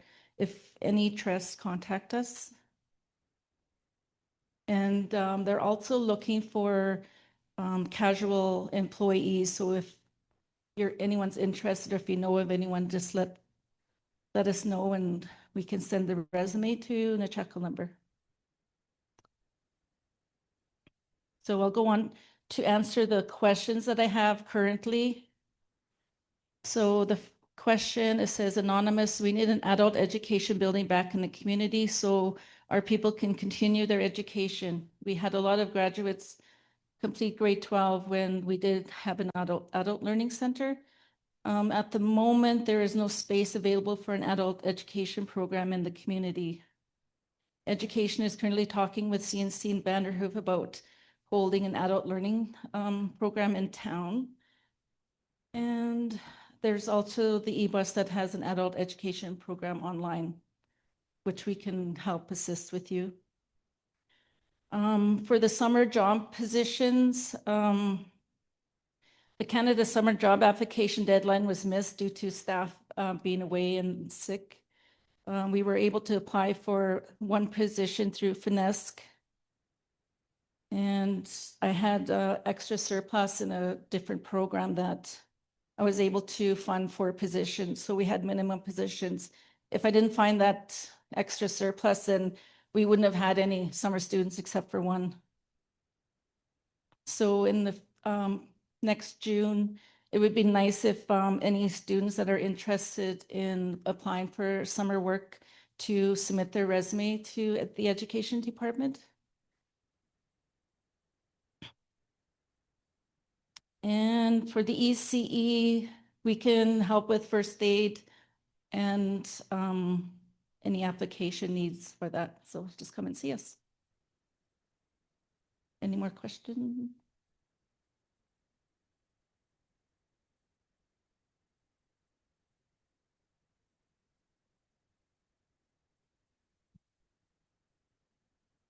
Hey, Shawnee, the quilting, is that an open invitation to the community?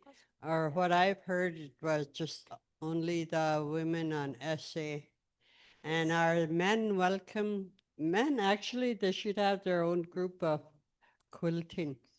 So it's open to the pre-employment support program. So you have to be on SA, and it was kind of like a 3-year program where there was the healing element of it. So it was a continuation to build the skills. And we did reach out to other people that were interested, but at the time they weren't able to attend. Just saw some places there where men, they did quilting, and it looked awesome to see that. So yeah, hope we could get some men to do that. Yeah, hopefully we'll have more funding for next year to start a whole new group. Oh, and another question, how many times do you meet with the school district? I haven't met with the school district. I met with Jesse several times last year, Jesse Fairley. the district principal. We do have the Indigenous Education Council meetings quarterly. So, yeah. Yeah, and I was just thinking about with the questions there that were asked this morning about the parents and stuff like that, and like even with my grandson, I don't know how if my daughter reached out to anybody at the band level, but I did tell her that she needed to. You know, there's so much behavior problems with some of our kids. It's because of the trauma that happened in the home, and even within our own community, like people don't like people. So the kids, like Rodney said, kids are sponges and kids feed off that. So and then when they feed off that, then they bring it out to school and they react. And you know, the trauma there with our kids, that's where it's coming from. Our kids are beautiful kids when they're home with us. I'll tell you that, but when they're in a different environment, they want to show them who's the boss. They are the boss. But then they don't know how to release their emotions. So how they do that. And I know the schools are working, they're really trying to work with them, but sometimes the trauma is just so deep. And then I think education is the hub of our community. We as parents and grandparents of our youth, we should all get together and have a wraparound meeting with the school district and the teachers and stuff like that, so that we can find out what the teachers they see, and then the teachers could see what we see at home. And then sort of like, I don't know, maybe work within that area. Because with my own grandchild, I'm going to use him as an example. But he's not the only one that I see with that kind of behavior. But every year, it seems like since he started, in kindergarten, he was kicked out because he suffered trauma in his little life. But he didn't know how to release that emotion. And anyway, I just lost my train of thought here. Getting old. Anyway, I think if we all get together, you know, he was kicked out in kindergarten. And then, so he missed out on that education. And then part of grade 1, he was removed. And it's disheartening.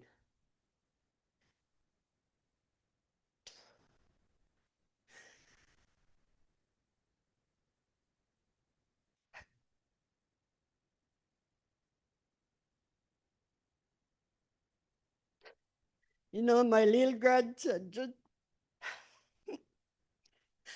5 years old, coming back on a big yellow bus by himself. And he has no idea what the heck he did.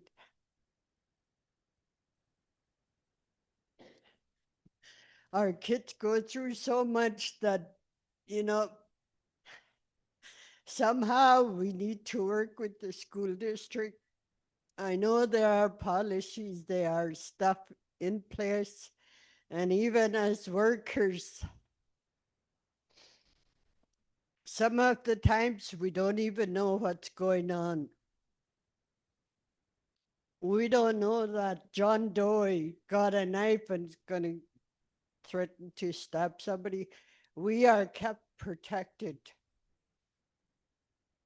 So then it's like, holy shit, when it comes to us, we didn't know about it. So over the past year, we haven't heard from the school. We haven't heard from very many parents. We did hear a lot of stuff secondhand. So it is up to the parents to come and ask us to advocate for them and their child. So like our door is always open. It's hard because if we don't hear it, then how can we help, right?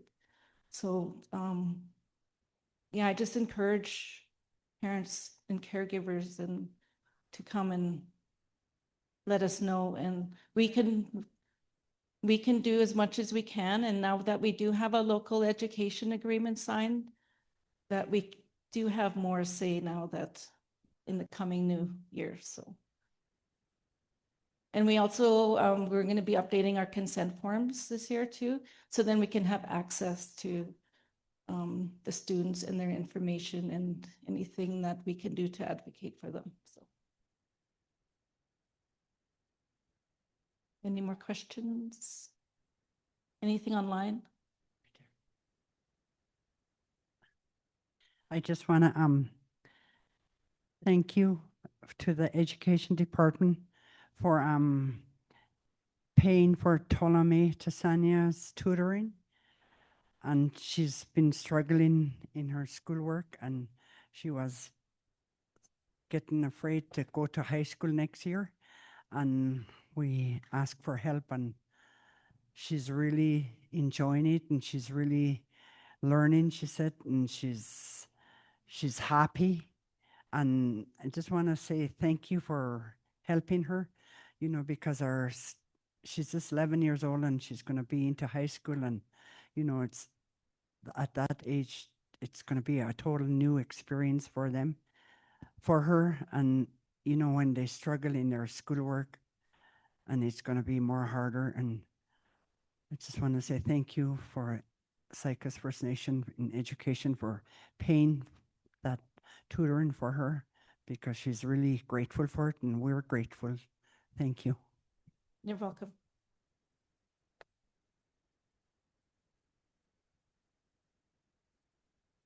So for online, from Colleen Patrick, how are students chosen to go to conferences and GOV?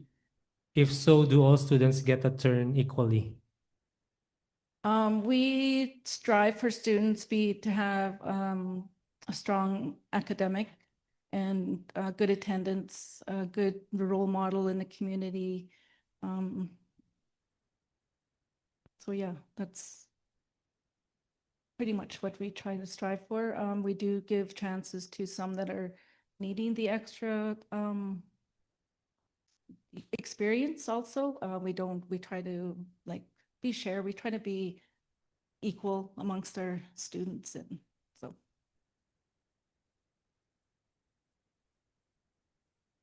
Another question from Hope Thomas.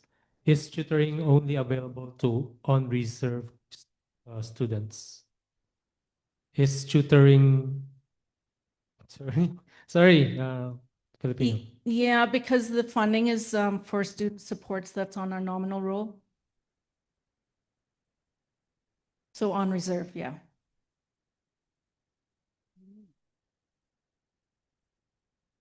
Oh. So no more questions. We do have one little. Shawnee. There you are. I have a question about well, actually a concern about the Adult Learning Center. I brought this up in meetings after meetings, and it seems like it's going on deaf ears. I was asking if you guys would bring that back for our youth and our members, because you guys had a great turnout for graduation for that. So I did answer that earlier. It's just no spaces available in the community at the moment. So we are talking with CNC Vanderhoof to see if they'll be able to hold the program there, and then, but it all depends on transportation and the space available. So right now, we just don't have a available space to open up to a classroom. Well, you got that health station coming up. Yeah, so that's just that's up to council to decide what Yeah. to do with the other spaces, so. Because it's right now our children are suffering in town. And it's how many of our youth had dropped out of school in the mainstream because they're getting bullied, they're getting, you know, all this, and nothing's getting done. And so that is why I keep bringing this up. Why don't you guys invest in that instead of investing in everything else? Our youth, you say you guys talk about youth, do something for them. Thank you.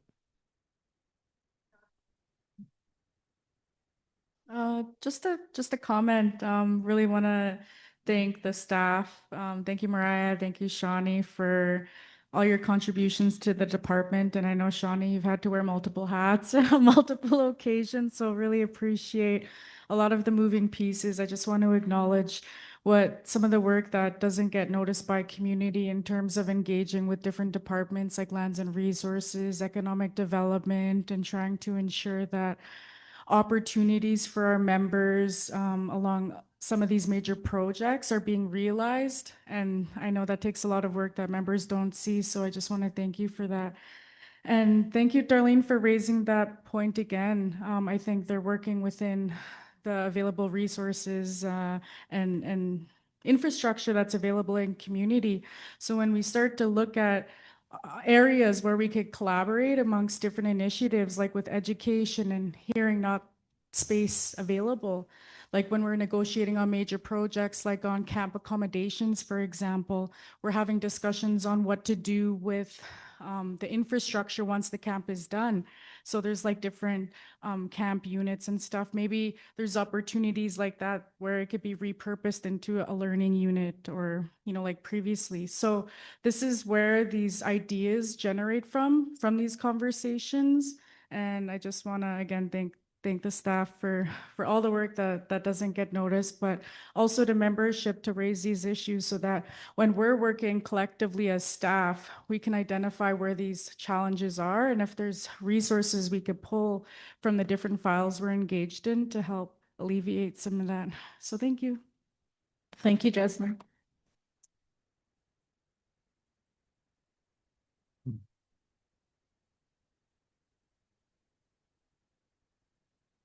Okay, so we're just going to take a moment to recognize and honor someone who has dedicated many years to Indigenous education and advocacy.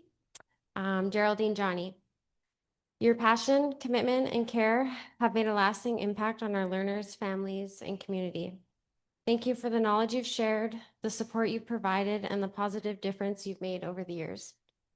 As you stepped into this new chapter of semi-retirement, we hope it brings you joy, time to rest, and opportunities to enjoy the things you love. Your contributions and legacy will always be remembered and appreciated. Thank you. We have a gift for you.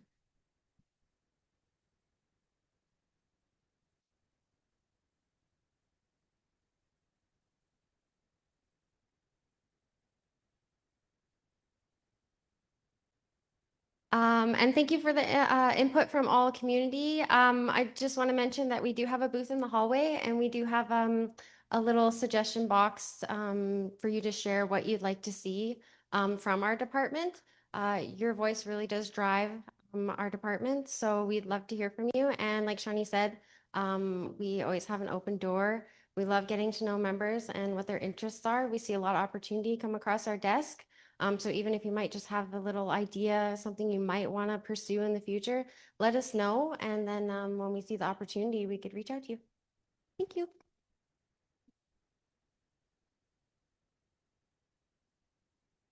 Thank you so much. We're going to call break, come back at 3:25. That's 15 minutes. So we're going to take that 5 minutes. We need it to get back on track.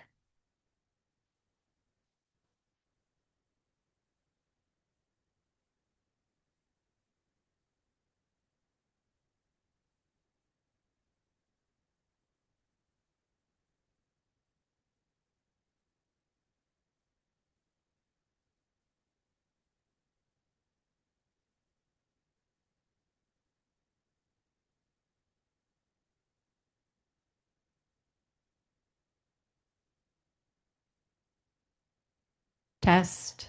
Okay, here we go. Are we ready, Jeremiah?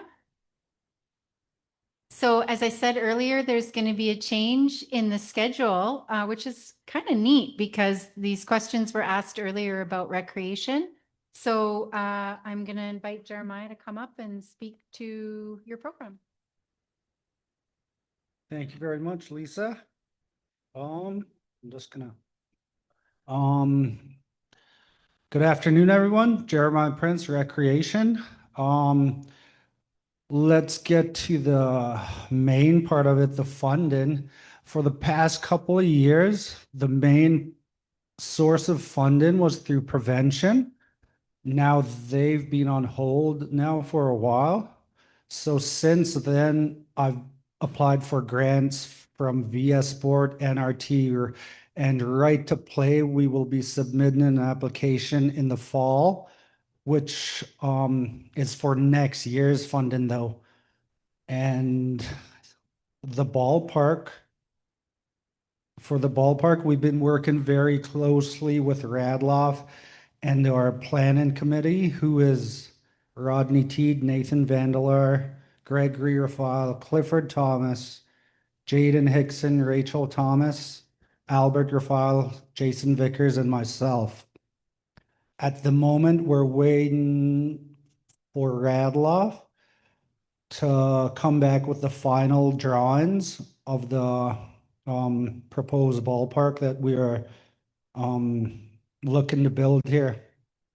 And it's the thing is, it's we don't want to rebuild every other year, right? So we are creating a ballpark that's going to be there for a long time, for for our youth to use, and you know, for many years. The funding with that, I know we started at 147,500 from it was a part of a grant with the health. I'm just not sure where that exactly came from, but that has got us started to appoint Radloff as our project managers. And we just recently got another grant from, what is it? The Kitimat Development Fund. Yeah, that's what it was. So they're funding $30,000 that we have to find somebody to match that, or either that or we go with our own source funding. And right now, I've reached out to many major companies conducting business in Saik'uz territory for funding on the project as well. And as far as the multiplex goes, there are monthly schedules put out at the beginning of the month. And that's pretty much in the questions that I have here. What happened to Right to Play? That was, I think, like 3 years ago. We were partnered with Right to Play, and I have no idea. I wasn't a part of the process, so I have no idea what happened to that. But like I said before, we are developing a proposal and we are gonna partner up with them for next year. That is our plan right now.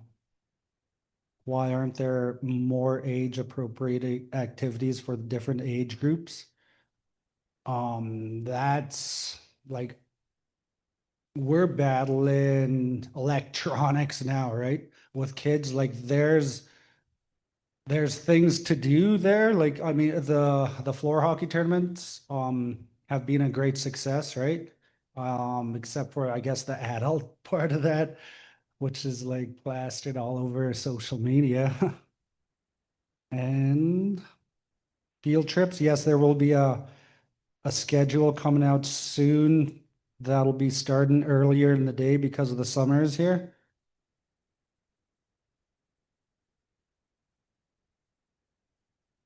And people want to see more activities more than baseball and hockey. I mean, those are the two main things that people play here, but I mean, I'm definitely open to what anybody wants to play, right? Like any child. So we'll be coming out with a survey, what the children would like to see for the multiplex. Why is the multi open for other than the workout gym? Or I can't read that. It's like something for the, why isn't the multi open for other than for the workout gym? Or have an open, I can't. Yeah. Why is it not?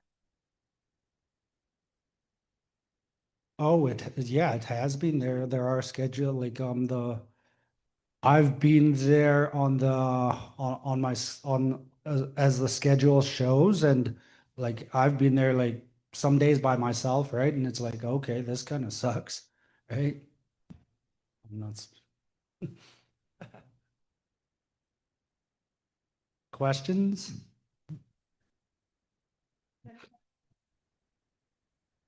It's the one from I forwarded. So from Hope Thomas, is there a reason why the band isn't sending the youth and adult team to the Native Canadian Fastball tournament that is being held at the end of July in Prince George? I think wristbands are being provided, is it? Oh, okay. It's a work in progress right now. All right. And another for Vanessa Vandelar. With the park, can this continue to address the issues of community and start hosting events there to gather outdoors? Can we include medicine plants and understanding those plants? Can we include young and older adult spaces, the body weight exercise equipment, outdoor basketball and volleyball court? Says here, Mel is right. We have amazing youth, adult, and older adults that are very athletic. This also provides opportunities for transference of knowledge and having togetherness. Park ideas.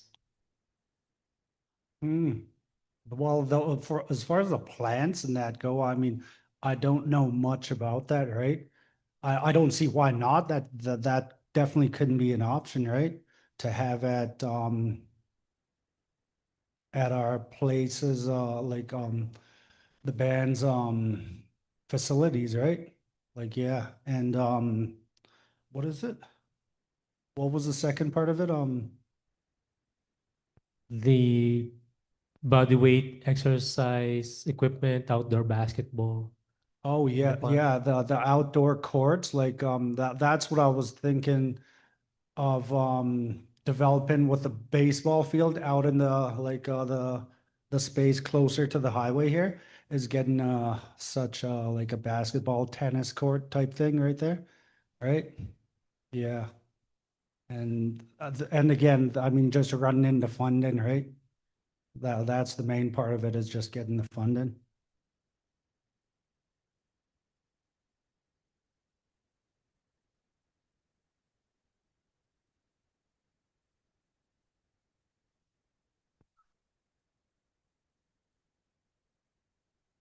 Outdoor hockey rink, oh, that's definitely something to look into, right? And again, it's just a funding thing, getting the funds for it. I'm speaking to many of the people, many of the organizations that are doing business on Saik'uz territory, right? So we'll see how that goes with them.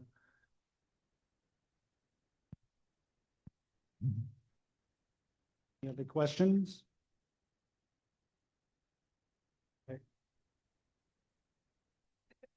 Your recreation, is that just for youth, and sports?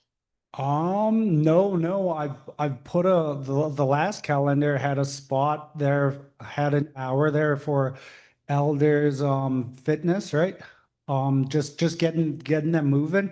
And like I said, like nobody showed up, right, at all.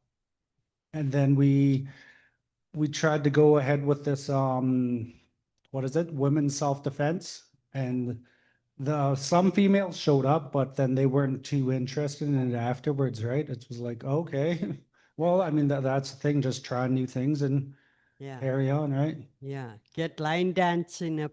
Hey, yeah.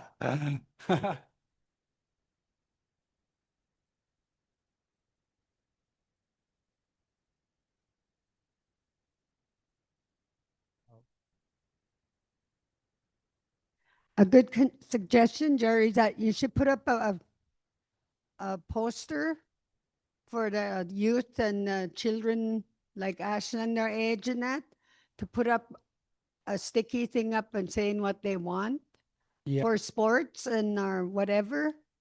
Because that'd be a good idea, and that way you will get the insight right there. Yes, we are putting out a survey. No, in the multiplex, put a post up there and say, what would you like to see? Like what kind of sports or Yeah, like it's, for the children to do, not for the adults, for the children to do, because that way you'll have a better insight on what they want. okay. Okay.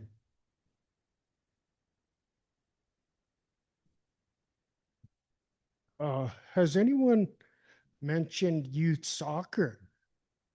I think when I was young, I benefited a lot from it, and just participating and running around and burning off calories and energy. I wonder if we could get a youth soccer team together. Yeah, like, well, you and me both have benefited from soccer in our early days, right? And I mean, I don't see why not. I mean, anything is possible, right? Like and again, I mean, just the space, right? The space for it is. Yeah, for sure. Yeah, get some nets together. Okay.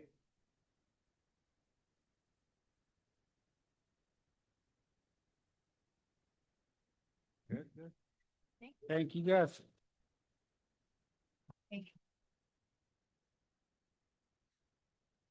Thank you. It's really nice to hear about those activity things that are going on in the community. I do believe in recreation. Robbie, what you said earlier about learning teamwork and leadership and discipline, those things all come from sport. So I appreciate that. All right. Next on the agenda, we have the Social Development Department. Chantal, there you are. I'm going to hand the microphone over to Chantal Marie.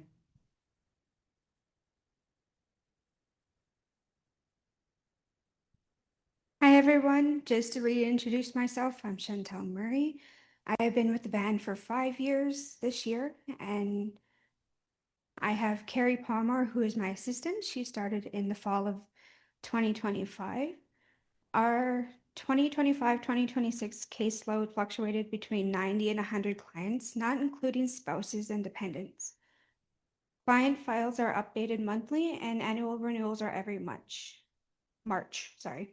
At the last AGA, there was a request to change SA date to the first of the month. This change took effect as of April 26th, and I have copies of the new schedule if requested. So I have some frequently asked questions that come to my office often. but just please remember that we are an ISC funded program, so we are bound by their policy. Therefore, we try our best to help each client individually in any way that we can without causing hardship. So I often get asked for gift cards. And at close to the end of the month, I have $50 gift cards. These are food crisis supports. Clients can come in and request crisis food support once a month, up to 6 times a year. As we don't have food vouchers, I get co-op cards to hand out by request. It is the client's responsibility to come to the office and request these supports. Is there any other supports that we can receive? Besides the crisis food support, clients can request clothing support. It is $110 per client and dependent on their file. This can be done once a year. There's also the winter supplement, which is automatically added in December. This starts at $60 for a single client and goes up depending on the dependents. And then, am I eligible to receive SA while in treatment? Yes, however, not at the full amount. Clients who are in treatment are only eligible to receive a comforts allowance, which is $115 a month, unless you're a PWD client, and that's $222. We don't set these rates. Our policy mirrors the province.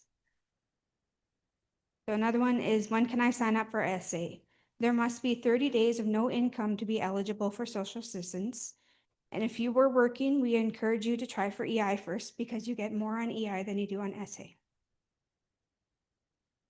In the past, social development has provided appliances to our clients, and according to our policy, we can no longer do this. That was funded through COVID funding or inflation, and that has now dried out. So any appliances have to go through the housing department. The only thing that I can purchase is beds, and there has to be a need for them. Other than that, that's it for SA. I have taken over membership. I'm a little bit slow at it, so I appreciate a little bit of patience with it. Yeah. Any questions?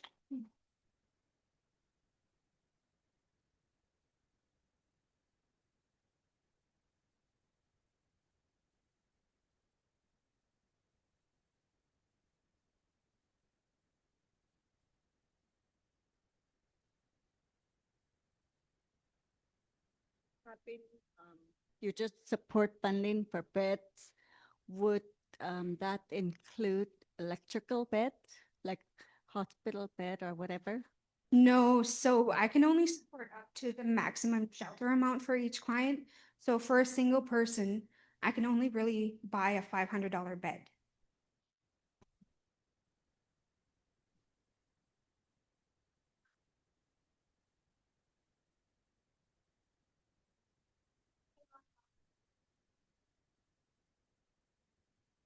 Thank you.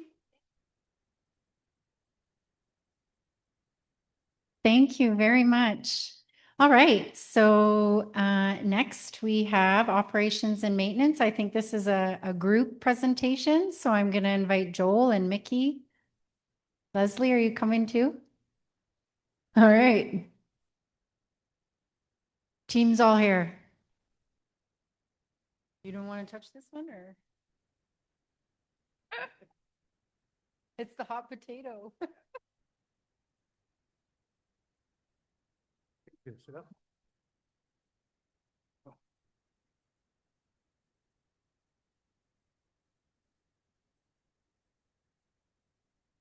Good day, everybody. Operation and maintenance. Our operations and maintenance crew consists of myself, Joel Cromarty, Mickey Phillips, Joseph Barfoot, Trafton Teed, Preston Case, Renee Robinson was here. She's moved on since, but the summer students in 25-26 were Ethan Harper, Colton Harper, Jason Erickson, and Jaden Hickson, who Jaden has stayed with us and is a full-time employee now. And recently we just hired Leslie Raphael. She's our new office assistant, which we're real happy to have. Operations and maintenance are responsible for maintaining roads, ditches, commercial community buildings, water systems, wastewater systems, and municipal services such as garbage and snow removal. We also maintain abandoned vehicles and equipment. This year, we've upgraded a few of the roads, sorry, in 25, 26, but Tetchinuck Road, Fellner Road. We've done a lot of work up the lagoons, leveling the ground surface and repairing the fence line. We did this band office parking lot extension, allows us a lot more space to park out front here. We cleaned up a bunch of brush piles from the fire remediation.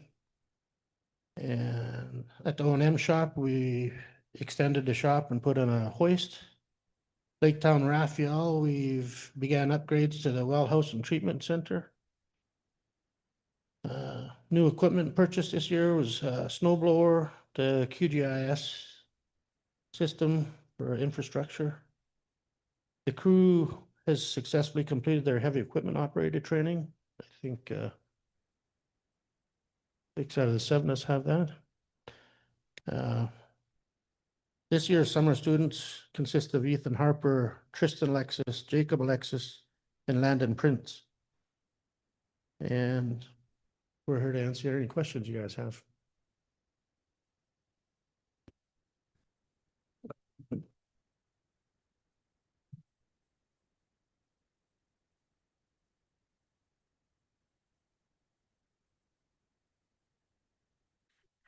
I was just wondering on the houses, you know, where the water comes out of from the rain and that. Well, my house, the water is going into my house and not away from my house. So who do I speak to about that? Yeah, I'd 100% agree that that's a big issue, and that would be a housing. They'd be happy to answer that for you.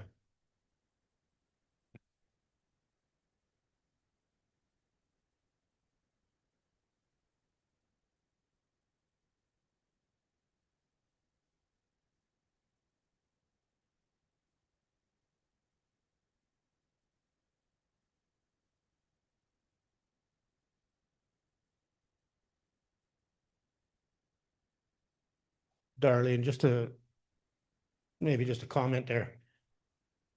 The roof drains should extend out onto your lawn, and the building should be sloped away from your house. Yeah, there's a lot of houses on reserve with that issue, and it needs to be brought up to housing.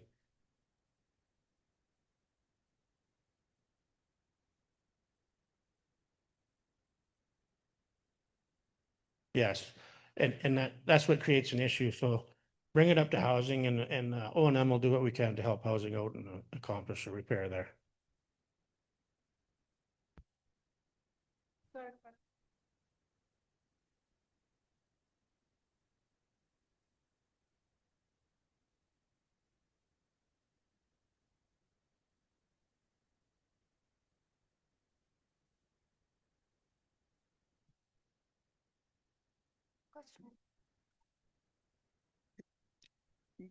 I've been getting bad smells out of my water at the apartments. It's been happening for about a month and a half, and I've been buying my water from Vanderhoof. I tried cooking with it, but you ain't gonna cook with water that smells like rotten eggs, or it stinks. So I'm even afraid to shower or wash in it, but I have to. Yeah, Mickey brought this up just a little bit ago. We've been sampling that water. You have anything to add to that, Mickey?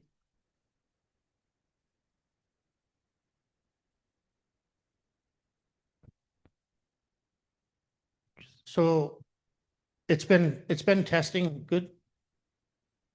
Apparently, I'm not the only fellow on this reserve that's been having issues with their water. That's correct. Our samples are coming back well. It doesn't mean that there's not an odor problem.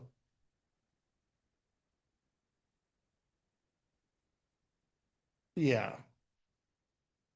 We can look into this and see if there's something we can do to cure this for sure. Nobody likes to have that odor in their house, let alone shower in it. Mickey, how long have you been testing the water quality and how often does that happen? I've been testing the water quality for probably 28 years, and now we've been doing it once a week.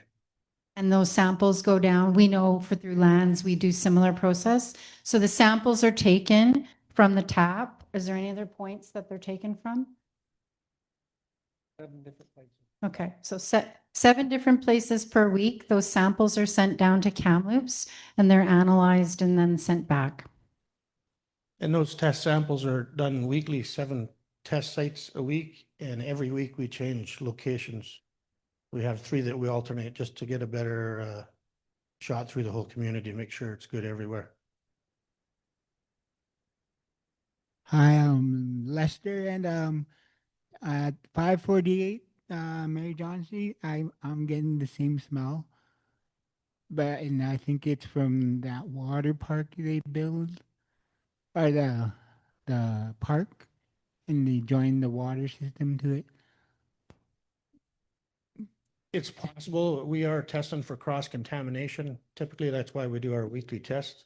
And Show up there. And there's a board in front of my house that has that green thing on there, or it's blocking something. That board broke off, and that pipe thing is showing. Okay, there's another thing you'd have to bring up to housing. O&M's technically. No, it's like right on the road.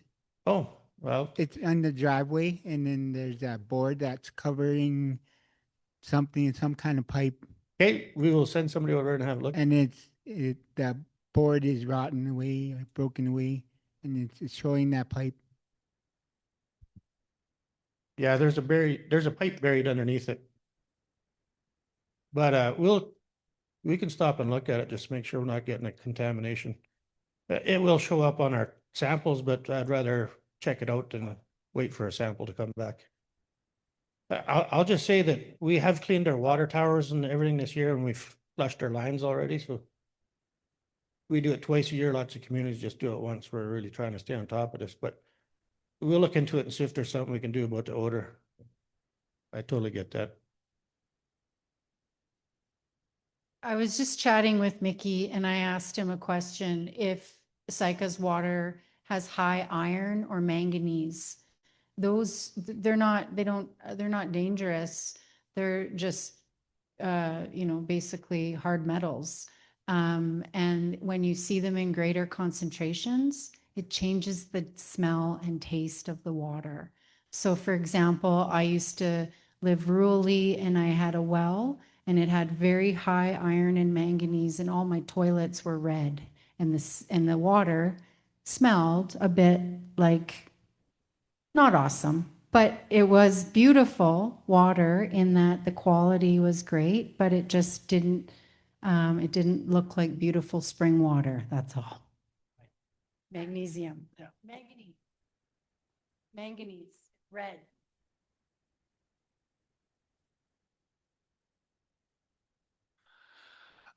Question, how much asbestos has been tested in the water samples that you've taken so far in the last 5 to 10 years? We've never had a high asbestos warning on our water samples. But still, it would be still high enough, correct, though, to eventually cause cancer and kill a person? FNHA sets the guidelines there and well within their specs.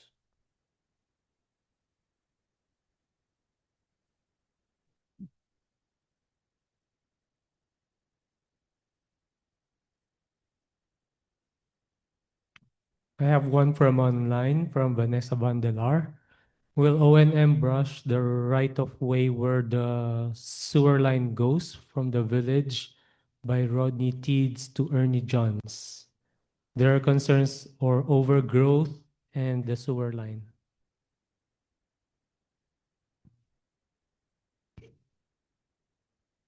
Well, how about that? Yeah, we have a big team this summer, so if that's a concern for anybody, we're happy to go out and hit that. You betcha.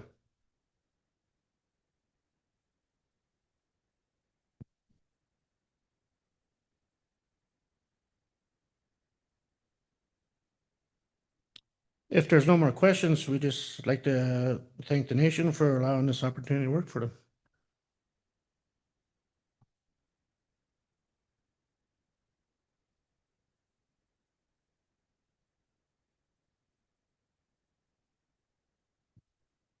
Thank you, O&M. That was great. Appreciate it. Adam. I'm really pleased to invite Adam to come and give a presentation on the FireSmart program.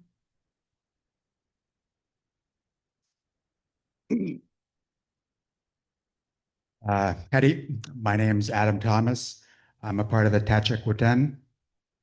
I am currently serving as your FireSmart coordinator.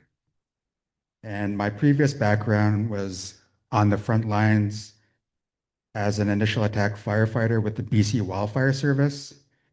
I've been deployed to face intense fire seasons right here in BC, and my crew was even sent up north to help protect communities in the Yukon when their resources were completely overwhelmed. I've seen firsthand how fast wildfire can spread, and I know exactly what it takes to protect a structure when a fire gets close. To build on that, I'm currently in the process of becoming a certified tree faller, so I could bring that experience home and using my background to help protect our homes and community infrastructures and yeah, right before the fire season peaks. Our goal with this FireSmart program isn't about stopping wildfires entirely. It's about making sure our homes and community spaces can withstand them if fires come close.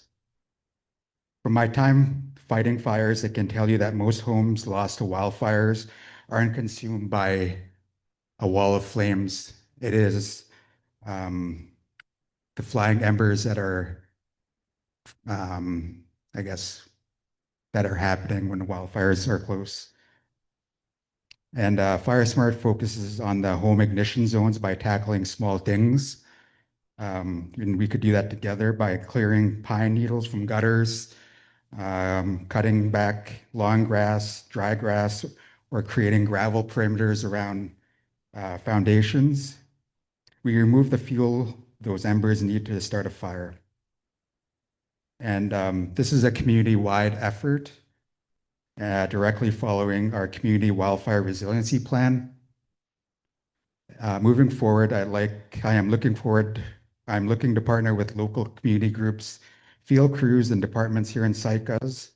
I want to collaborate on organizing community cleanup days, as well as chipping events, and organizing with neighborhood workers so we can manage surface brush and safely thin out hazardous fuels together.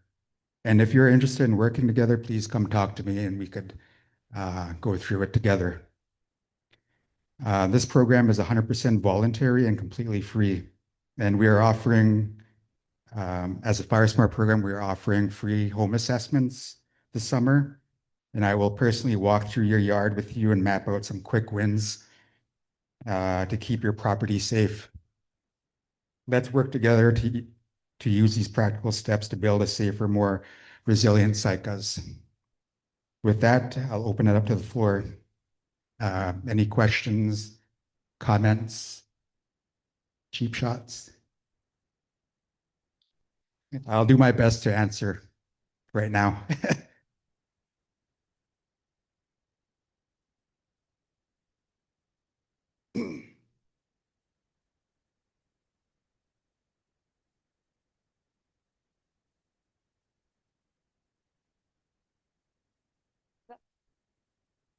Where did you start your firefighting career?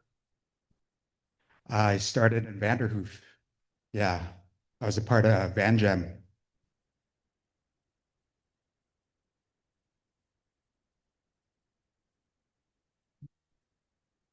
Just a question a while ago, why is the fire hall so small?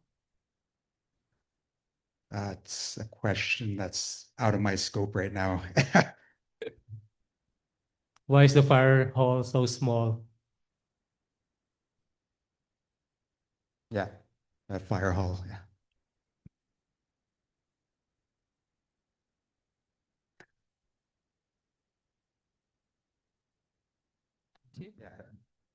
Can you hear that? I didn't hear that. Oh, so just for the fire hall, the question was, why is it so small? It is in phases, and they were going to actually display a picture of the plans. So right now, the first phase is just the rectangle that there's enough for 2 trucks in there, and then they have to build out on each side that they would build out eventually. Phase 2, I think, was how do you say EOS? The Emergency Operations Center, EOC area would be on the east side, and then the west side, I think, was a wash bay maybe. So, but right now it's just the first things. But there should be. We did ask for them. They were going to send some display pictures just to put on the wall. But it's coming along great, and it will be completed by November. Cool.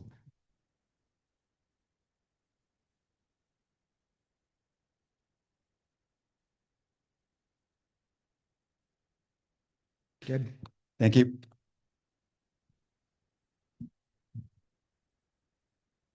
Thank you, Adam. All right, so we have 2 more presentations.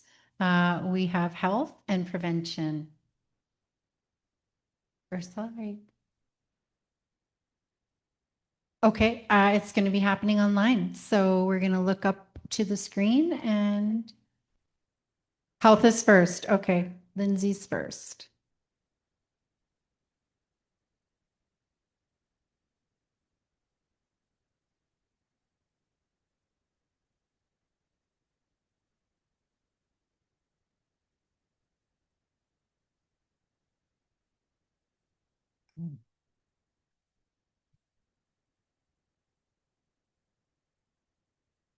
Hello, everyone. I'm Lindsay Antoine, and I'm here for the health department. Our health team consists of Sabrina David and Lacey Qua for reception. We have Lydia Poole and Nada.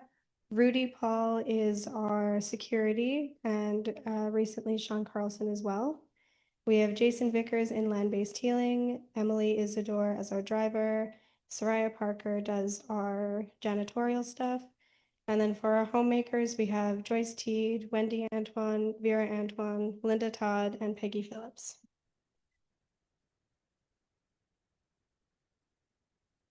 Can you do the next slide, please, Mark? Thank you. For the land-based healing program, Jason Vickers serves as the land-based healing coordinator, providing culturally grounded support to community members and helping ensure clients have access to traditional healing and cultural connections while receiving services through the health center. Jason organizes day trips throughout the territory, offering members opportunities to harvest traditional foods and medicines, participate in ceremonies, and collect spring water. These excursions are available to Saik'uz members by contacting Jason directly, and his phone number is up there. Weekly healing fires continue to provide a welcoming space for members to gather for a shared meal, cultural teachings, conversations, and connection. This program is now held every Thursday at 5 p.m. at the Arbor.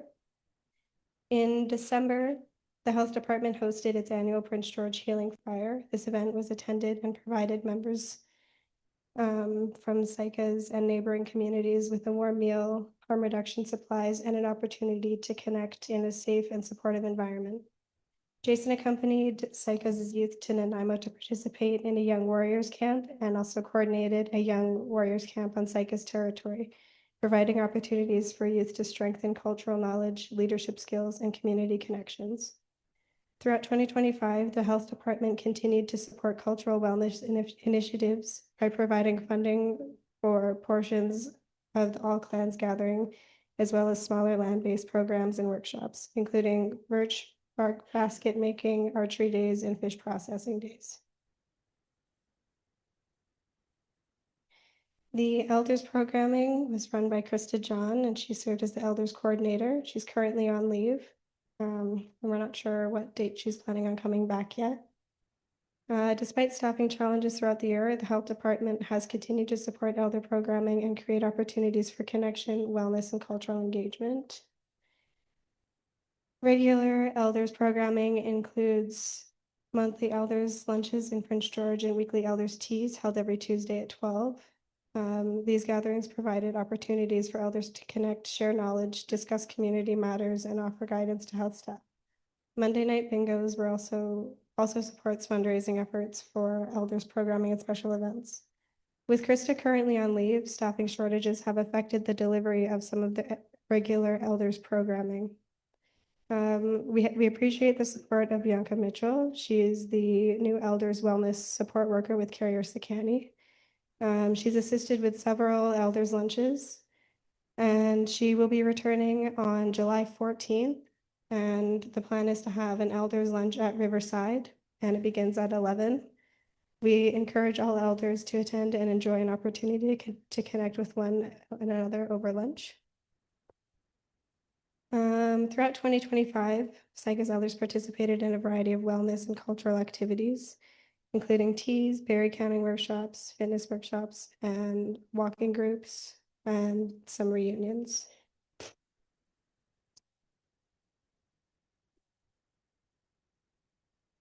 Can you do the next slide, please, Mark? Thank you. The Addictions Recovery and Wellness Programming. Lydia is our NADAP worker. I'm just going to point out quickly that she is in class 2 days a week. So she's only in the health center Monday, Wednesday, and Friday, and that's the only day she's available to contact as well. And I'm just going to point out as well, because it comes up quite often that she gets asked to write purchase orders or get asked to do anything funding wise. She doesn't have any authority to write purchase orders or do anything like that. That would have to go through me or GM. Lydia serves as the Addictions Recovery and Wellness Worker for Saik'uz, providing support to community members at every stage of their recovery journey. Services include recovery planning, detox, and treatment referrals, wellness supports, cultural connection, and ongoing recovery planning. Lydia continues to provide dedicated support while furthering her education. Although this has resulted in a busier schedule, she remains committed to supporting community members in their recovery and wellness journeys. Throughout the year, Lydia and Raylene Moore coordinated and hosted several community wellness events, including Overdose Awareness Day, NADAP Days, Suicide Prevention Day, and Blue Christmas. They also supported a variety of other community activities, including Culture Camp and Healing Fires. Celebrate Recovery continues to be offered every Monday evening at the Elder Center beginning at 4 p.m. Due to staffing shortages, the outreach program has transitioned to monthly soup and bannock lunches.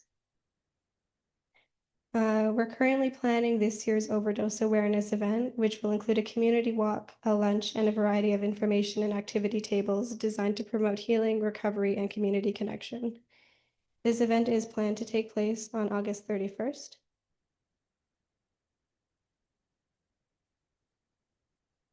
Planning is also underway for Suicide Awareness Day, with programming focused on raising awareness, reducing stigma, and supporting mental health and wellness within our community.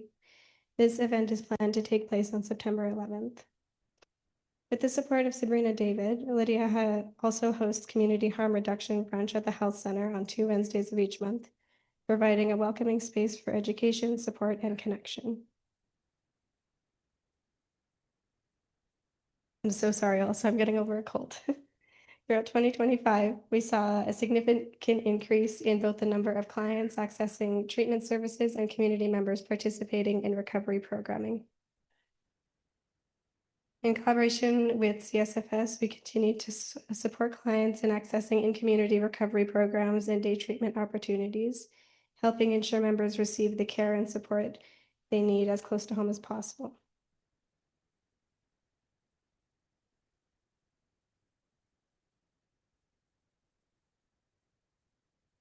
Can you change the slide? Thank you.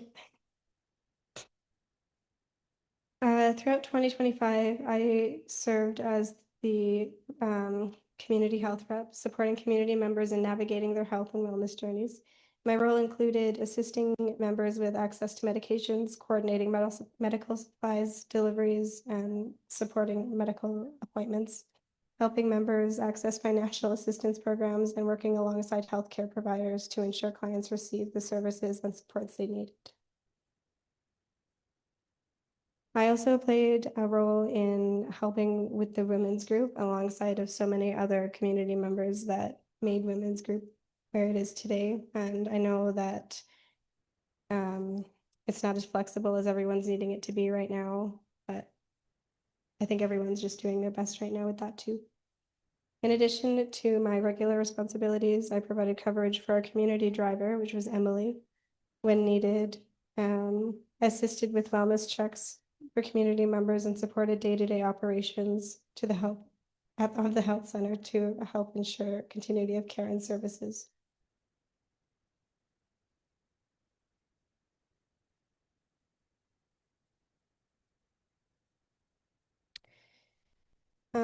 Providers within the health center. Adam and Lindsay serve as the health center's mental health therapists and provide services Monday through Thursday. They offer individual counseling, home visits, crisis intervention, and support for clients accessing mental health, wellness, and addiction services. Matt Cardinal provides physiotherapy services every Friday, supporting community members in recovering from injuries, improving mobility, and maintaining their physical health. Shen provides foot care clinics every 6 weeks for clients referred by their healthcare provider. The service is primarily available to elders and community members with ongoing health concerns. If you're experiencing foot care concerns, please contact the health center for more information. Leah Healy provides sexual violence support services at the health center, offering confidential support for individuals who experienced recent or historical sexual violence. We also have our nursing and care aid programming. Since Stephanie Sutton joined the team in 2025, the health center has benefited from full-time nursing services, with nursing care now available in community Monday through Friday. Jacqueline John joined the team as Saik'uz' dedicated care aid and is supported by additional care aids shared with neighboring communities. More recently, Janelle Hindmarch joined the team, furthering strengthening the care available to community members. Steph and Jackie supported or continue to support primary care by promoting immunizations, TB education, and preventative therapy, sexually transmitted infections, education and treatment, and the ongoing delivery of day-to-day primary care services.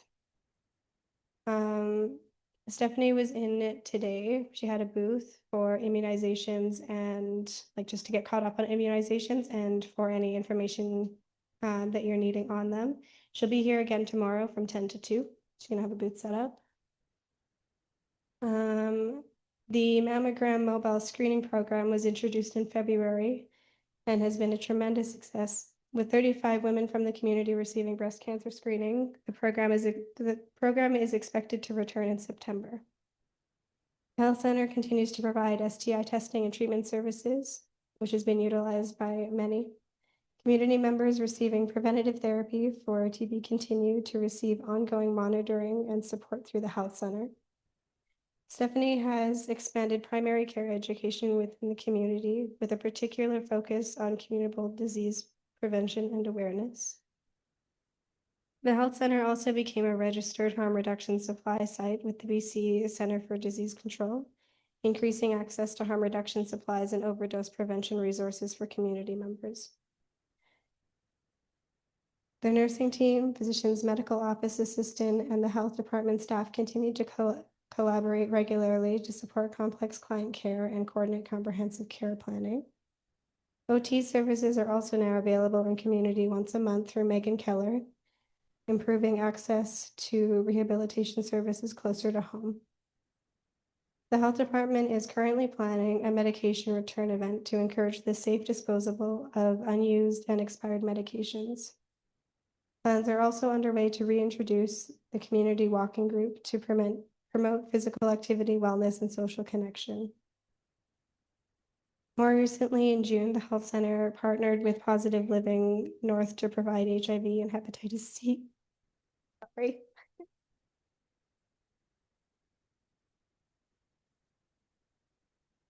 Thank you, Mel.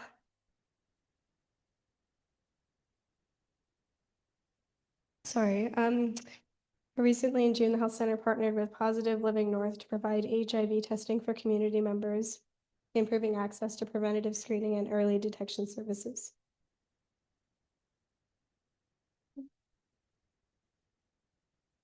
And then the physicians and specialist clinics.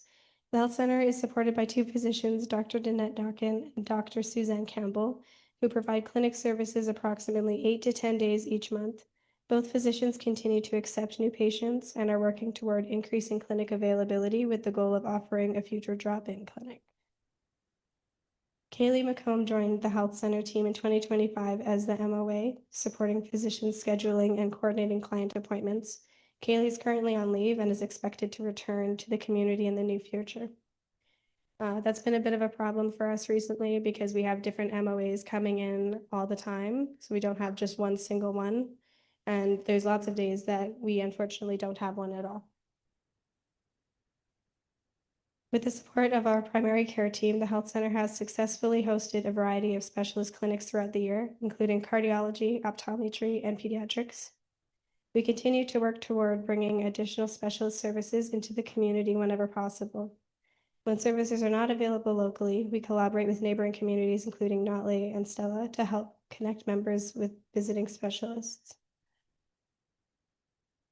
A respirology clinic is scheduled to visit the Health Center on July 20th and 21st, further improving access to specialized respiratory care for community members, especially with the risk of forest fires coming up. I think that will be really good. You can do the next slide now, please, Mark.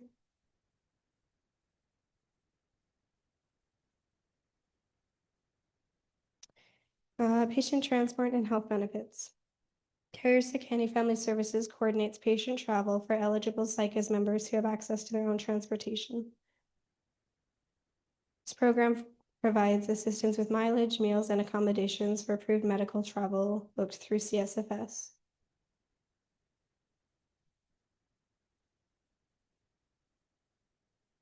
While CSFS administers the program, patient travel eligibility and guidelines are established by FNHA. My primary contact for patient travel through CSFS Vanderhoof office is Matea Blockman. As travel to Vanderhoof is not covered under the FNHA patient travel program, Saik'uz provides transportation through our community driver, Emily Isidore, for members who require assistance attending any other medical appointments that CSFS can't help with. Emily provides transportation support to elders and community members, helping ensure they are able to access healthcare services, medical appointments, and other essential wellness services both within and outside of the community. This transportation service is funded through grants secured by the nation, as funded is not provided by FNHA or CSFS.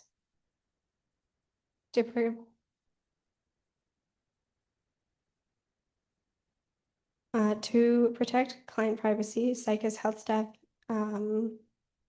does not have access to your medical records. Medical information can only be accessed by authorized healthcare providers, Northern Health staff, or CSFS staff involved in members' care.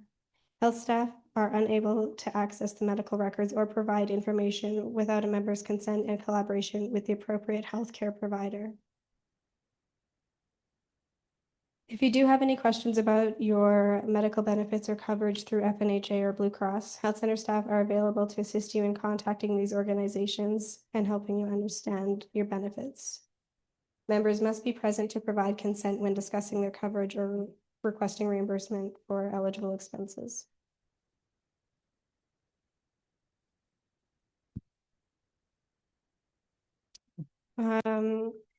Homemaking. The Saik'uz homemaking team includes, I already mentioned them earlier, but Vera, Wendy, Peggy, Joyce, and Linda. The homemaking program is delivered in collaboration with Chantel and the Social Service Assistance Department, with funding provided through ISC. To be eligible for homemaking services, community members must meet the medical criteria established by ISC and complete an assessment with a community health nurse. The health department continues to work toward increasing access to homemaking services for community members who meet the program's eligibility requirements. We maintain an ongoing list of members requesting these services and continue to work through the referrals and assessments as capacity allows. We appreciate everyone's patience and understanding as we follow the required eligibility criteria and assessment process to ensure the services are provided fairly in accordance with program guidelines.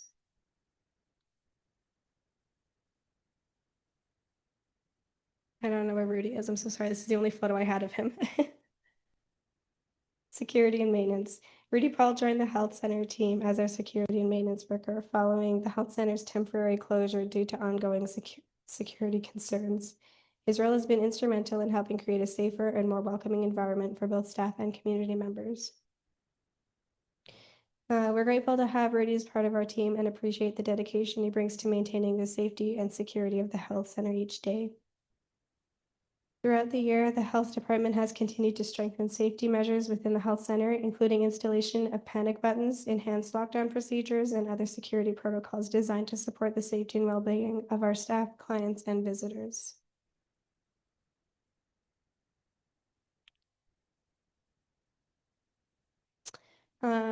The health center. I don't have too much to update on this. Construction on the new health center has experienced some delays. While we had originally anticipated moving into the new facility sooner, we're now hopeful that the construction will be completed by the fall.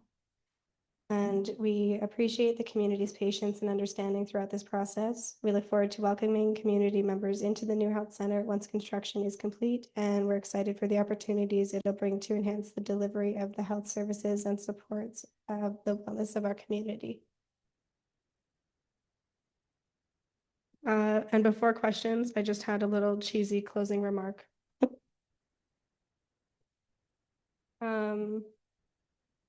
As we reflect on another year, I'd like to extend my heartfelt gratitude to each member of our health and prevention team. Your compassion, resilience, and unwavering dedication to our community do not go unnoticed. Despite the challenges of working with limited staff, each of you continue to show up every day with professionalism, kindness, and genuine commitment to supporting our members. I recognize that this is not always easy, and I'm incredibly grateful for the care, hard work, and teamwork you bring to your roles. I also want to sincerely thank our community members for their patience, understanding, and continued support.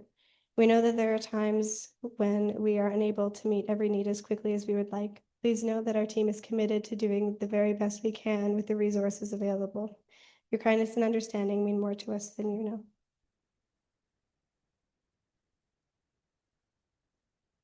Okay, now I'm open for questions.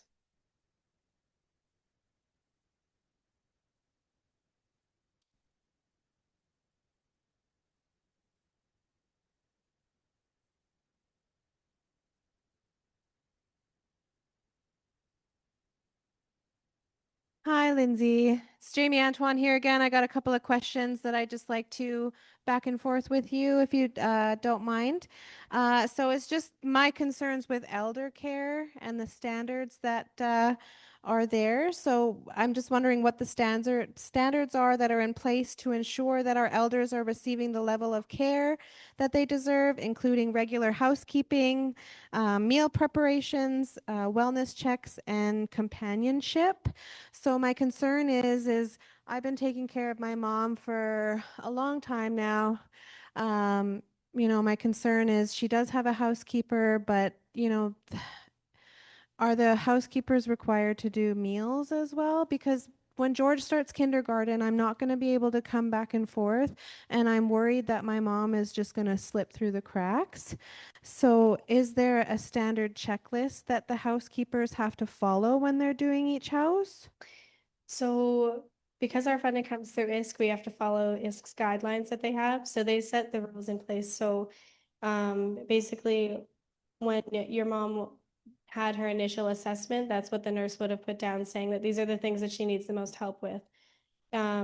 She can go back to the nurse at the health center. We can reassess, and then we can add more things for the homemakers to do. Is the housekeeping monitored, and how is it ensured that the services are consistently being provided? So we're actually working right now on doing sign-in and sign-out sheets showing that the homemakers have been going to the home, so they'll have to sign saying that they've been there, what time they're at, and then your mom would have to sign off as well saying that they were there. Okay. And with meal preparations, is that something that's required as a housekeeper to do, or no? So that just goes back to, so The it nursing? can be, but it just has, she would have to get reassessed, so it would be an extra thing to add on. Add on to the housekeeper? Yeah. Okay, and then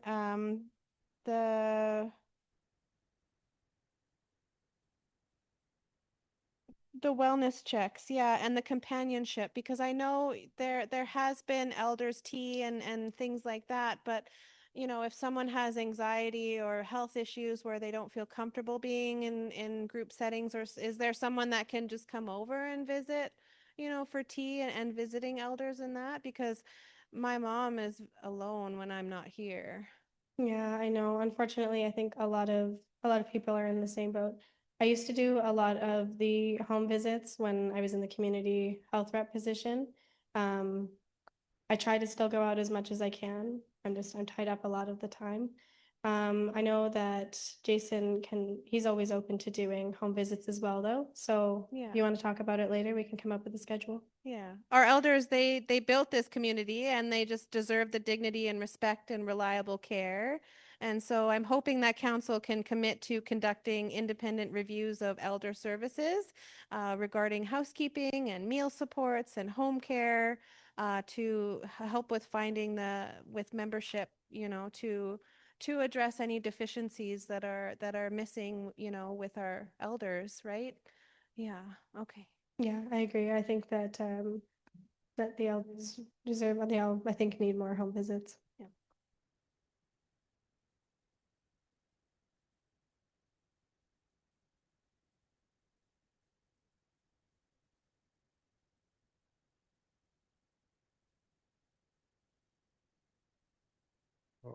How many members or doctors are at the medical center like the most at one time? Is it 10, 15? How many members are at the health center at one? Yeah, like how many professional people are working there? Like besides yourself, is there 10 more or? It depends on the day. I'm always there. Lydia's there 3 days a week.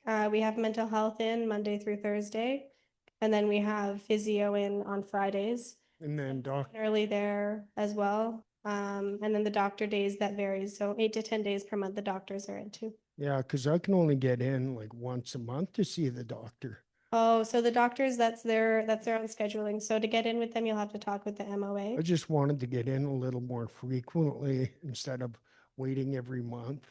I know. Because at the end of each month, I can't make plans. I got to go see her. Yeah, that's I can connect you with the MOA if you'd like, and then maybe they can schedule in. Well, I understand Ali came back, so maybe I'll talk to her or give her a call. Sure, Allie's only here temporarily, since Kaylee's on leave. Kaylee is, I think, Oh, okay. at the end of the month. Yeah. Yeah, I talked to her quite a bit, so thank you. Yeah, you're welcome, Max. Thank you.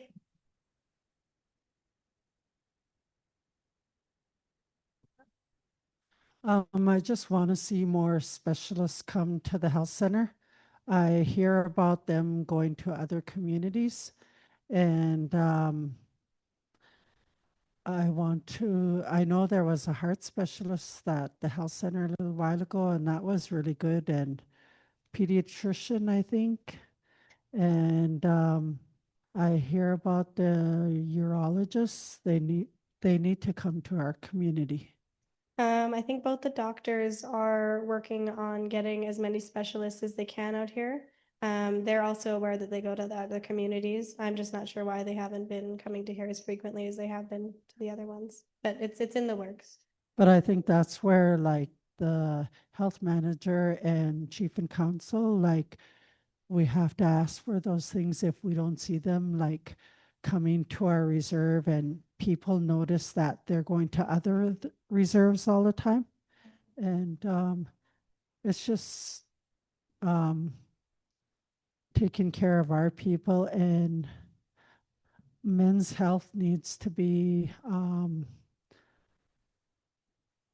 prioritized. And I'm not sure, but maybe it's family of like say men, and then they have to encourage them or be with them to go to like doctors because they're falling through the cracks. And I'm not sure why. Maybe they're scared or they're not sure, like because when I was with my husband at the cancer care, like I just seen so much men there, and it's like, wow, like and all different age range.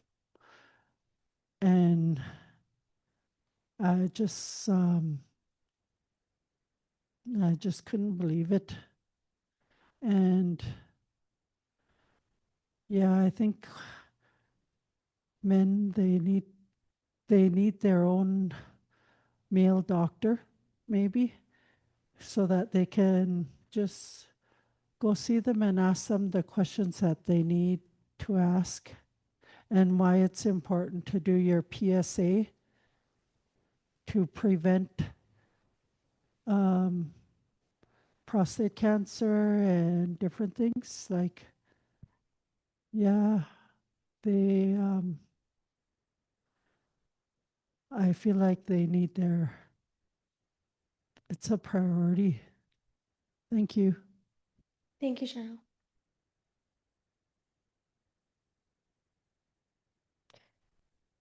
I forgot I had one online. Oh, question. Can I answer that quickly first one?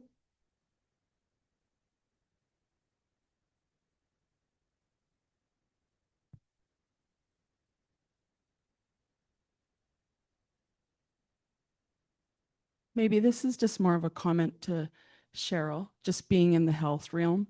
I know that in another place I worked, and I think about the men's group, like, you know how often guys are shy to go or something, but I worked with a colleague, and when he played rugby, he said we'd all go and get our STI checked together, like our whole rugby team, and then we go out for ice cream. So it could be like a balls and ice cream Sunday campaign or something, right? But to go as a group, and I think that there's like there's a men's group, maybe that's something, because you have to normalize that, right? Especially when we come from a community where there's been abuse and stuff, and people might not feel comfortable with that. So starting on those little things to be safe. And then just about the cardiologist, just because I know that Deb and I did an interview on that. When the cardiologist came, that was a specific program that was spearheaded by a doctor who wanted to do this. So CSFS, he worked with CSFS, and then they were able to secure additional funding. So it wasn't just the initial visits to the communities for cardiology, but they were able to come subsequently as kind of like a second stage. So I think just us always advocating for that. So even hearing for that, yes, we need to be ensuring our health providers are doing those kind of things, and taking part in maybe those studies that people are wanting to do, or pilot projects. Thank you, ma'am. I had one online one that I forgot to answer earlier. It was just about acquiring a wheelchair. So your benefits through Blue Cross cover wheelchairs, but you'll need to get a referral through occupational therapy. So you can connect with Stephanie at the health center, or if you're out of community, you can connect with CSFS, and they'll get you connected with OT. And the only reason you need to get referred by OT is so that you can get properly measured and they can see what you're needing on the wheelchair to help you the most. It can be a lengthy process though. So if you're needing it anytime sooner than that, you can get a free rental through Red Cross in Prince George.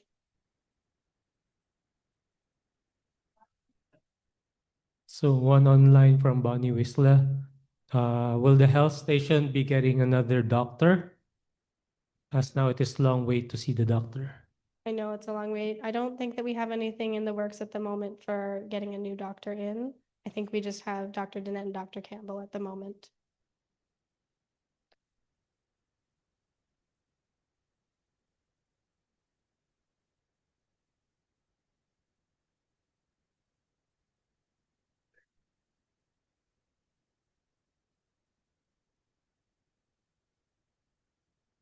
Thank you so much, Lindsay. Okay, so our last presentation for today is coming from prevention, and it's going to be through the Zoom on the screen. Layla's going to present, so I'm just going to, Lila, not Layla, Lila. Okay.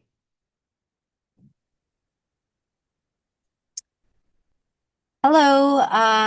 Sorry I couldn't be there in person, but I did send my presentation, and this is just a general overview of the prevention program since I've taken over. Prevention is meant to keep children in the care of their family members and their community and with someone close in their family the child knows.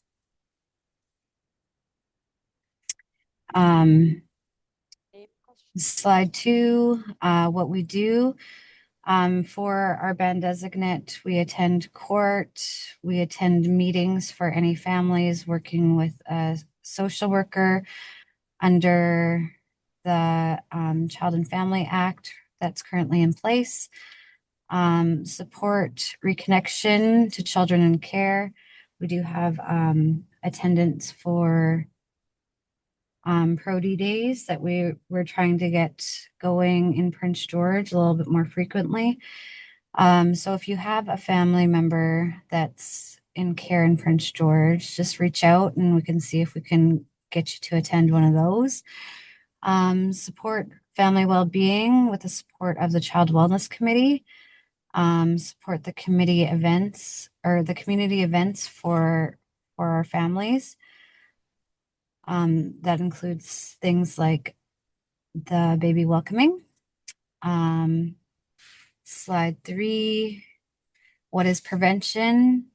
This is done through supporting families to reduce risk of safety concerns for families that need support.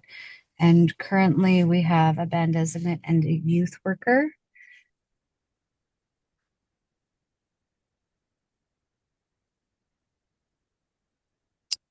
Slide 4, our next steps are connecting children with their families, family visits, Pro-D day events, as I said, in Prince George. We have also supported family members to visit children that are a little bit further, but that usually comes with advocacy and the support of the social workers, supporting some of those costs. We're working on doing intakes so that we could capture how many families we're working with, and if there is any need for myself to step in. If Ursula's away, then we're all on the same page for that. Youth supports for programs, and we did submit a application for funding for baby welcoming. I asked my team for slide 5. Our first team member is Ursula Holem. And is Ursula in the room? Yes.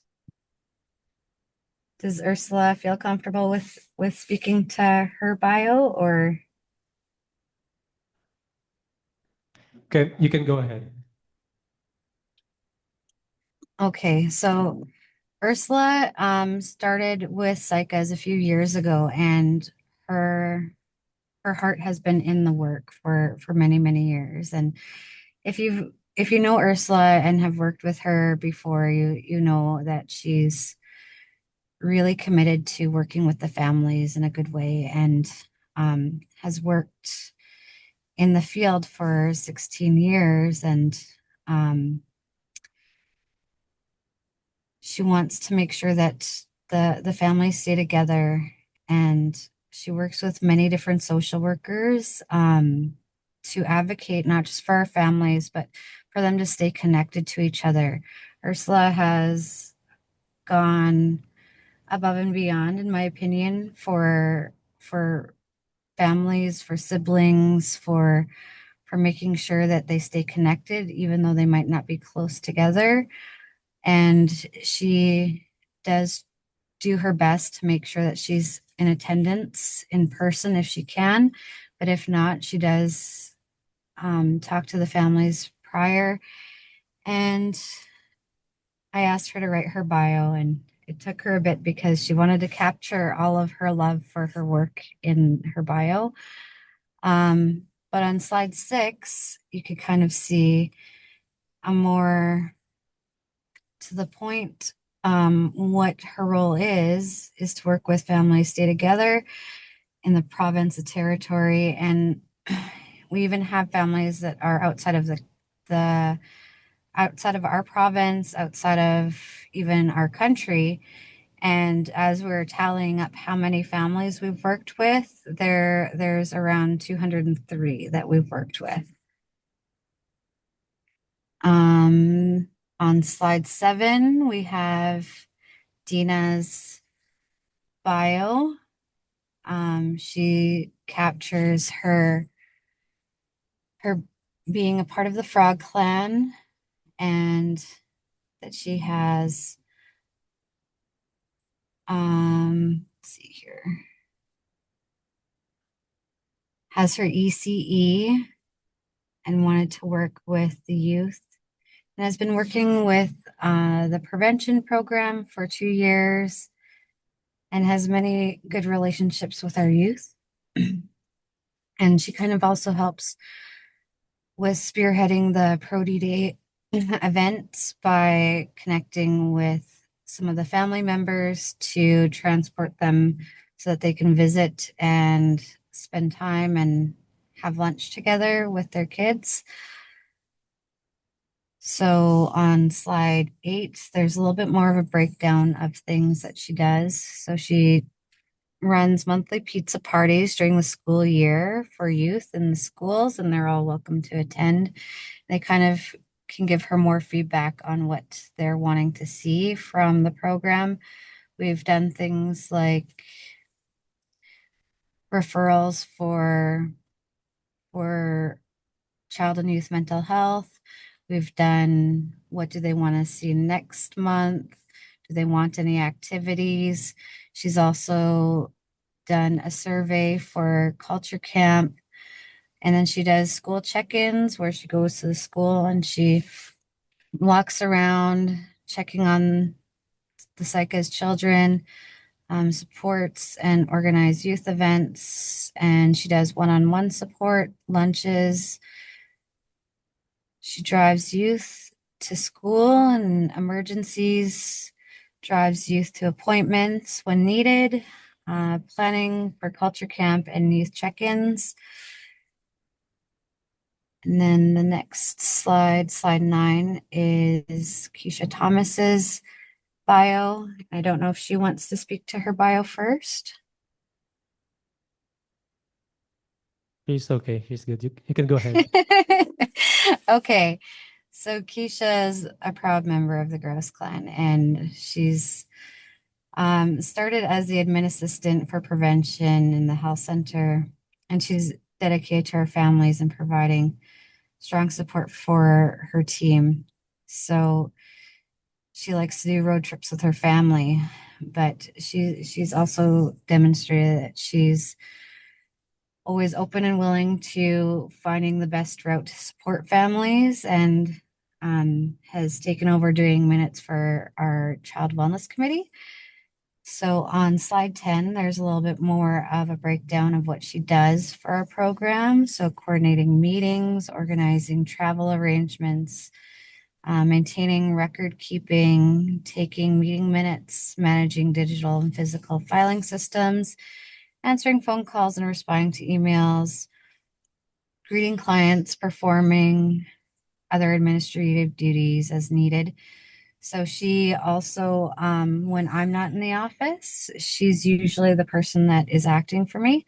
So she also has a very clear understanding of what a lot of the pieces that I do in my role are.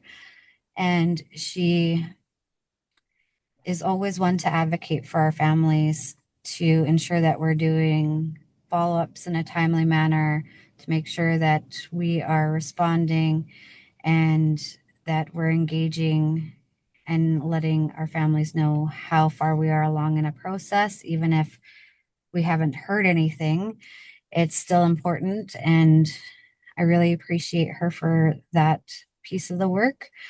Then on slide 11, there's a little bit about me.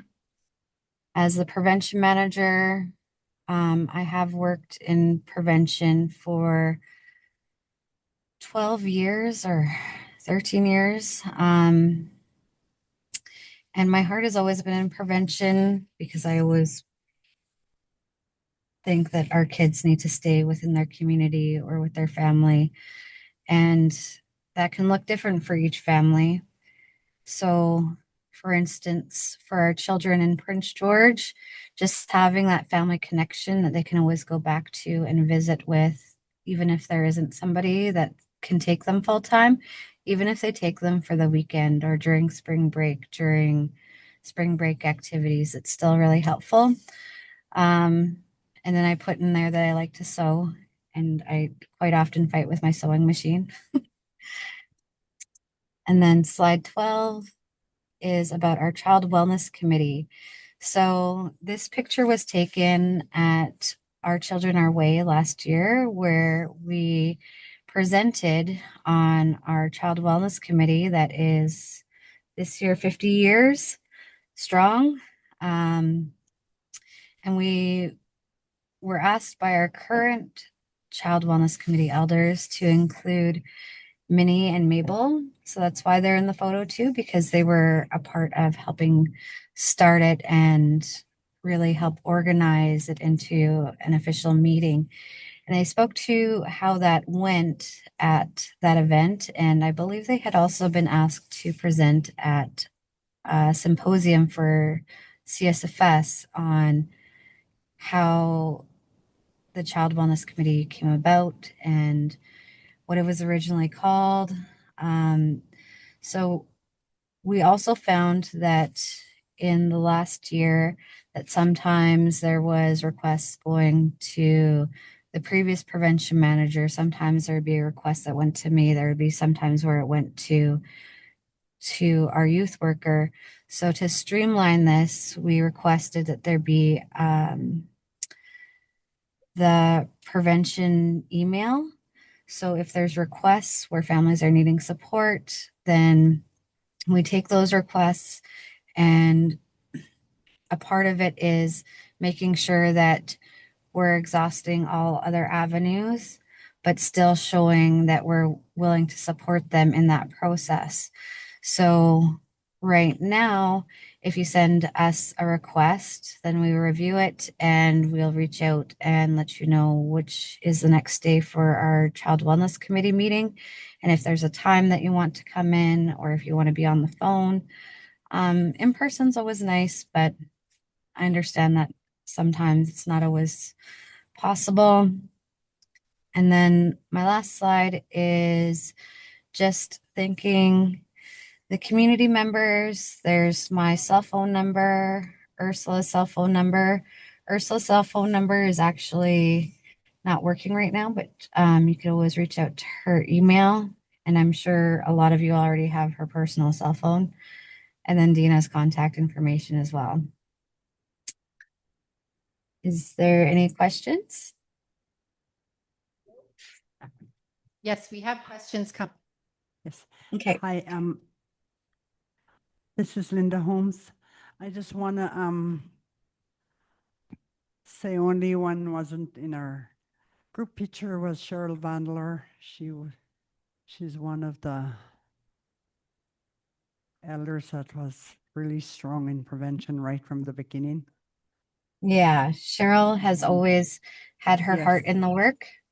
It was Yes. just she wasn't able to attend with us Yes. at that time. But as you could see in that picture, the elders are wearing really nice shawls that we were able to give them from the prevention team. And Cheryl did receive one. We did make sure that there was one made for her, even though she wasn't able to come. And another thing I want to share is I just want to thank first of all, I want to thank Priscilla Mueller for the help that we reached out when we had an incident in March with my grandson. And I just really want to thank our prevention team and the groups that stepped in and helped us.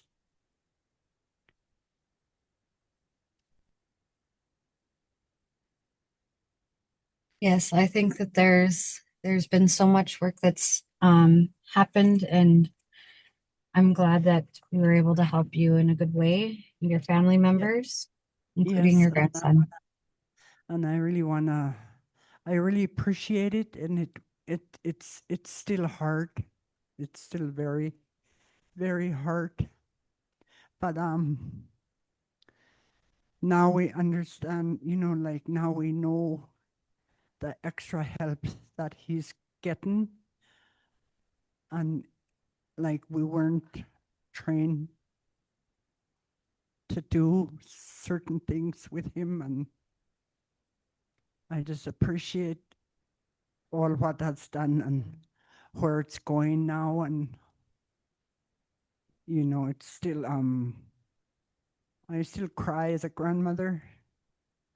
It's just like, and then yet help is there. And I want to thank my community, and I want to thank prevention and our chief for stepping in and helping us where we didn't know where to go and what to do. Just thank you very much. Thank you, Linda. Are there any questions online, Mar? Nope. Any other questions from the floor? Okay, Cheryl. I was just wondering, like, what is the prevention budget that we have for 2026? And what kind of examples can you give us that money is spent on?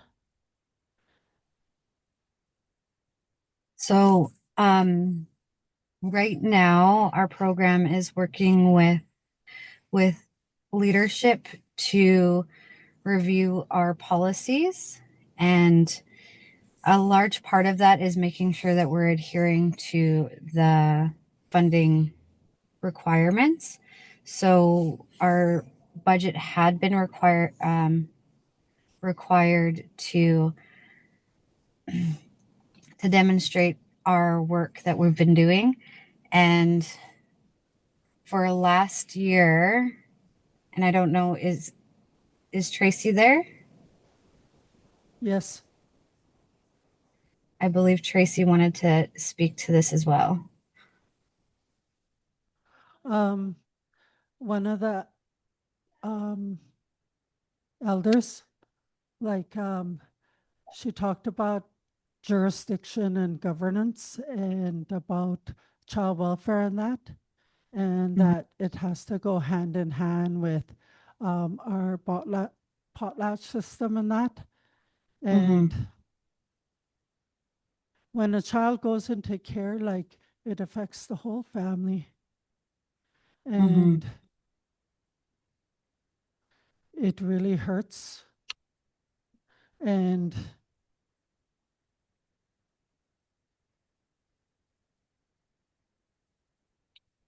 it hurts for me, for my grandson to go into care.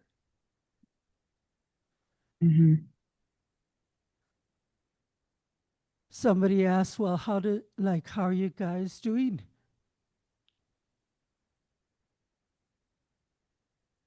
Well, how do you think a person is doing when they say to us, like, go to the ministry for help, when we're supposed to take over our own?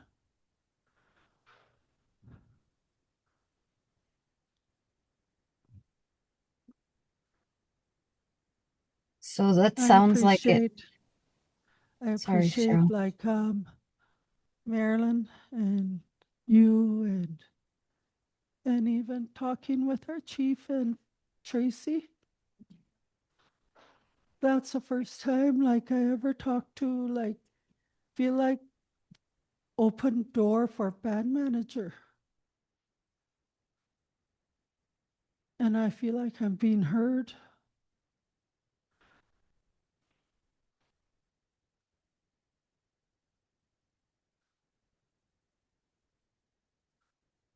I know we're not at like we're getting to the point where we're not yet doing like child protection and that, but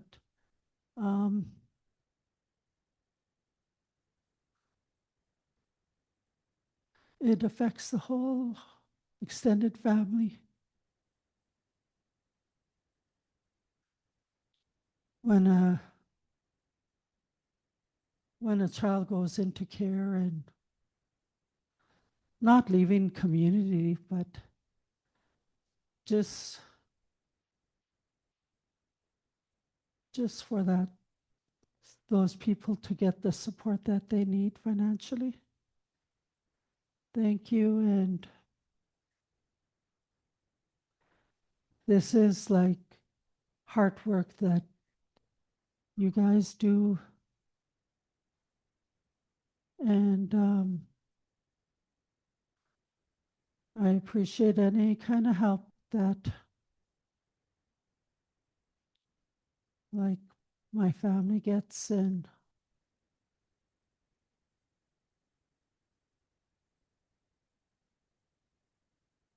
can you give me an example what kind of like if we do a request, what does that request look like so that people will know?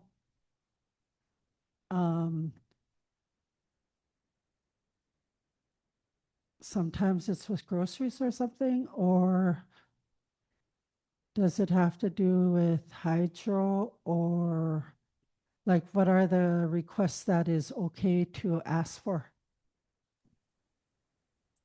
So the requests that can come in can be for groceries. It can be for help for hydro. But again, our policies are being reviewed.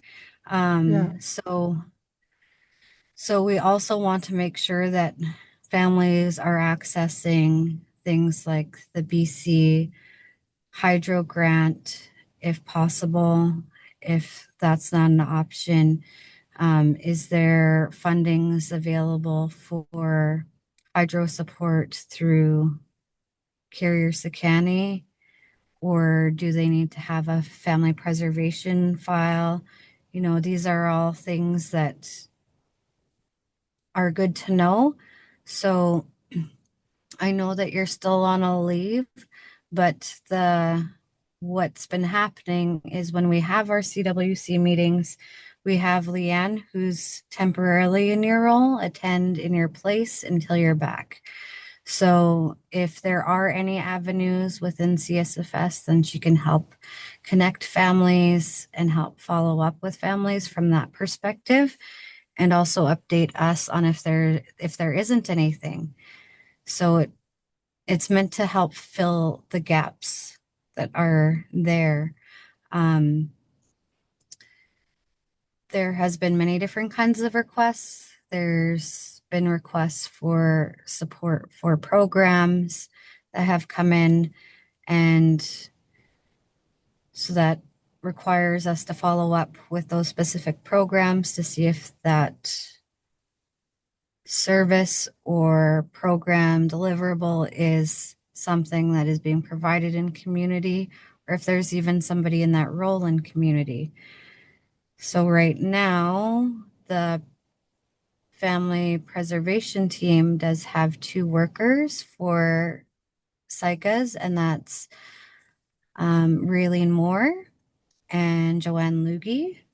So they are going to be working with our families in Saik'uz, and we've been working really closely together to ensure that if there's any gaps that come our way, to see if there's anything that is available from Carrier Sakani or through other means.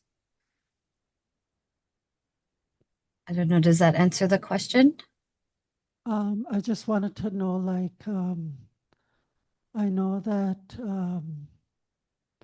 there's a deficit and they're trying to fix that.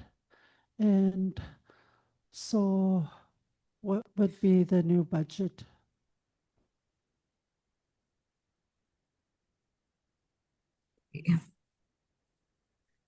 So I don't have a copy of the budget in front of me, but it was approved by leadership, and we do have to adhere to that. I don't have the direct numbers in front of me. I do apologize for that. Okay, thank you, Lila. Thank you, Cheryl.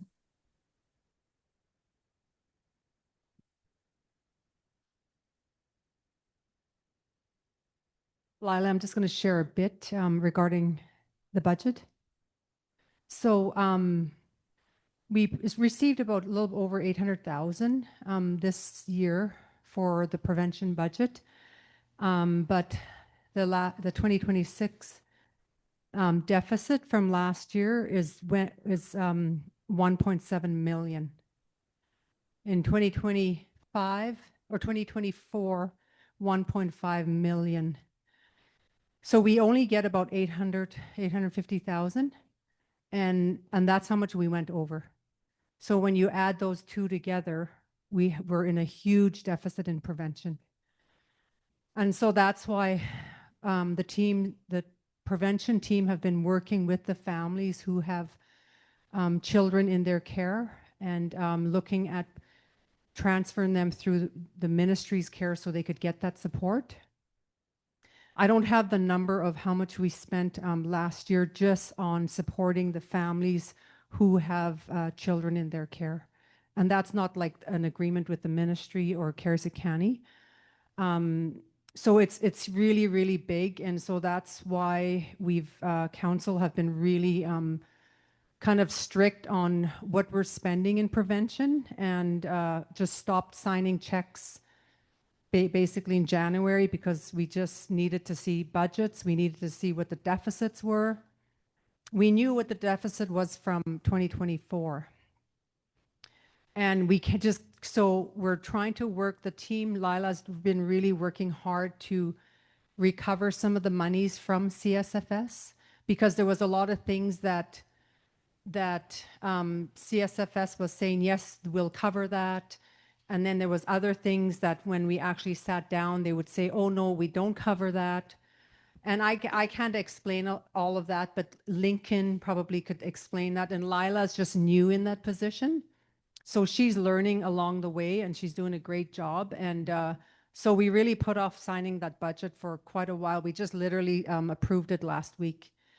And so whatever monies that's not recovered from CSFS, Saik'uz has to pay for that. All of the monies that went out through prevention in the last 2 years, we have to find the money for that. So right now, like, we're saying no to a lot of things because we just can't. We can't do it. We've got to find money. Doesn't grow on trees. And so that's kind of why, and I feel, and Cheryl came and talked with Tracy and I, and you know, we did feel like we're going backwards in some ways, because I always think of Dar and Dar ministry trying to come to take her grandkids, you know, and there was hell bent, hell was gonna freeze over before they tried to come and take her grandkids. And, you know, she didn't do it through the ministry. She didn't do it through Carson County. She really did it through the nation. And thank you, Darlene. I always use you for an example. Thank you. Because you saved those kids from going into the ministry's care. And that's kind of, from that time on, really, we just tried to advocate, and we still are advocating for our kids not to go into the ministry's care. And right now, we feel like our hands are tied, and we feel like we are going backwards, because now some of those kids are they have to be transferred into the ministry's care, and then like kind of back into the family's care right now, and then they'll be able to get funding. And it's really hard when you're dealing with the ministry, because they're so strict and they want to know every little thing about your family. And we've seen so much success. I think we've seen so much success where we've just asked family to take their loved ones, like take their, you know, some children in their care. We've seen a lot of success in that. Right now, we have to find a way to cover those deficits, because I think it's over a million and three or something that we have to cover. And so that's kind of, I thought I better explain that so people will kind of get a better idea. Because if you hear, oh, chief and council are saying no, chief and council are not going to, you know, send you to the, you know, baseball tournament or the hockey tournament, we have to find the money and we have to pay for the deficit. So it's a really huge responsibility on the council. And we know that a lot of those activities are really good for the families. It was really good for our off-reserve members because we covered everything for the off-reserve members to go to those activities. Even their families who are not band members, we covered. And now, right now, we just have to stop. We have to stop until, and it's going to be a really tight, Lila's going to, where we keep telling her, no, you keep an eye on that budget because we cannot go into a deficit. And it's a shame too, because, you know, this is what the government gives you, you know what I mean? And it's just, I don't know, I know we have to grow and we're trying our best, but, and I do really feel bad for the families who have to now go through the ministry to be able to get support, because that's not what we want. If we want to, you know, have jurisdiction over our children, then we want the ministry right out of the picture. And that's our goal. It's right now, it's just like we're really in a really tough position right now financially. Hi, Lila. It's Darlene Barfoot. I just have a question here. Like the chief was saying that you guys are in deficit, and that the people that was supposed to be supporting the children that are in care are now backing out. Now they're putting it all on the chief and council and you guys, which is not fair. But my question is that, like Chief Mueller said, that I fought for my grandchildren. I didn't have any of the women you got now that sits on board. Nobody was there for me when I went to court for my grandchildren. I fought the system, and I told them, when hell freezes over, you're going to ever take my grandchildren off this reserve. And you know what?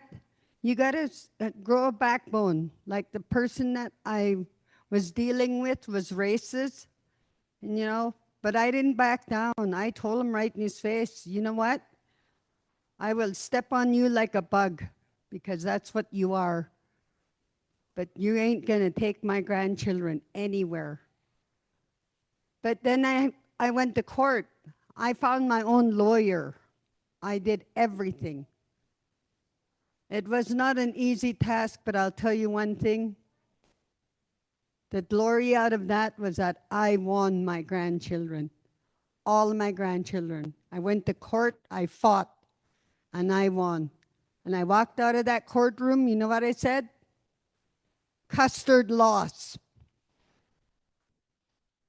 And I took my babies home. And this is what a lot of our members that have these issues with the welfare system and that, they're scared to speak up because they don't know their rights. Maybe with your committee, like Cheryl and all them, whoever you have on that, should have a session with them and tell them they have these rights. They have the right to stand up for what's theirs. Like I said to them, that's my blood. They came from me, not you or anybody else, me and my daughter and my ex-son-in-law. Where's your blood in that? You have none. So we got to teach our people how to stand up for themselves against this welfare system. Because I had nothing. I didn't know nothing. And I fought them. And I won. So like I said, with your committee, have sessions with the people, with the members that have children in care to teach them how to speak up, teach them their rights, because they can use that against the system. That's all I have to say. Thank you. Thank you, Darlene. I'm going to note down your recommendation. I was just gonna add, from Pris too, like the money that is designated, the 880,000 or whatever for this fiscal year is for primary prevention. None of that, none of our deficit, we're not taking any of that back. Just like, so last year it was about 889, and then the year before that was about 600,000 received, but then Pris had said how much was spent in those programs. And just looking at I almost feel like, I know we've had a really good prevention update before too, just talking about how the funding works. It's for primary prevention. Then there's secondary prevention. And then if kids are in care, like there's tertiary prevention. Saik'uz only receives the money for primary prevention. The other ones flow through CSFS. So say you have, and I know this is kind of the thinking of feeling going backwards.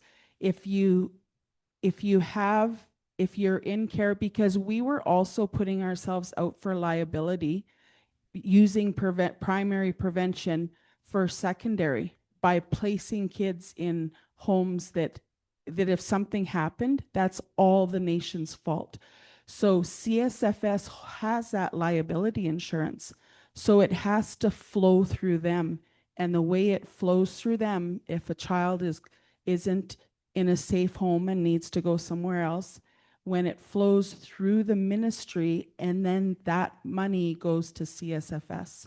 So I almost feel like maybe a diagram or something, a picture that people can just see so they understand how that flows, because we want to maximize every dollar for the people for those purposes. So it's ensuring that we're doing what those funds are designated for. And if it's secondary, if kids are already in care or something, then that comes through CSFS, and we have to ensure that they are that the proper documentation, so that just flows. So just maybe more communication, because I think, we talk about our children are everything, right? We do everything for our kids. That's the whole reason why they're the next generation. They're the ones that keep us alive. So just the more knowledge we can share on that, so we're not clawing anything back from but from what's received now, we're gonna, like Pris said, we're gonna have to find a way to find that over $1 million to fill that deficit. And it's, even if we have a plan, then that is good, but we need to plan ahead. We can't just be going, oh, now how do we cover this? We need to be fiscally responsible. So anyways, just to share that. Thank you, Mel. Vanessa Vandelar. My parents are Cheryl Vandelar, Ken Vandelar, and my late grandparents are Benny Teed and Virginia George and Joan and Ben Vandelar. My question is just regarding the budget and how it's determined year after year. I understand previously it was based on actuals, and if that's no longer the case, how can we advocate to receive more funding if we are in a deficit and there is a need in our prevention program, being one of the largest communities in the region, and how at a governance level, but also with CSFS, how we can get those funds to our community, as it's clear that in the last 2 years we've been spending higher than what ISK is allowed for the budget. Just because I feel like that funding wasn't really used as much until later in the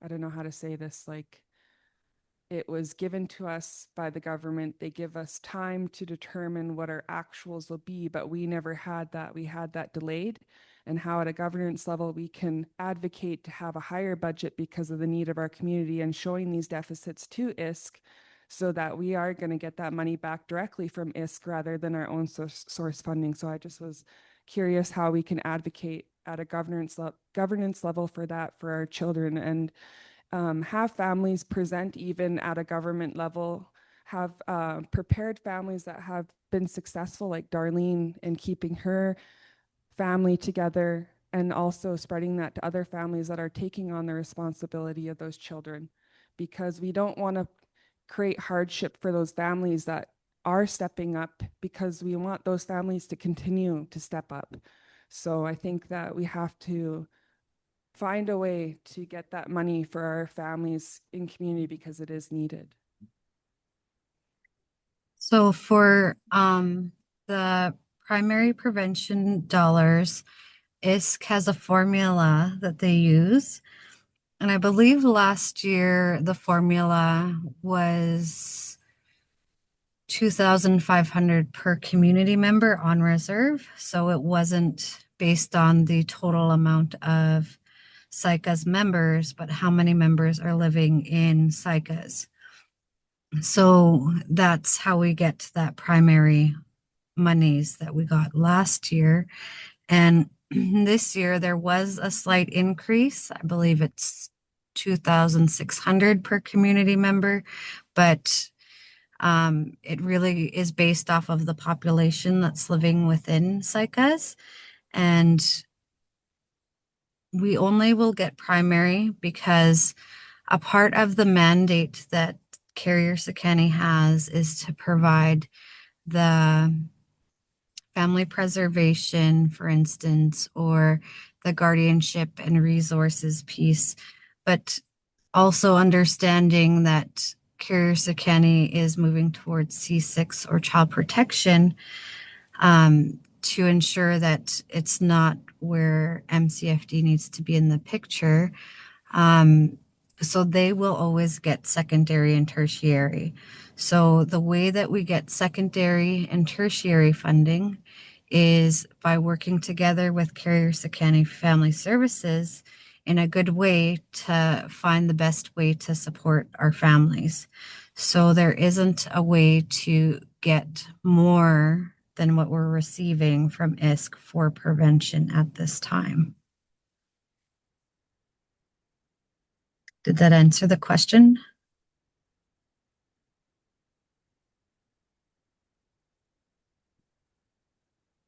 Vanessa? Okay. Marolyn has a question.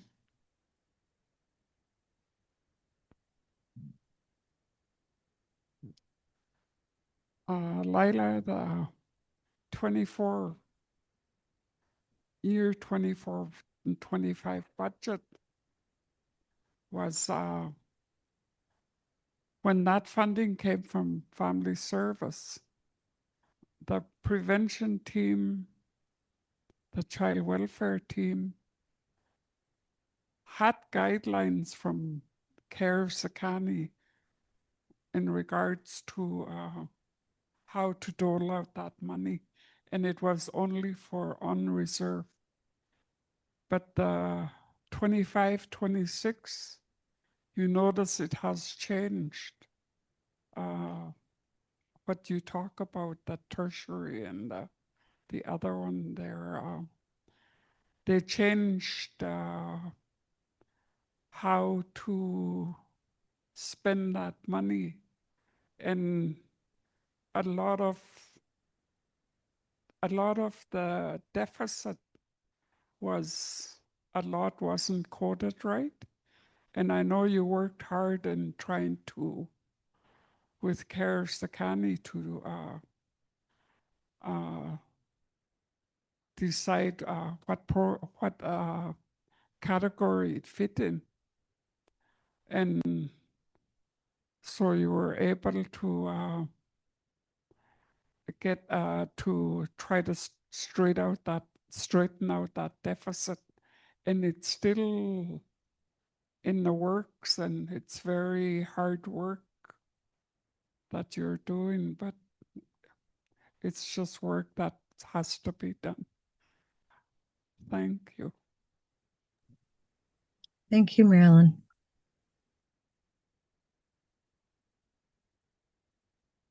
Are there any other questions from the floor? Okay, well, dinner is ready. I'm going to ask Rodney to bless the food. Yeah. Very good discussions for, health. Thank you.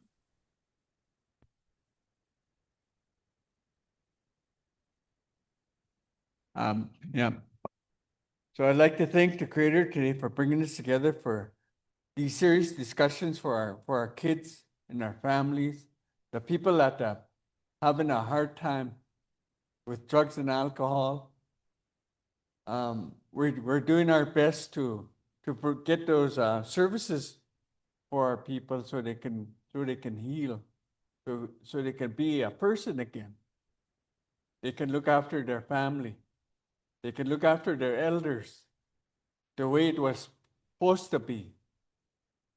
When you see, like I told you earlier, when you don't see smoke out of your neighbors, go check on them. It's important that we look after one another that way.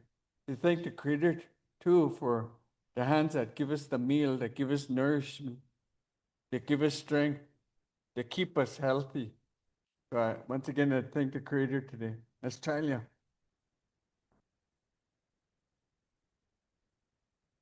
He told me that. Okay. So I just wanted to let everyone know that the social activities that were originally planned are not going to be held in honor of JR. And so we've had a few questions for people regarding door prize draws, those kinds of things. I believe Marolyn talked about that. It was Sionia? What was the name of that time where there's no laugh? I got it. Find them, elders first for. Just a reminder, elders first. Yes, elders. Your space is at the front of the line. You can just go right on up.